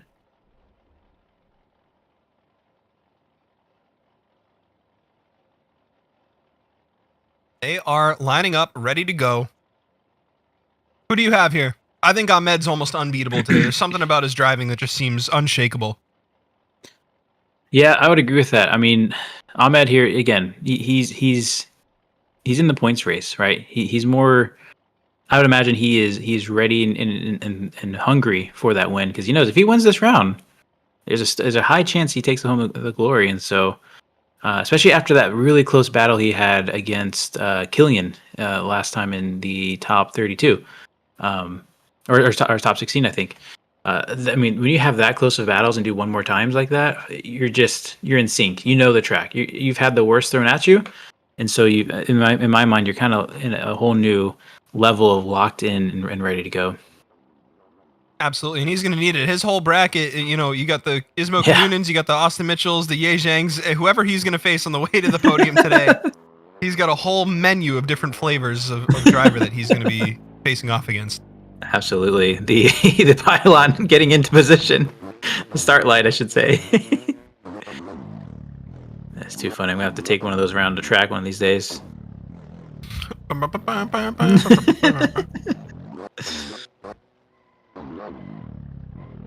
Wow, we get the start light in order. What are you planning on having for dinner tonight? This burger. That you're eating now? Is it noticeable? No. I mean, I can kind of see just because your delays. I'm picking up on you're a little slower to get back to the mic. So I'm like, did I say something right? No, I get it. But here you go. Chewing down a Dave's double in between takes here. And we are off though. Ahmed Alubaga here in the lead. Ismo Canunan in the chase. I am stuck on the initiation camera. There we go. Okay. And Ahmed super solid once again. Ismo Canunan able to get back to his door. Little tap there. As Ahmed able to keep it out to the wall. Super solid here. As Ismo trying to get back to his door on the second half of that outside zone 1 into outer 2.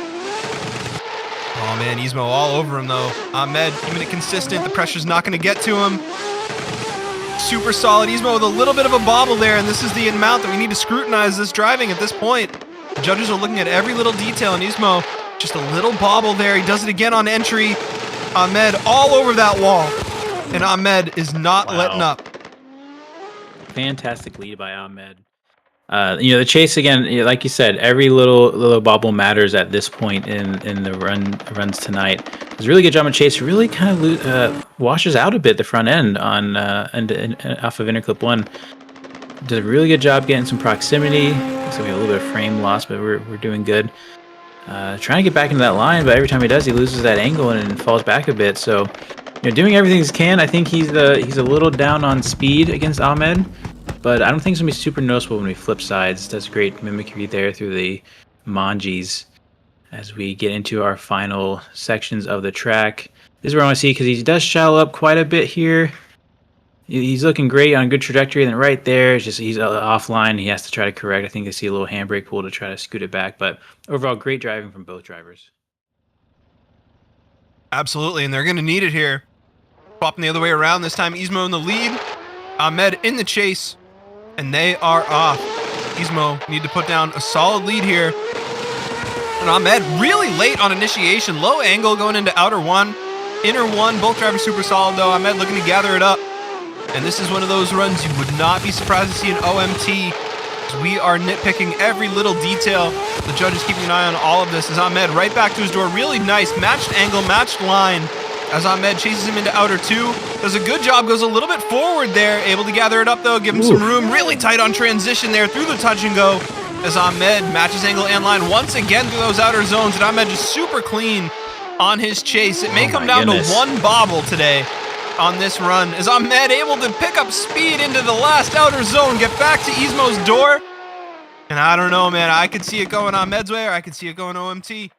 I agree. I think Ahmed did a great job in the chase, and that might have been the differential factor here. As you watch this really late initiation, that might have to be scrutinized, because that was a really late initiation for the chase there for Ahmed, but does a really good job chasing throughout here. Hits all those zones that most drivers miss as we get into the outer zone here, and does a great job filling out the zone there. Big initiation, big switch. This is where we start to see Ahmed get really comfortable, get more aggressive. Really close transitions right there. He says, oh wait, I can get that close. Let's keep getting that close. So he reels them in here. And finally, the final transition. I love this one. Drivers getting so close on each other. Wham! All over. So him. And then picks up speed too. Yep. Ismo pulls a little bit there through that inner clip, and then Ahmed's able to get right back to his door. It's amazing. Doesn't shallow up nearly as much. I gotta apologize. I'm a little out of breath because my tactic is when I get tired on streams, I start doing squats, and so that's my opportunity to do some squats. I tell you, man, it just pushes blood right to the top. He's been doing squats since 4. Every run, I just do some squats. No. Like 482. Oh man. But no, they're absolutely fantastic runs. I feel like it's gonna go Ahmed, but the judges are really thinking about this one. Yeah, absolutely. This is just a level of scrutiny, and honestly, I think the bobble from Ismo was rough, but watching the replay back, I think the initiation from Ahmed may have even been worse. Right, so I could really see this going any of all 3 ways. I totally agree. It could go one more time even. I gotta admit though, as I'm sure you're taking another bite of I think you called it a Dave's double. I think that was the last time. Oh no, it was Sonic's the Baconator. Man, I had one of those right before a fair event in high school, and whew, that one had my stomach moving. That was that was when I first realized, maybe fast food isn't great for you. But we got one vote for Ismo. The other 2 judges still deciding. Oh man, is Ahmed knocked out of the championship? Completely displaced by the idea of Sonic having a Baconator, because that's a Wendy's thing. Is it a Wendy's thing? Big Wendy's guy. So if they're out here ripping off my girl Wendy, then we have a problem. I appreciate you setting the record straight on behalf of Wendy. Represent. Oh, you're welcome. Not a sponsor, but I feel the need to defend Wendy's honor here. It goes to Ismo. Wow, the initiation must have done Ahmed in, and it goes to Ismo after some deliberation. Man, That might be one to get a judge's point of view on, just to double check our assumption there. I think so. Let's pull in Harold here.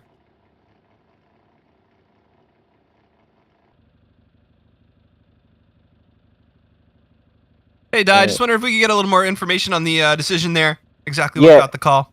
Yeah, it came based off of Amid's chase run on entry. It was a late entry, so it was way after the entry point, and yeah, he didn't really get his car to break out the angle until a little bit before the outer zone. So that's pretty much what put the deciding factor into making that decision. Awesome. Thanks, Di. I appreciate the explanation. Yep. There you have it. Yeah. So we're There it adding is. drivers. The initiation does in one of our top drivers, Ahmed. Yeah. And Gizmo is going to move on. I will say he is now tied for, well, effectively we'll call it, well, not quite third place, but basically Alex and Florian need to progress through their next round to lock in their positions above Ahmed in the final point standing. Now, there are a couple drivers that still are above that. I know, I think our first place coming in here is locked in at 240 points, so there's a bar there to get overhead. We're really looking at this championship here and seeing who can take down Cameron Mustard. He's the one to lose it all. Okay, so where does the Dave's double come season from Cameron the Mustard Man Mustard. Yeah. And speaking of mustard, where does the Dave double come from? That is also Wendy's. As oh my gosh. Drivers are off here. Austin Mitchell in the lead. Ye Jiang in the chase. Austin Mitchell filling out his initiation in his first zone quite well as Ye Jiang gets back to his door. Austin Mitchell really solid here. A lot of speed on both drivers. Ye Jiang in that RX-8 all over him. One of the fastest cars we've seen actually two of the fastest cars we've seen all day between this Mustang and this RX-8. Both cars really solidly driven here on this run as Ye Jiang able to surge back through outer two. To get back to Austin Mitchell's door. Oh, there's a little contact through the touch and go. No. And it spins Mitchell around. We gotta see this replay. Yeah, we gotta watch that back. I can't call the spin in the lead independent because there was that contact just before, and it has to set you up on the wrong line. Let's watch this back. We have a little bit of lag here. All right, here we go. We're going. So great job in the initiation there from both drivers. RX-8 just reels him in and does a great job keeping that proximity because, like you said, these are some of the fastest cars we have on grid today. And it's looking solid. You see some wavering from the RX-8. That's another sign that he's not super happy in the chase. He wants to go maybe a little bit faster or just right on the edge. But here we go. We got that contact and the transition. I mean, that has to mess up your timing in the lead, right? It absolutely, but does it spin you? Like, how did he go around? That's tough. That is tough. I wonder if they're gonna. Well, the worst part is the drivers don't know who's at fault. You know what I mean? Like, that's right. Mean, it probably is leaning towards the RX-8's at fault, but I don't know. They both still need to send it equally as hard and just forget what just happened. Do their best. Absolutely. Ye Jiang in the lead too, maybe an advantage for him as he did look like he was a little bit unhappy in the chase, but Austin Mitchell able to put him right back to his door as they go through outer two here into outer zone one. Ye Jiang set up really nice, and you can see his car a lot smoother here in the lead than when he was chasing. Austin Mitchell, though, right on his door with a ton of car control, using those left foot brakes. Ye Jiang going to try and build some speed up here into outer two. He does, but Austin Mitchell able to surge back on his door, matching angle and line here as Ye Jiang gets through the touch and go. With a lot of angle, a lot of speed. Oh, and Austin Mitchell checks up. He's struggling there. Very shallow on entry into outer three. As we get into the last few inner clips, beautifully done by both drivers into our last outer zone. And we're going to see here, can Austin Mitchell get back to his door? It's close. He was a little bit shallow in a few spots there. And we're going to see what the judges have for a call. It's really going to come down to who was at fault in that earlier run here. Both drivers doing an excellent job just doing what they got to do. A little bit of a shimmy in the chase there, falls back on the line, but does a good job sticking with it. I really want to see this RX-8 here.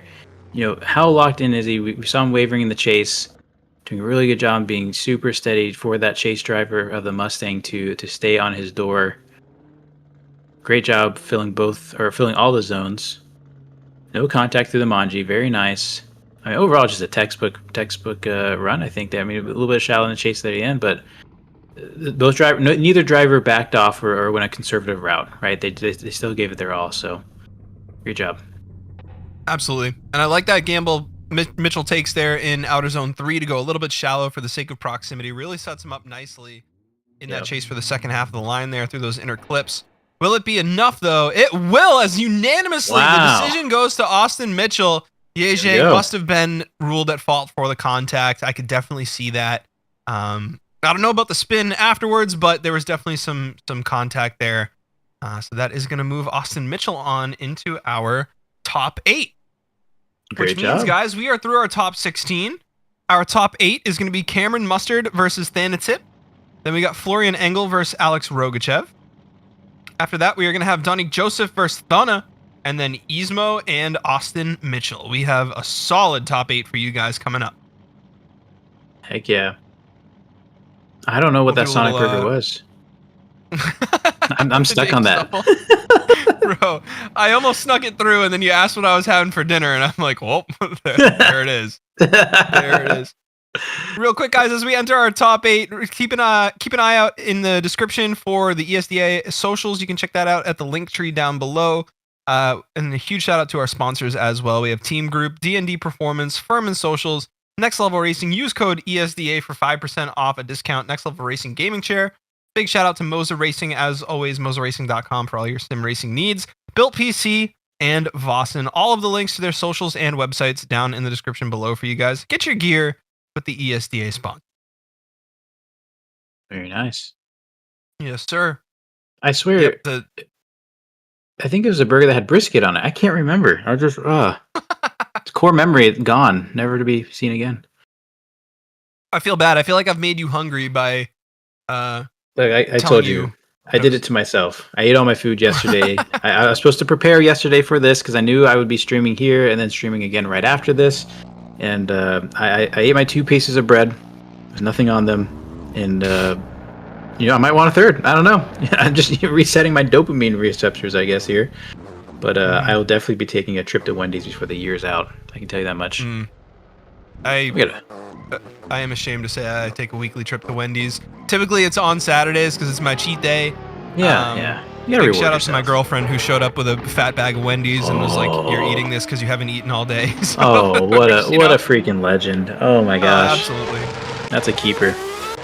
Yep, she sure is. She sure is. Now, after this, I will probably be having a watermelon that my wife brought home yesterday. Not the whole thing. Home burgers.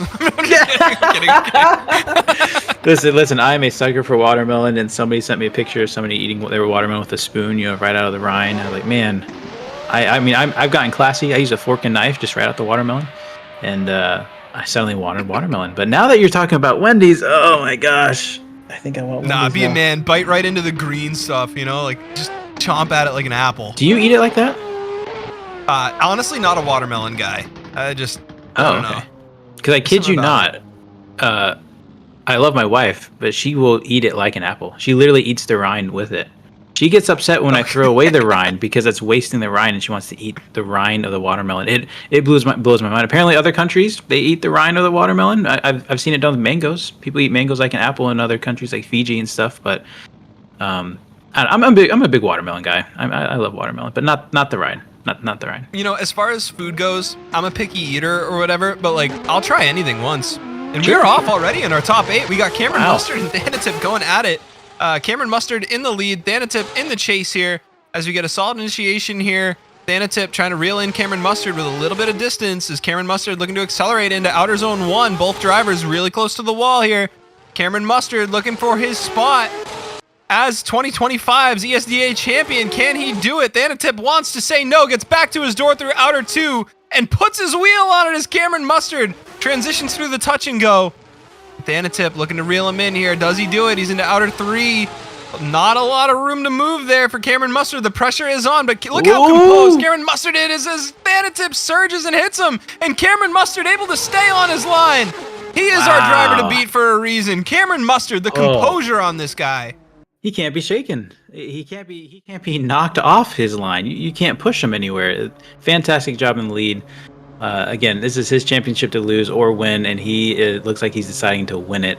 The chase driver does fantastic though, still trying to keep up with Cameron and his legendary run here. A little bit of a bobble in the chase, gets back in it though, and gets right back to the door, matching angle and line pretty well. A little bit of a gap there. Great snappy transition. They snap together. Look at that proximity. Woo! You got to back out though for the Manji transition. Does a great job there. Super close transition. Man, these drivers are doing an absolute great job. I cannot believe the proximity they're running. And right there, that's the big mistake that we're going to have to keep a note on. Is that shallowing there? It's not even a real shallow line or anything. Just Cameron had so much angle going through that Cameron really appeared, or the chase really appeared to shallow up. So great run from both drivers. Absolutely, and props to Thanotip for pushing it as hard as he did there. You know, it would have been really easy for him to kind of just settle back and take a conservative chase.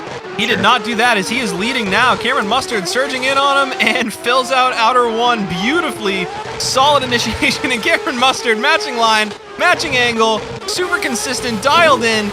And we are seeing a clinic here as Thanotip needs to gather his car up a little bit off the wall there. I'm not sure if that was a bump from the road or from the wall, but Cameron Mustard all over him either way.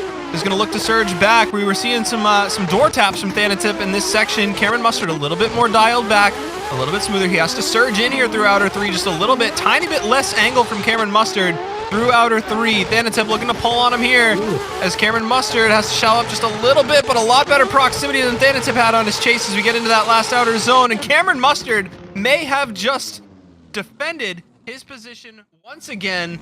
We will see what the final call will be. His chase was absolutely locked in. You didn't see hardly any wavering, but also, great job to the lead for allowing such a chase and putting on such a good lead. There was a little bit of bobbles from the lead and maybe some angles up here as we get a little attached to the wall. Has to come off it there a little bit. There it is, a little bobble, a little bump. Nothing too crazy. Cameron's not phased by it at all. Cameron doing a great job, just kind of keeping it safe, keeping it consistent is probably what I'd call it. Really being patient, waiting for the other cars to transition and overall, just this is why he's so high in the points and chasing a championship. And that little love tap there before inner two, I don't know if you caught that, but he's just that's him saying like I could be here if I wanted, Yeah, I love that. Be there, And I think so much of what kept Cam smooth there was he did allow the room for transition, so he didn't have to get on his brakes aggressively in any manner to keep the distance. And there it is, Cameron Mustard, guaranteed top 4 after defeating Thanotip without even a single OMT. Cameron Mustard is on a heater this season. So at this point, it has now become a championship race between Cameron and Donnie. So Cameron just sealed the deal for at least a second place position. What needs to happen now is Donnie has to get a first place win in order to get the championship. Otherwise, this is Cameron's run. So now it is up to Donnie if Cameron is going to get this championship. So that's it, guys. Cameron Mustard, Donique Joseph, the 2 remaining drivers in contention for the championship. Those of you guys who are keeping an eye on the championship battle this season, they are both still here. They are both still battling. In the meantime, we have 2 of our best drivers of the day, Alex Rogachev and Florian Engel, ready to go at it. And these 2 drivers are tied in the championship standings. Obviously, clearly, I'm a numbers guy. I love following these number stuff. I'm so glad you did all this, bro. I'm so glad you I had to do something because I would have been figuring out round 1 right now. As we are off already, they are moving here. Alex Rogachev chasing Florian Engel. I think they got the graphic backwards. That's okay. I got you guys. Florian Engel in the lead here. Really smooth. Alex Rogachev all over him. Florian's been super smooth all day. Alex is one of our fastest drivers. Puts it right to his door here as both drivers trying to pick up some speed as we get up the hill into outer 2. Florian with a lot of angle. And Alex matches through outer 2. Little tap there on the wheel. We're going to see if that's a fault or not. Aggressive driving from Alex Rogachev here in our top 8 as Alex Rogachev right on his door is not letting him get away. Can't wait to see what Alex does on his lead here as he gets back to the door once again. Florian with a really solid line. Oh, there's contact there. Sends him into the wall. And we're going to see whose fault that was. I don't know. It's hard to see. I didn't see any brakes come on in those front lights, but no, it looked like it was the Chase's issue there. But man, what a phenomenal run throughout the entire thing. Check out this proximity. check out this angle from both of these beautiful E36s that were about midway through the run here. Look at that, it's locked in. Alex is not giving him any room. Right there, line, angle, everything, the whole package. Oh, if I was in the lead. This is Alex Rogachev saying, "I want a win today." This is aggressive driving where it's maybe not even necessary to be this aggressive, and Alex just putting it on Florian's door. Yep. Both just had a chance for the championship, just unfortunately lost it due to Cameron. But second place is still up for grabs, and that little bobble, that little tap, it didn't look like much, but it did send the lead into the wall a bit, and luckily everyone survived. Was that same shallow line, shallow entry, final outer zone that's been getting guys all day, just kind of sent them forward a little bit. And we are going to see what Alex does on the lead as Florian matches a brilliant entry. Alex looking to pull a little bit here. Can he do it? He cannot. Florian right through the smoke, pops up on the other side, right back to his door. And Alex Rogachev has met his match here. Same car, absolutely battling it out here are these two drivers. Florian needed to surge back through outer two just a little bit as they transition here through the Manji. And Florian even a little closer than Alex there. Florian looking to get through this last section without causing any contact, and he may lock in his spot in the top 4. Florian nice and dialed in, very controlled, very smooth. And Florian Engel may have just eliminated Alex Rogachev. We're going to see what the judges say. It's going to come down to that last outer zone where I think Florian did a bit better, because if you look through this replay here, the angle was identical to the runs that we had before. So here we go. We lock in angle, boom, both fill it out of the first outer zone into the inner clip. I mean, the proximities, it is a mirror run from what we saw before up until the very end. As we see drivers just lock in. If anything, there might have been a little bit of shallowing at times from Florian. I mean, really splitting hairs at this point. I think it's right before there, he was a little shallowed and locks in the angle. But man, his transitions are just, there's no room in between. That is our closest consistent transitions I think we've seen all night. And then here we go. This is where the hardest part for drivers, going deep with the lead driver as both cars have to angle up and stay deep. Fantastic run. I think it came down to the last point, that last outer zone. I think so too. It wouldn't surprise me at all if we saw Florian get the call on this one. Judges may be making their final decision as we run the replay back one more time, but just super solid stuff from Florian Engel. Incredible. Look at this chase. Unbelievable. Wheel on the door. I mean, both of us just quiet. Just I know, watching. yeah, just... That'll make an E36 fan. I gotta say it. Well, and you know, Raceless, you made the point earlier that you got to have a good lead to have a good chase, right? And Yep. You know, Alex Rogachev just putting down a nearly perfect lead gives Florian Engel every chance he needs to just mimic it perfectly. And I love his entry there. He does keep one wheel in that yellow box the whole way through that last outer zone.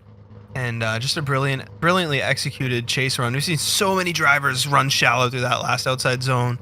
Yeah. And it was great to see Florian able to do that. I mean, it just got Alex too. That's what caused Alex's contact as well. It was just a little shallow, a little gripped up. He went forward and might have ended his day. Just a tiny bit of contact. You know, drivers are really getting comfortable with this track, and it's showing in dividends. I mean, just the ability to start hitting the areas that nobody's been hitting, it shows. So, even though Alex, he did shallow up, he did have the contact, it was still really close. That's still improvement from what we've seen across the field. So, we'll just wait on the judges to see what their final results are. That's right. Graphic is up. They may still be deliberating. I'm sure they are. Yeah. Oh, 1 vote, 2 votes. And there it is. Wow. Florian Engel moves on, eliminates Alex Rogachev just on a little bit of contact. That's all it took. And the E36 takes the win. See what I did there? They're both E36s. and the best car moves on into the top 4. Yeah, right. Number 1 BMW ever built has moved on. This guy's just hanging on. I'll tell you what. Cameron Mustard, Florian Engel in the top 4 is going to be a battle for the ages. It is. But before we get there, can Donik Joseph take down Thana, who has been on an absolute rampage all day to maintain his spot in the championship race? I'll tell you what, I would love to see a 1-2 battle between Cameron Mustard and Donik Joseph today. I would. Oh, wouldn't that be poetic? Oh, that gave me chills. You just bringing it up. Let's not try to speak it out of existence or into existence. It looks good. We will see. We will see. It could happen. Donique Joseph, if he does win this bracket, or if he wins the his spot into the top 4, he's going to need to battle either Ismo Canunan or Austin Mitchell. I wouldn't want to face either of them if I were him. Austin Mitchell's been on an absolute tear all day specifically. So he is not out of the woods yet for his battle against Cameron Mustard. If it is to happen, the cards need to fall the right way. But they are lining it up and ready to go. Oh, not quite ready to go. We got 1 of 2 cards. Hey, that's 50%. That's a look at that. You know, half of them are there. I'll be There they honest. are. There's some seasons I stopped watching FD, or some events I'd have to turn it off because of how close the battles are getting, and how we have situations like this where it could be any one of these drivers because they're putting on absolute mimicry lines and angles, and unfortunately I can't hide in the corner or turn off the screen from the anxiety and stress that I'm watching these drivers go through. But I'm excited to see whoever just takes this win and tries to get to the podium here. Yeah, have some watermelon. I'll get the next couple calls. I owe you one. No, if I just start digging in, I won't. You won't be able to get me out of it. I'm a watermelon fiend. Be chewing the rinds. No. But you know what? Peanuts. How do you eat your peanuts? I get like shellless, just salted jars. Okay. Yeah. See, I Toss grew up them in a eating the cup. shell of peanuts too. You just pop the whole thing and you chew it up, and it's a little saltier that way, a little more flavorful, I think. But yeah. Speaking of your No, Cheez-Its I and don't- peanuts, have you ever had boiled peanuts? No, we're not moving on from you eating the shells. That's not real. No, you never had it. No, you know what? When I was a kid, actually, I would do that with sunflower seeds because I didn't like having to deal with needing to spit them out somewhere. Yeah. So I would just eat the whole thing. Yeah, Probably not good for me. But Well, I'll tell you a story about that. I was driving down to Las Vegas one day. We got Harold here. what's up, Di?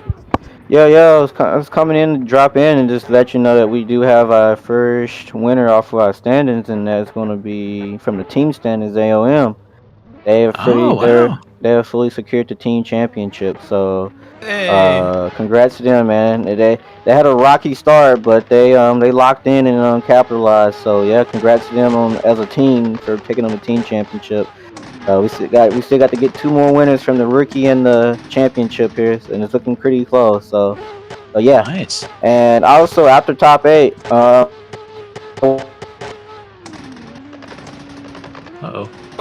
I think we dropped you, Di, for a sec. We lost you at after top 8. okay, after top 8, we're gonna be. I already drew for a winner for the Firman swag pack, so I'll announce that winner after top 8 concludes here. Ooh. Perfect. Sounds great. Cool. Swag pack. Thanks, Di, and huge congratulations to AOM on the team championship.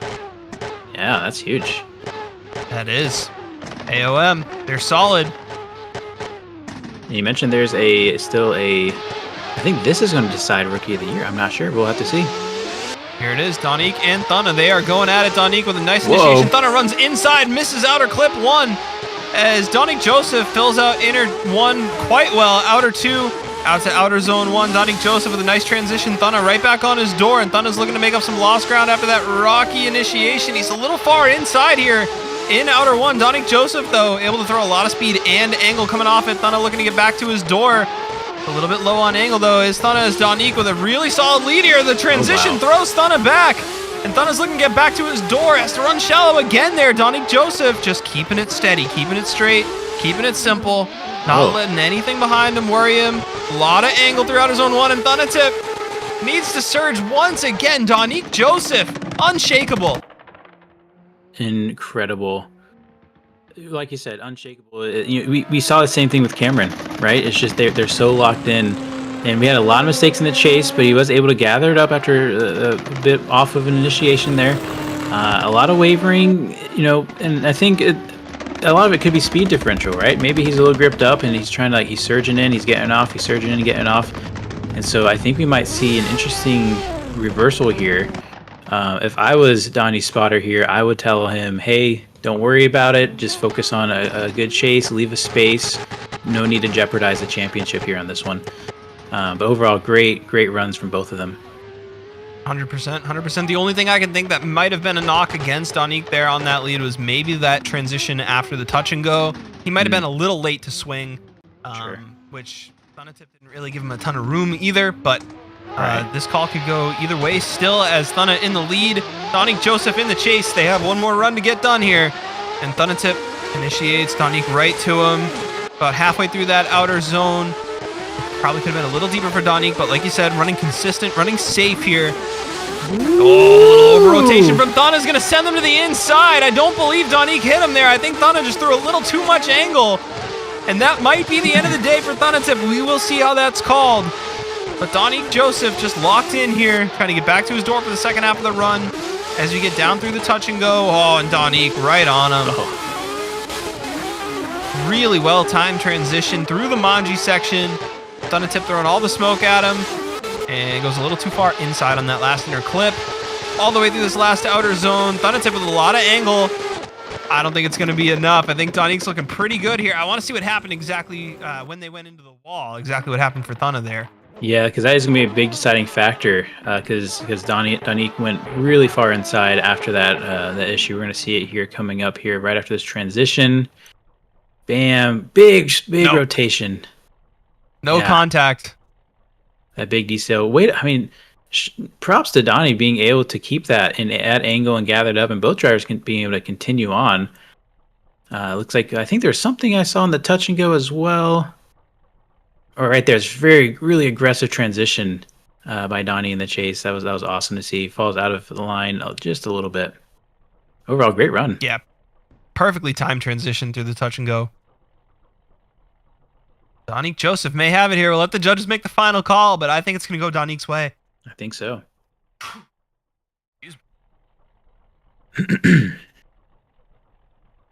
Waiting on the judges to decide here. This may be it. Waiting for that graphic to pop up. Let us know who you guys have in chat as well.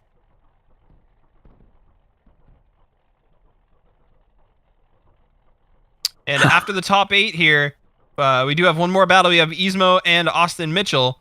And then we are going to be doing a giveaway for the swag package. So make sure you guys stick around for that as well. We got announcements for all sorts of winners here at the end of ESDA 2025. Final round of the year. This is getting too good, man. I can't wait to see who wins this championship. If Donique stays alive here, then it is still a battle between him and Cameron Mustard. And we are waiting on the call. So going back to sunflower seeds. So I was heading down to Vegas, and I ate an entire bag of sunflower seeds, shell and all, because I didn't have anything to spit the seeds out. I didn't want to roll it on the window. We were like road tripping, no stops. So I just ate the whole thing, right? Oh my goodness, you would have thought I ate knives because your stomach does not digest the shells very well. And I would not recommend the entire bag. So now whenever I do it, I'm like, okay, a handful's enough. We don't want to hurt ourselves. Yeah. But have you ever had boiled peanuts? No, boiled peanuts. Yeah, so it's a southern delicacy. Any of you in the chat that's lives in the South, you know what I'm talking about. It's a whole new food. It's more of like a bean and doesn't have any peanut flavor. It's really interesting. Huh. Yeah. Hey, I'll try. Food-wise, I'll try anything once. Yeah. Hey, tell you, next time you're down south, I'll hook you up. We'll go to FD Atlanta, get you a bag of boiled peanuts. Oh, sounds like a good old time there. Head down to the FD Atlanta, have myself a boiled peanut and watermelon. We're not doing NASCAR. Hold on now. That was kind of. What are you trying to suggest? What do you mean they don't drive around in circles? What do you mean? They're already sliding. You want them to turn too? Oh man. I will say, after we get into the final 4, so that we don't forget, at that point, if Cameron wins his final 4 battle, that will secure him the championship, according to my point standard. Again, I'm new here. This is unofficial, but I think I'm pretty confident in my math here.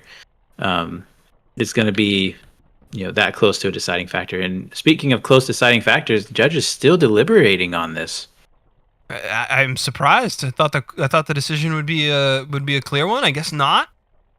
I think it comes down to they're trying to see, did the lead decel during that big disruption? But I mean, both drivers fell offline, so I thought that'd be pretty clear. I don't think there's contact, but again, we're not judges. This is why it's not our job.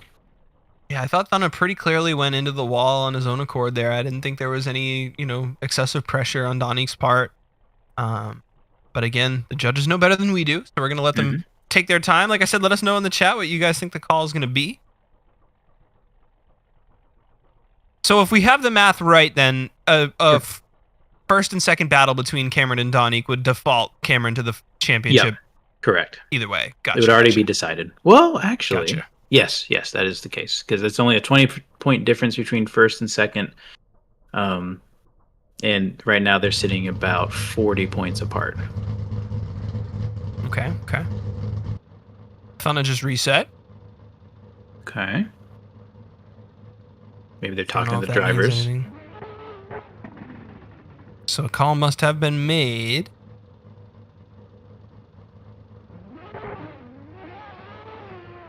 What's up, Dai?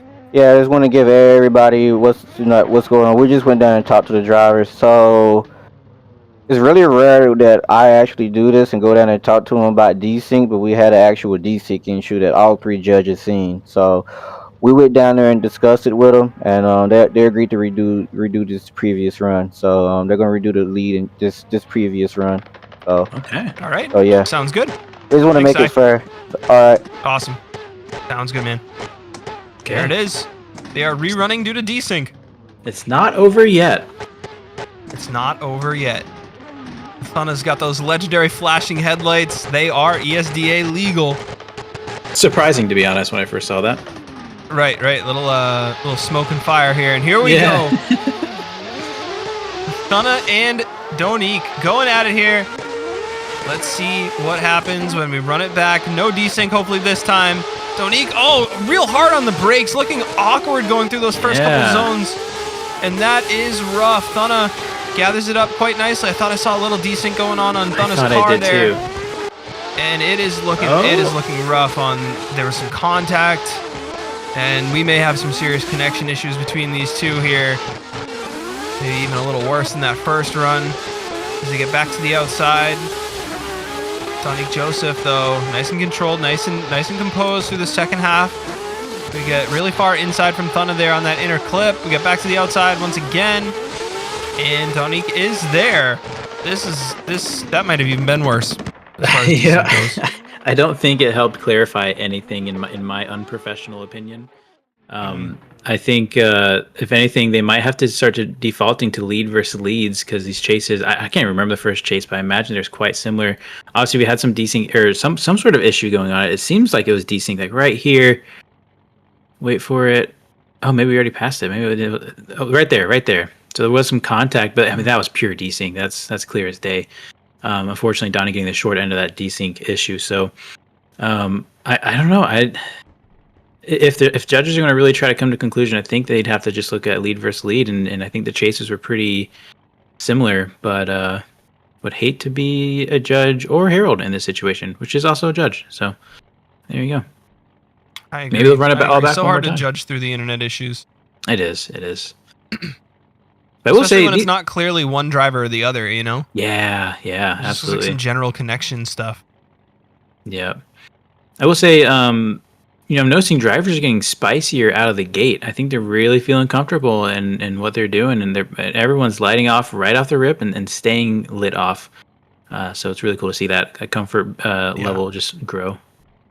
Mm-hmm. I think once we saw Ahmed go out due to a less than stellar initiation, that's when we saw drivers really pick up, like, oh man, like I do not want to be straight going through that initiation zone. If it means I'm going to be adrift a little earlier. Obviously, I don't know if 3 motions were even mentioned in the driver meeting today, but it seems like drivers are willing to take the risk of let's just break the wheels free and get in there sideways. So yeah, we might have a decision here. Here it is. I was nervous. I don't know. Who do you think? What do you think? One vote for Donnie, 2 votes unanimously. Wow.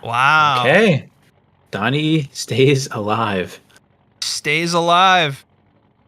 Now, Cameron Mustard and Donik Joseph are 2 drivers, according to Raceless's math, which we are just trusting here. 'Cause Let's be honest, I don't know what's going on. Cameron Mustard does need to win his next battle, and he will be locked into a championship, but Donique's still staying alive, ready to take it away if Cameron Mustard does not win his next battle. Before we get into that top 4, though, we have Ismo Canunan and Austin Mitchell. Both drivers been super solid all day, and we are going to watch Cameron Mustard battle Florian Engel for his spot as champion in ESDA after a few announcements and winners.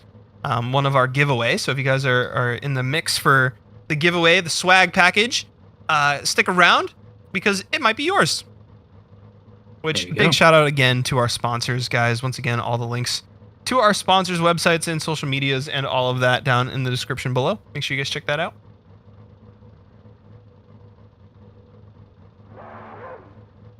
I'm just still crunching numbers right now, actually. This is just going through the possibilities, the scenarios. There is another scenario where Donnie and Cameron tie. We'll talk about that when we get into the final 4. We're not there yet. Okay. I trust. Yep, well, be careful who you trust. Nope, I trust you. Just because I used to do accounting doesn't mean I'm actually good at the math. Well, between the two of us, is it the accountant or the graphic designer that we should trust on the math? Probably the accountant. Fair enough. I can tell you what color their cars are, but I don't know about how many points they have. Too funny. Alright, we are getting everyone lined up. Austin Mitchell versus Ismo. Here comes Austin Mitchell. Mustang versus S15. This ain't me and you right now. I love that S15. Look at that thing. Sorry. You're right. The Mustang is not an E36. Here we go. Yeah, I was gonna say, hold on. And the light is especially that green. gen. And here we go. Little subtle Mustang chirp from Raceless as we get in Mustangless as we get into our initiation. Inner 1 to outer 2. Austin Mitchell super solid on the lead. Ismo with a little bit of a low angle surge there to get back to his door through outer zone 1. And Austin Mitchell gaining some speed here. Gonna try and build up the hill. Ismo all over his bumper though as they transition into outer 2. Trying to get back to his door is Ismo playing it conservative here. Similar to what we saw from Cameron Mustard on the chase. Ooh, man, and low on angle again is Ismo on these entries into some of these outer zones. A lot of left foot brake from Ismo to gather it up to stay on the outside of that inner clip. Oh, some contact there from Ismo is not going to go well for him. Looked like Austin Mitchell may have decelled a little too much to go inside on his first inner clip there out of outer 3. But I don't love the contact there from that S15 of Ismo Canunan either. Well, that is a rough one. He was doing a lot of surging throughout the chase, but that time that could have been the Mustang's fault. We'll take a look and make it closer in there. But overall did a great job in the chase as far as matching line and angle. Proximity was lacking, but he tried to build that up, but unfortunately had to sacrifice one or the other. Here he's pretty close on the line and angle, and proximity doing a pretty good job. As we dive into the Manji straight here, looks like both drivers are pretty good. The Mustang here really snappy. Love to see a big angle, then back to big angle. S15 really not matching angle, but here we go. Here's the decel potential. Watched for lights. I don't know. Great job for both drivers gathering it up, but I can't tell. Yeah, that's one I think you need the driving data to really be able to tell on, but we are back underway already here. Really tough to tell that one from the replay. The judges will know better than us. Oh, as Austin Mitchell gets to his door, though. Austin Mitchell here looking to put down another textbook chase on Ismo Canunan. We're going to see if he can do it as he's right on the bumper through that transition into outer 1. Really love the way he gets in there smooth. Doesn't need to bobble, doesn't need to correct. Looking to keep that off the wall. Fills out his zone really well on his chase. We're seeing a lot of drivers all day today going a little bit inside, shallowing up on line as he does here into outer 2. And that is a drastic drop-off for Austin Mitchell. Now he's going to want to get back on the door. He needs a solid chase. If that contact is faulted to his decel and he missed that zone, it's going to look really rough for Austin Mitchell here. We're going to get back out to the wall here into our final outer zone. Ismo Canunan really solid on that lead line. Austin Mitchell there with him. This is a tough call. You know, so many of these battles are coming down to the chase because of how good these lead runs are. No one's really making lead mistakes. Great job filling the first outer zone or outer clip, however you call that. That's the one everybody's missing. Doing a great job in the chase there for the Mustang. Does a pretty good job here, just matching line angle, making it look easy. A little shallow on Engel at times, but you're not seeing a lot of changes or waivers. He's kind of setting and making small changes along the way. Here, something happens. Yeah, I'm I not don't sure know if what went on lead. there. I don't know if lead decelled somehow or angled up, but both get through the track. And this part here, I love this initiation or this transition here, right there. Bam! Both quick to angle. Super, super great job from both drivers as they just match each other to angle throughout the rest of the run there. Absolutely. You can see Austin Mitchell correct that mistake, immediately snap back onto that chase line. And that is, that's a situation where you could see someone really melt down. Wow, Austin quick. Mitchell is going to get the win. Have to imagine that the contact then was ruled Ismo's fault. Yeah. You can miss a section and surge all you want, but contact is contact. Mhm. That is lead break. That's why Mustang shot forward. Interesting take from IDK in the chat. Appreciate it, man. Yeah, maybe there was a decel there that we missed from the S15 there. Interesting. Very good. Appreciate you Right. guys hanging out in the chat as well. If you guys have been here since qualifying, you guys are the real ones. Thanks for hanging out all day with us today. Yeah. Been having a great time here. ESDA round 4, final round of 2025.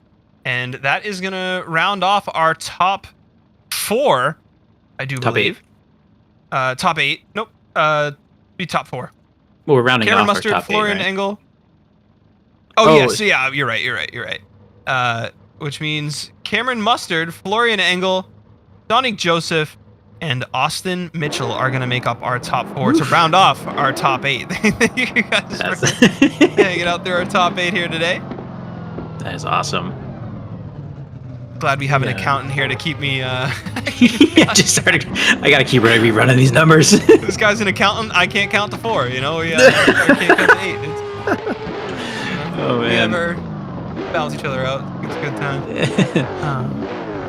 So I do believe Dai said that he wanted to announce the winner of the swag package giveaway at this point as we get Yeah. into our top 4. and So we'll as see if he you, hops back in. There he is. What's up, Alrighty. Dai? Alrighty, I just want to come in and announce the winner right quick and get to this top 4 and wrap this season up.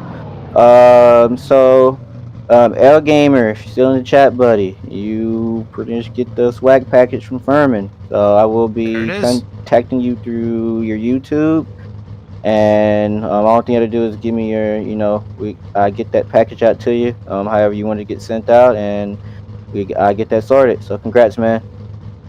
congratulations, Awesome. That was L Gamer. Game of 59, Dai. Yes, sir. All right, L Game of 59. Congratulations, man. You won the swag package. Thanks, Dai. Man, I should have said something in the chat. I could have had a chance to win, huh? Yeah, I chatted in there earlier. What the heck? What's going on? Dang it. Oh, too funny. Shift tab, quick, get on my account, say something. Oh man. Plot twist. L Game is one of Verris' we're- 90 alts in the chat, and they're off. We are Cameron off. Mustard, Florian Engel. We got the graphic up. Cameron Mustard, though, solid initiation. Florian Engel all over him. Cameron Mustard looking to pick up some speed here. Engel, 2 of our best drivers all day. There might have been a little wall contact there on the chase from Florian. Whoa. As Cameron Mustard super solid here. Unshakable lead from this guy all day in that Mark V. Big transition. Florian a little bit of a wobble to get back to his door, but the transition, the proximity, everything about these 2 drivers right now is locked in as Florian gets back to his door with a little bit less angle than Cameron has there. But Florian looking to stay right on his door, not looking to let him get away at all. Cameron Mustard fills out his zones, beautifully done, gets through that last outside zone, and Florian Engel with him the whole way through. What a run. I think it comes down to small waivers in the chase, but not the ones you typically see. It's almost, Engel was there the whole time. Proximity, always there. It was the line that kept wavering. You see him start to go a little deep at times and sometimes a little shallow, but right there doing an absolutely perfect run. Textbook lead and chase. Right to his door, matching that Engel line. Proximity is so close. You could walk between the two. And then as we get into our Manji, really close on that front wheel. Quick mimicking there, very nice. Really shows you speed isn't everything. And right here, we start to see a little bit of wavering here. So we see, I think the chase gets a little deep there, has to make up some ground. Overall does a great job, falls a little shallow there. That's the only things I see that could have been better. And that might, at this level of racing, that could be the difference that decides the champion or doesn't decide the champion. Absolutely, and I think if you want that type of proximity, you're gonna see some mistakes on line. I mean, it's just nearly impossible at this level to be that close and be able to mimic and judge. You know, we'll hopefully see it from Cameron here. Cameron's been a little bit more reserved in his proximity for the sake of being able to match line and angle a little bit better. So we're gonna see if he mimics that again here for Florian. Really tight transition back to his door. No, he's surging too. They want the proximity here. Cameron probably figures, you know what? Florian had the proximity. I want it too. And we're going to see these guys go haymaker for haymaker, corner for corner here. Cameron Mustard, Florian Engel. As we get through outer two into our touch and go. Oh, Florian may have bumped the wall there. And Cameron Mustard able to get back to his door as they settle down. We're going to see if that hurts Florian or not. Cameron Mustard may have been a little bit too far inside there on that first interclip. As we get into our last outside zone here, a little bit of a correction there from Florian Engel to set himself up. Cameron Mustard stays with him. Might have been a little shallow through that outside zone. And this one's going to be a tough call indeed. I can split so many hairs. Right here off of initiation, I believe it was Cameron that had a bit of a miss. Yeah, kind of missed that first outer zone. We didn't see that in the other roll. So it's really coming down to that wall tap in the lead. How detrimental was that compared to a few, I would say, more important mistakes in the chase by Cameron? Here he's a little bit shallower, but I don't know, he's still with them. As we go into our next outer zone, pretty close there, pretty good line angle, proximity. Oh, you can barely even tell he tapped there on the drone cam. Right. And right there, a little. See, you're noticing Cameron's just a little, ever so slightly shallow in a lot of places, and especially this last zone. I think he might have missed it. Yeah, right there. 2 wheels out. Yeah. Yeah, absolutely. So this could be an upset. I don't know. Was that contact even real? You know, was it so close that we saw it and Florian didn't feel it? Because I didn't see his line affected by that contact in the slightest. No. Not at all. Oh, I mean, it's coming down to pixels now, guys. These guys are just top of the level. It really is. Get my spreadsheet ready here with what this means. Oh my goodness. You're such an accountant, Raceless. I'm glad the skills kicking in. Because it gets a little complicated because, we don't know what third place is, Like, we just know that someone's either guaranteed second or has an opportunity for third, but not guaranteed. It gets complicated. The one thing we do know, if Cameron wins this, that's it. It's over. It's here. Let me run the numbers one more time. Let's say he gets second place. Yep. Oh, whoa. Okay, there it is. There it is. Cameron Mustard, according to the accountant math, is our 2025 champion here at ESDA. Cameron the Mustard Man Mustard. We're gonna let Dai confirm that officially. Yep. But an alleged and tentative congratulations to Cameron the Mustard Man Mustard. Great run! Wow, I thought it went the other way for a second. I saw the names, got a little confused, and I thought the story would continue, but this could be the conclusion of the championship race, at least for the first place. We still have second and third up, or at least second up for grabs, I believe. I haven't really focused on those numbers. Right. Oh, you mean for the championship, which I don't. Yep, correct. Yes. Okay. Yep. So that means Cameron Mustard does move on to our final battle here. The battle between Donique and Austin is going to determine who else makes that final battle to face Cameron Mustard. And then we do have a third place battle as well, guys. So Florian Engel and the unwinner. I'm trying to find a nice way to say I don't like calling people losers, you know what I mean? But the person who doesn't win this battle is going to face Florian Engel for third place as well. So let's see. Now, okay, so there's a scenario here. Actually, no, I think Donnie is locked in second place. I don't think third place, which is Florian, that has the opportunity for third place, can get enough points to pass Donnie with where he's sitting at. Yeah. So is that our 1, 2, 3? Is that our Cameron Mustard, Donique Joseph, Florian Engel finish? I shouldn't say second place because Donnie has the opportunity to pass. Let me reset my filters here. Let's see. Martinez. He has 230 points. Donique is currently sitting at 220. If Donique does not get more points, he will not get to second place. Oh, okay. So Donique's fighting for second place in his rookie year, I believe, which is unbelievable for a rookie to be fighting after second place. And to be this late in the season contending for first is unbelievable. Look at him go. look at him go in that Mark 5 in the lead here is Donik Joseph, AOM, bringing, honestly, playing a huge role in his team's team win here at ESDA this season as well, running this AOM Mark 5 all season. And Donik Joseph just absolutely throwing down. Unbelievable. Austin Mitchell all over him as well.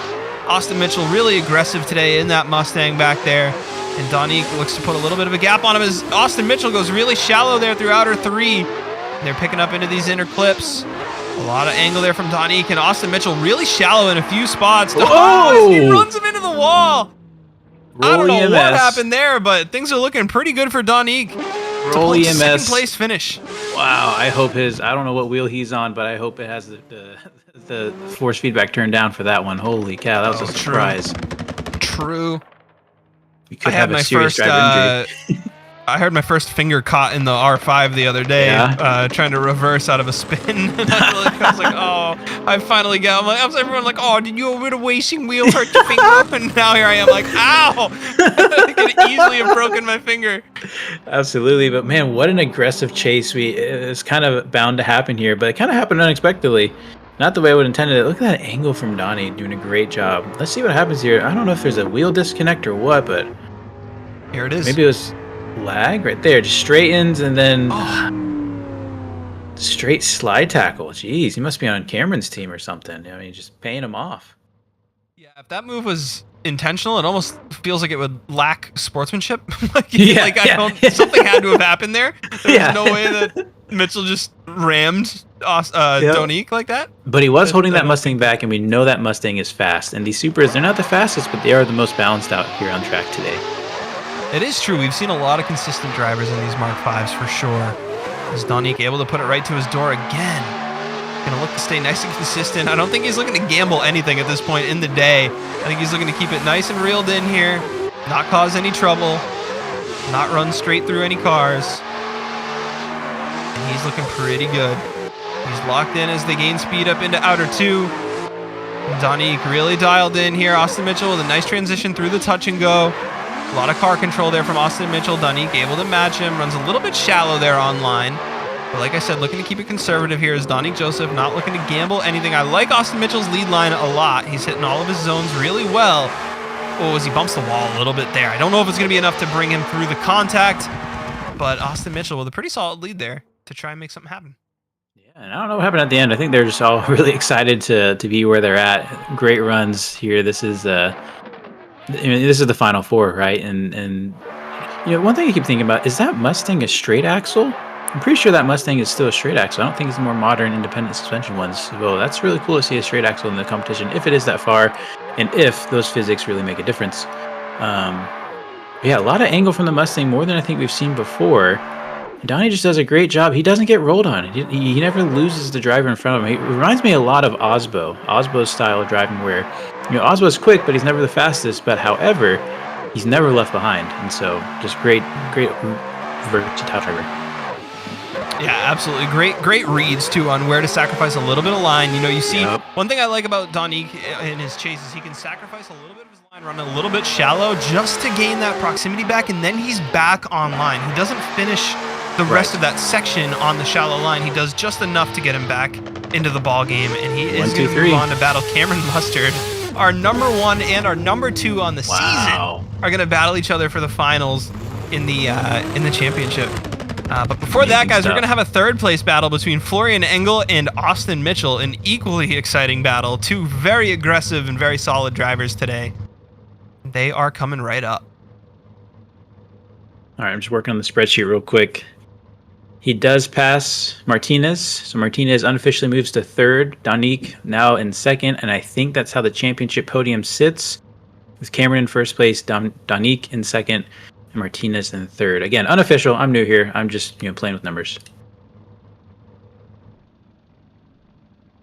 And there it is, guys. The championship. We'll have that officially locked in from Harold as well in a little bit. But before we get there, before we name a winner of the day and a winner of the season, we have our third place battle here between Austin Mitchell and Florian Engel. Austin Mitchell just running it back right through start finish, right back to the start finish line again here. And he is ready to go at it. Hey guys, if you haven't already, do us a favor, like the stream and subscribe to ESDA. the YouTube channel here. Check out all the highlight reels, all of the full streams, all the great stuff that goes on here at ESDA. Make sure you support as well. These guys work so hard to put on a great stream. You know, Raceless and we're so lucky to be here and do what we do and just show up and talk and hang out with you guys. There is a lot of effort and hard work that goes on behind the scenes that you guys don't see, but it really makes the stream something special. I want to give a big shout out as we round out the day here as well to JR, who works all the time to bring us a better and better stream, a better and better show for you guys. And I think even just this season, it's his first season too. So not only is it my first season, not only is it Raceless's first day, but it's been JR's first season as well. And he's really done a great job. So these guys are off for our third place battle. Florian Engel in the lead, Austin Mitchell in the chase here. Florian with a really solid lead line so far. Austin Mitchell a little bit deep there through inner one as we get through outer two. Florian looking to pick up some speed. They may have hit the wall. Austin Mitchell hit the wall harder. And Florian looking pretty good. Austin Mitchell, man, struggling on these walls in the last few battles. But Florian's looking pretty good after that little... well, here's the thing. You could argue that Florian's line caused Austin to hit the wall. But, you know, Florian was able to handle that a little better too, I think. So that one's a tough one to judge.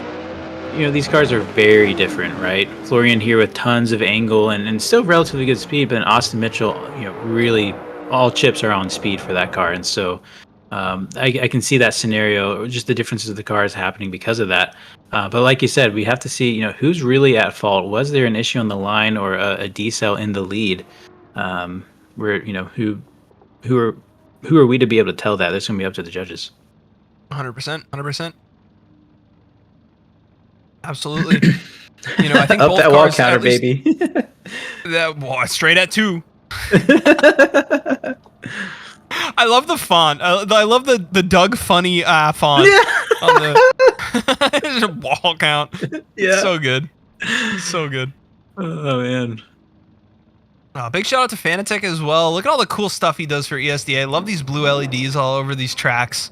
You know, a few months ago, ESDA Irwindale came into CarX, and I was like, look how cool this track design is.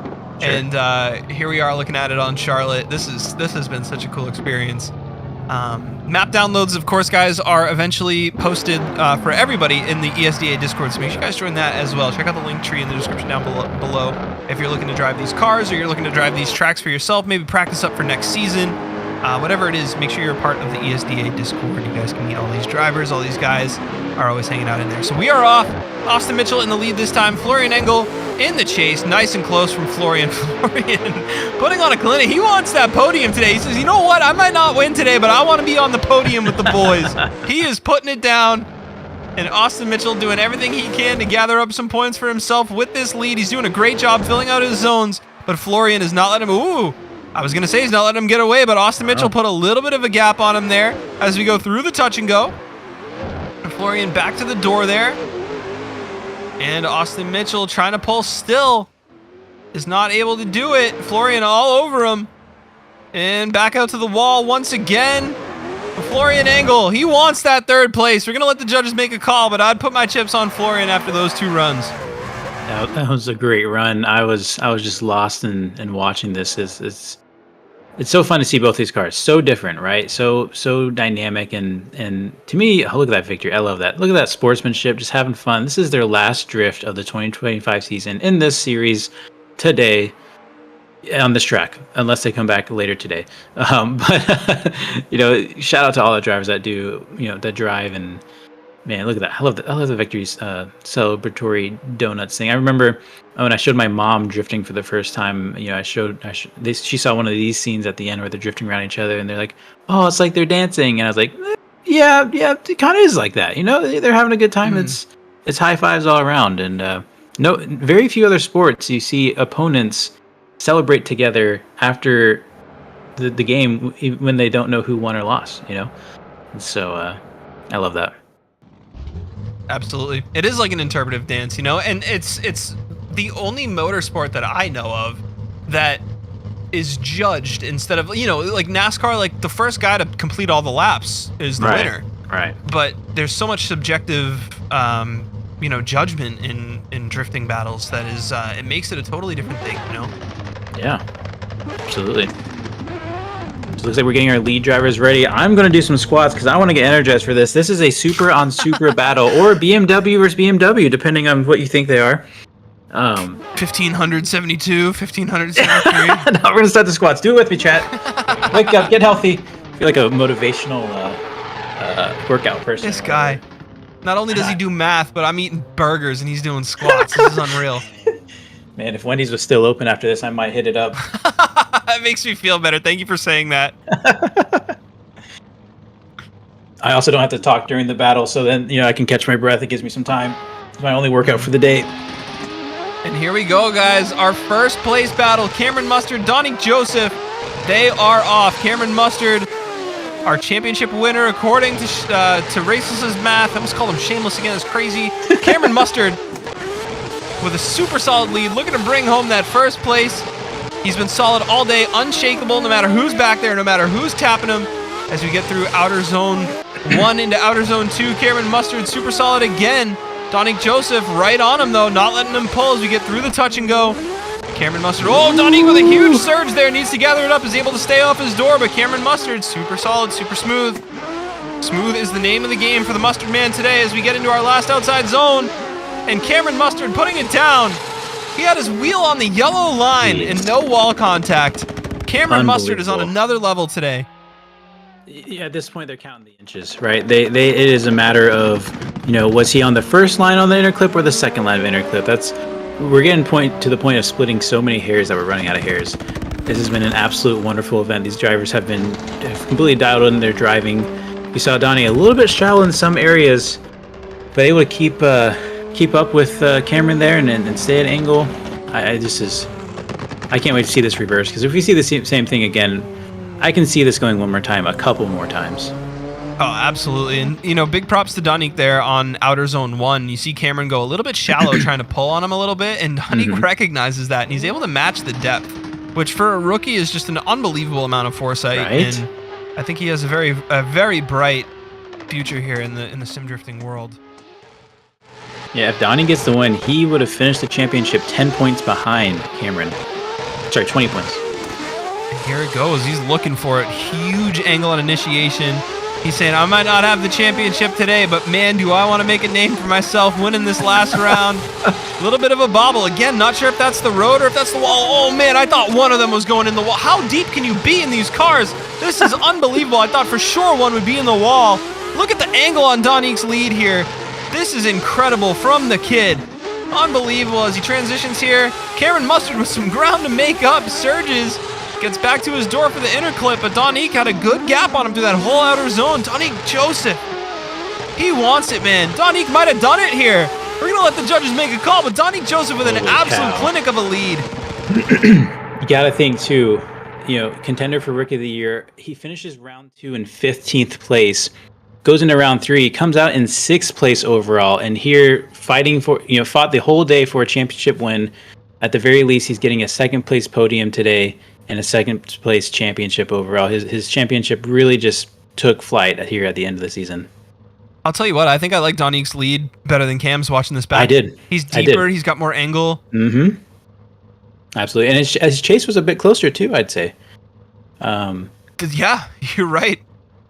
Either way, whoever wins tonight it was well earned, because this track, again, they got thrown in. Especially, think about a rookie just getting thrown in. You've never seen this track, you've never been in this competition before, and you gotta learn fast, and that's exactly what he did. Unbelievable how deep he got into some of those outside zones there. And the graphic is up. I don't know if this is an OMT or if we have a decision. Man, they're thinking about it. We may have a decision. The graphic just went away.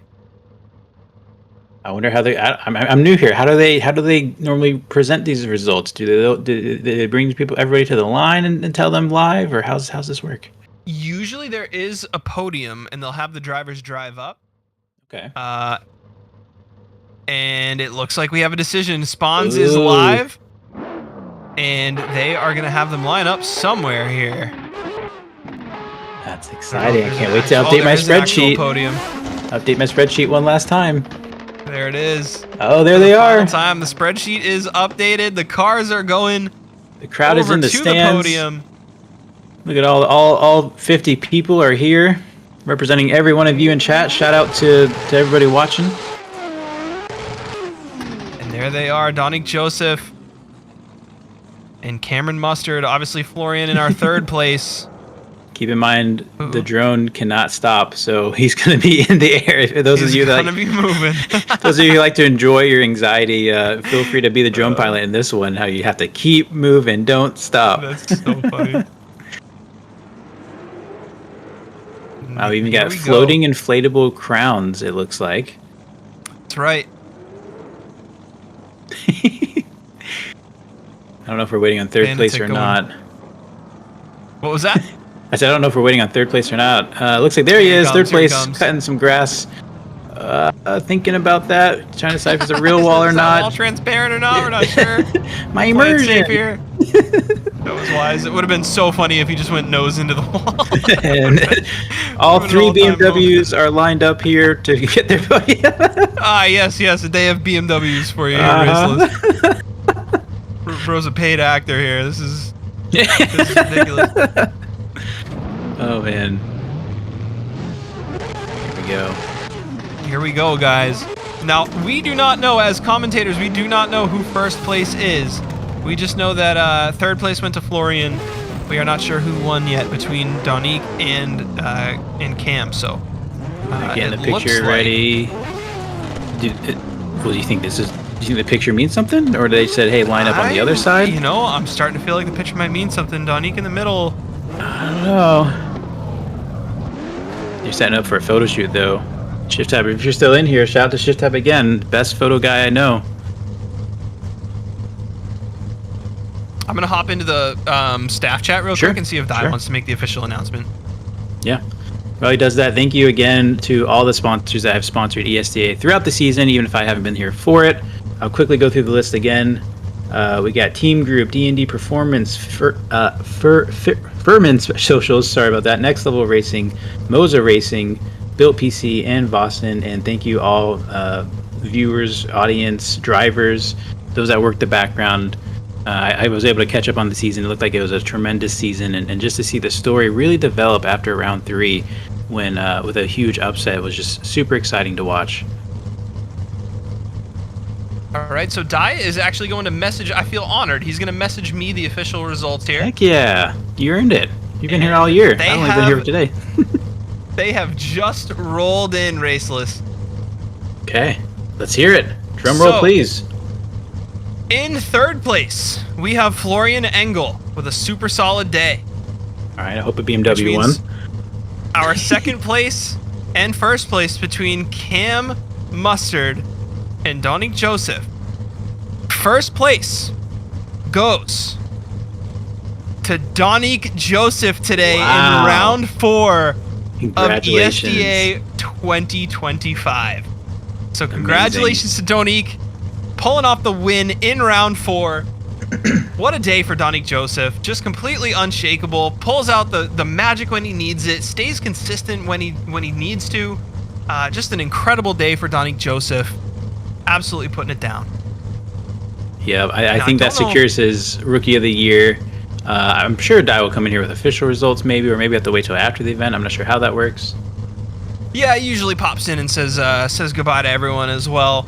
Cool, Do want to give a quick shout out while we wait for him too, guys, to all of our sponsors. Once again, make sure you guys check out ESDA Socials down in the link in the description down below. All the social media, Discord, all of that. TEAMGROUP, DnD Performance, Firman Social, Next Level Racing. Get your ESDA 5% discount using code ESDA through Next Level. Moza Racing for all your sim racing needs. Billt Pc and Vosan for helping us put on such a great season and such a great event today. Had so much fun with these guys. Big shout out to Raceless, of course, for coming through Appreciate it. and commentating with me today. Big shout out to Di for putting everything on, of course. He worked so hard on ESDA. JR, of course, putting on such a great show. Our other judges, Tyre, Sela, those guys have been absolutely unbelievable for us all season. And of course, all of the wonderful drivers that compete in any level of ESDA, they make this place what it is. So big shout out to everybody involved in making this what it is this season. I'm super stoked and grateful to have been a part of it. Speaking of Di just hopped in. Di, what's going on, man? Yeah, I didn't know you guys had already announced winners and whatnot. But Yeah, yeah, we got the round winner. Yep. Gotcha. So yeah, this announced the season winners. Congrats to AOM. You guys turned it around. After the first 2 rounds wasn't the best for y'all, but the final 2, man, y'all turned it around after the halfway and took home. Y'all got a team championship, y'all got a rookie of the year, and y'all got a season champion. So, I guess that's pure domination across the board right there, man. I mean, you can't hate on them about that. So yeah, congrats to Rampage and the whole crew that leads the team over there, man. So, but yeah, I'm gonna give extra shout out to sponsors from Moza NLR, for helping giving out prizes. Cameron, you got a lot of prizes coming your way, including you, Dominique, and also to 3rd place. I think Martinez did secure 3rd place. Have to double check. Team Group got some RAM sticks. I may give y'all the option of RAM sticks or memory or extra hard drive space. So y'all may have the option on one of those 2 options. DnD Performance, they're giving Will, SSO officially, giving you guys a free card to use whatever when using an ESDA or any other future competition. You get a free card. 2nd place gets half off, and 3rd is 25%, I believe. So appreciate you, SSO. What else? We announced our swag giveaway from Firman. Thank you, Firman, for being helpful this year, for giving us that and everything. Who else? Vosan. Thank you guys for letting us have the tracks on y'all's website. Speaking of that, track will be up on the website later this week with a special addition to the track that I don't think none of the drivers really noticed today, but we got a little bit of extra stuff coming with the track, coming hopefully this week or next week. It'll be released. Yeah, other than that, I don't want to stick around too long. It's late. I want to thank the staff. Really appreciate them today. They didn't honestly have to stick around today. I was in a sticky plane flight situation today, but I definitely appreciate Spawns, Scylla, Tyre. I guess on top of that, thank you Rise for letting us borrow him this year to judge. Speaking of them dates, SVDS is around the corner, so be sure to go check them out. To the commentators, Raceless, definitely thank you for today. Definitely owe you one. I know you guys have an event going right now, I believe, right? Yeah, I think it's probably just wrapped up. So crap. No, that's okay. I'm super glad to be a part of this, and it's so great to see another drift community do so well. And again, this story was poetic, and it's so fun to see these drivers and get attached to them into the story. So I appreciate the opportunity. Yeah, and also, if you guys don't know who Racist is, man, if y'all part of the BeamMG community, man, this is the guy to go talk to for drifting over there. Dude is doing his thing over there, and I reached out to him, and he was more than happy to judge and come in. I said judge, but commentate today. But yeah, phenomenal job from you today, Racist. And I mean, if you guys need anything from ESDA, I'm a Discord message away. And JR, man, phenomenal job this season. I know there's a couple of hiccups and whatnot, but this was your first year, man, and definitely appreciate you for learning the package and getting everything packed down. We're getting some better things next year for streaming, so everything will be much more ran, much more operative, better than we did this year. But for what it was, Jared did a phenomenal job. And last is NTNS, man. Definitely appreciate you for coming in this year, man. This is your first year. You did a great job, and dude, everybody loves you, man. So, and also, by the way, if you guys haven't watched NTNS's content, there's a lot of CarX stuff. I know there's a lot of CarX people over in this community, so definitely go check them out, man. Great people. So, with that being said, I'm not going to take up too much time here. I don't want to take up too many people Saturday nights. We got more things coming later down in the year. We're doing car pack updates. There's a lot of stuff going on this season, at the end of the season, that we're doing. So stay posted. All right, sounds great. Di, thank you so much for having me this season, man. Appreciate you guys all a ton. That is ESDA 2025, guys. Round 4 from Charlotte. Congratulations to all our drivers, and we will see you